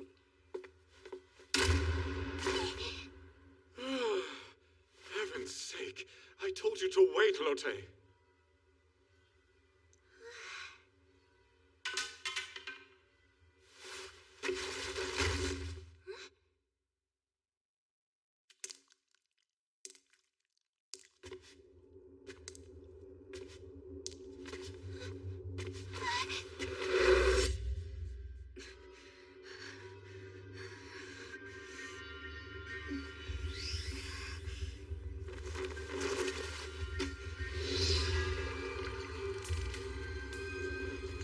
What is that? Don't tell me. And an evil spirit? What's it doing in my lab? Pharma, Father.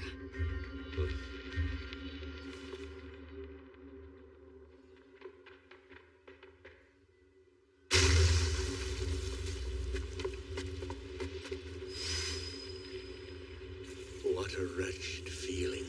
The searing brightness of this light I sense. Lotte! Cedric! I'll draw his attention. You see to the two of them. On guard! Flying frozen bullets!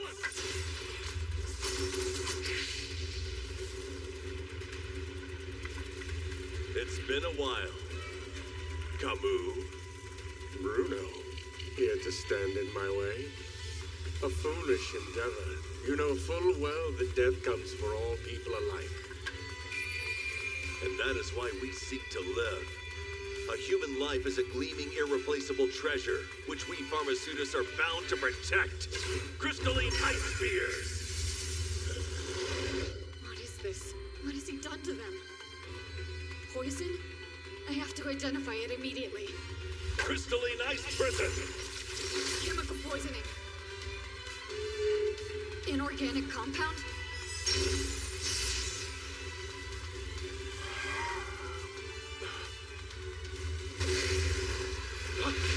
No, organic compound.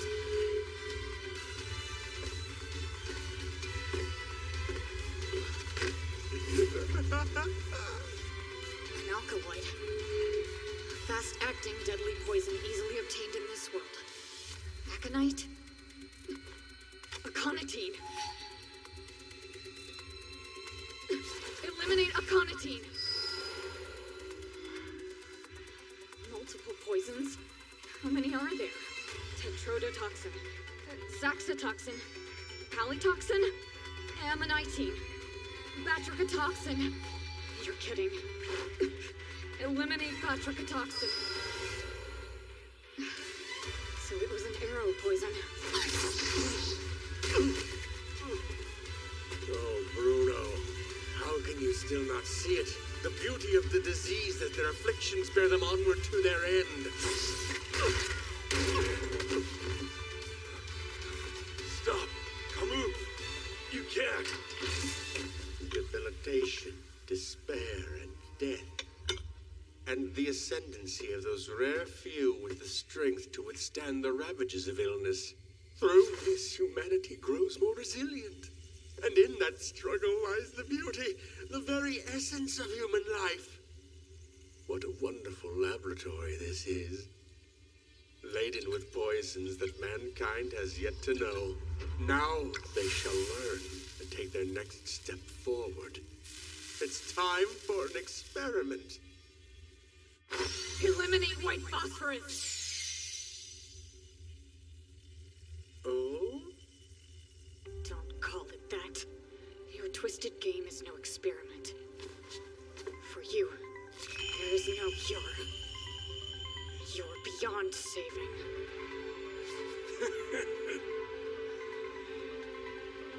I've never seen Master Pharma look so angry. No, that's not anger in his eyes. It's sadness. Beyond saving. And what of it? Why? Why don't you see it?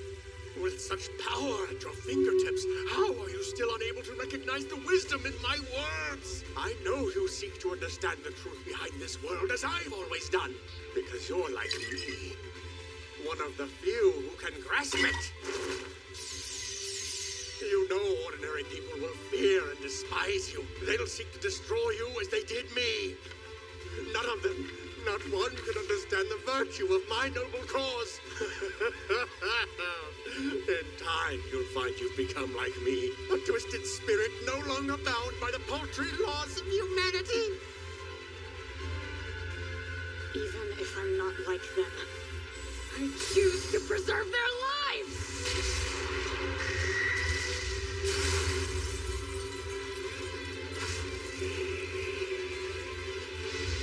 Be gone!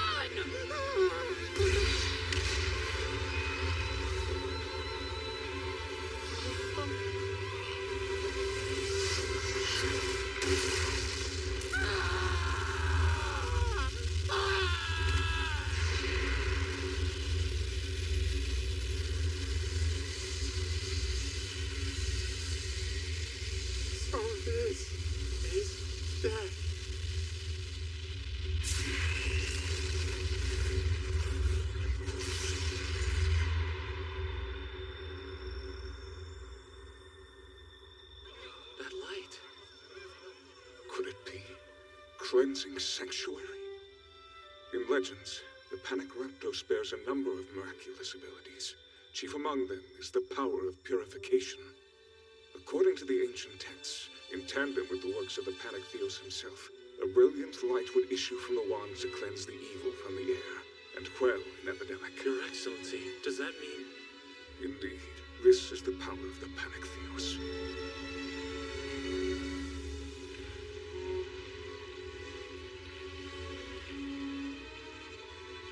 You're a fool.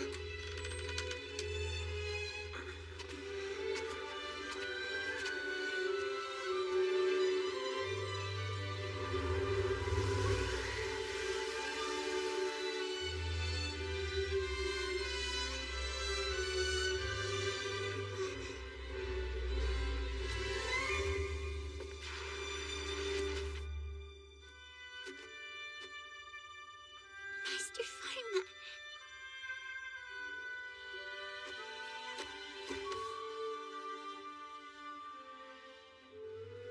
I'm glad to see you home.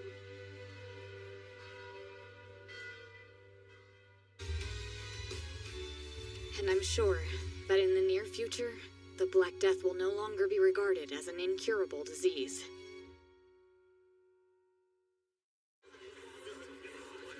Now, 2 months later.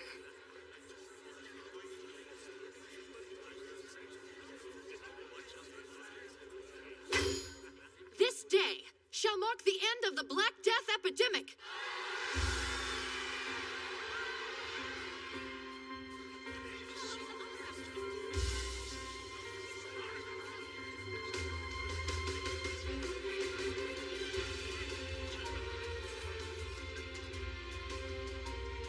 And so, as of today, our Parallel World Pharmacy resumes operation. Now then, let's all give a cheer. Yay! Yay! It's been far too long. Not that we had a choice in the matter. Hopefully all our customers haven't forgotten about us. Yes, and I pray that next time we close down, it'll be on our schedule. Huh? Hey there, Mr. Proprietor. Welcome back. Thanks for your help at the port, Commodore. Oh, now don't start calling me by rank.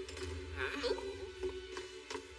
You're all here. It's been so long. Aw, Lotte, how I missed you. Hey, look here, a little something from the fair. Thank you so much, Mr. Jean. And now, allow me to perform my dance of gratitude. There was some delay, but the fair still happened thanks to you. Brilliant work, Pharma. Just as expected. It's because we all played our parts. Oh, why so modest? Take some pride in it.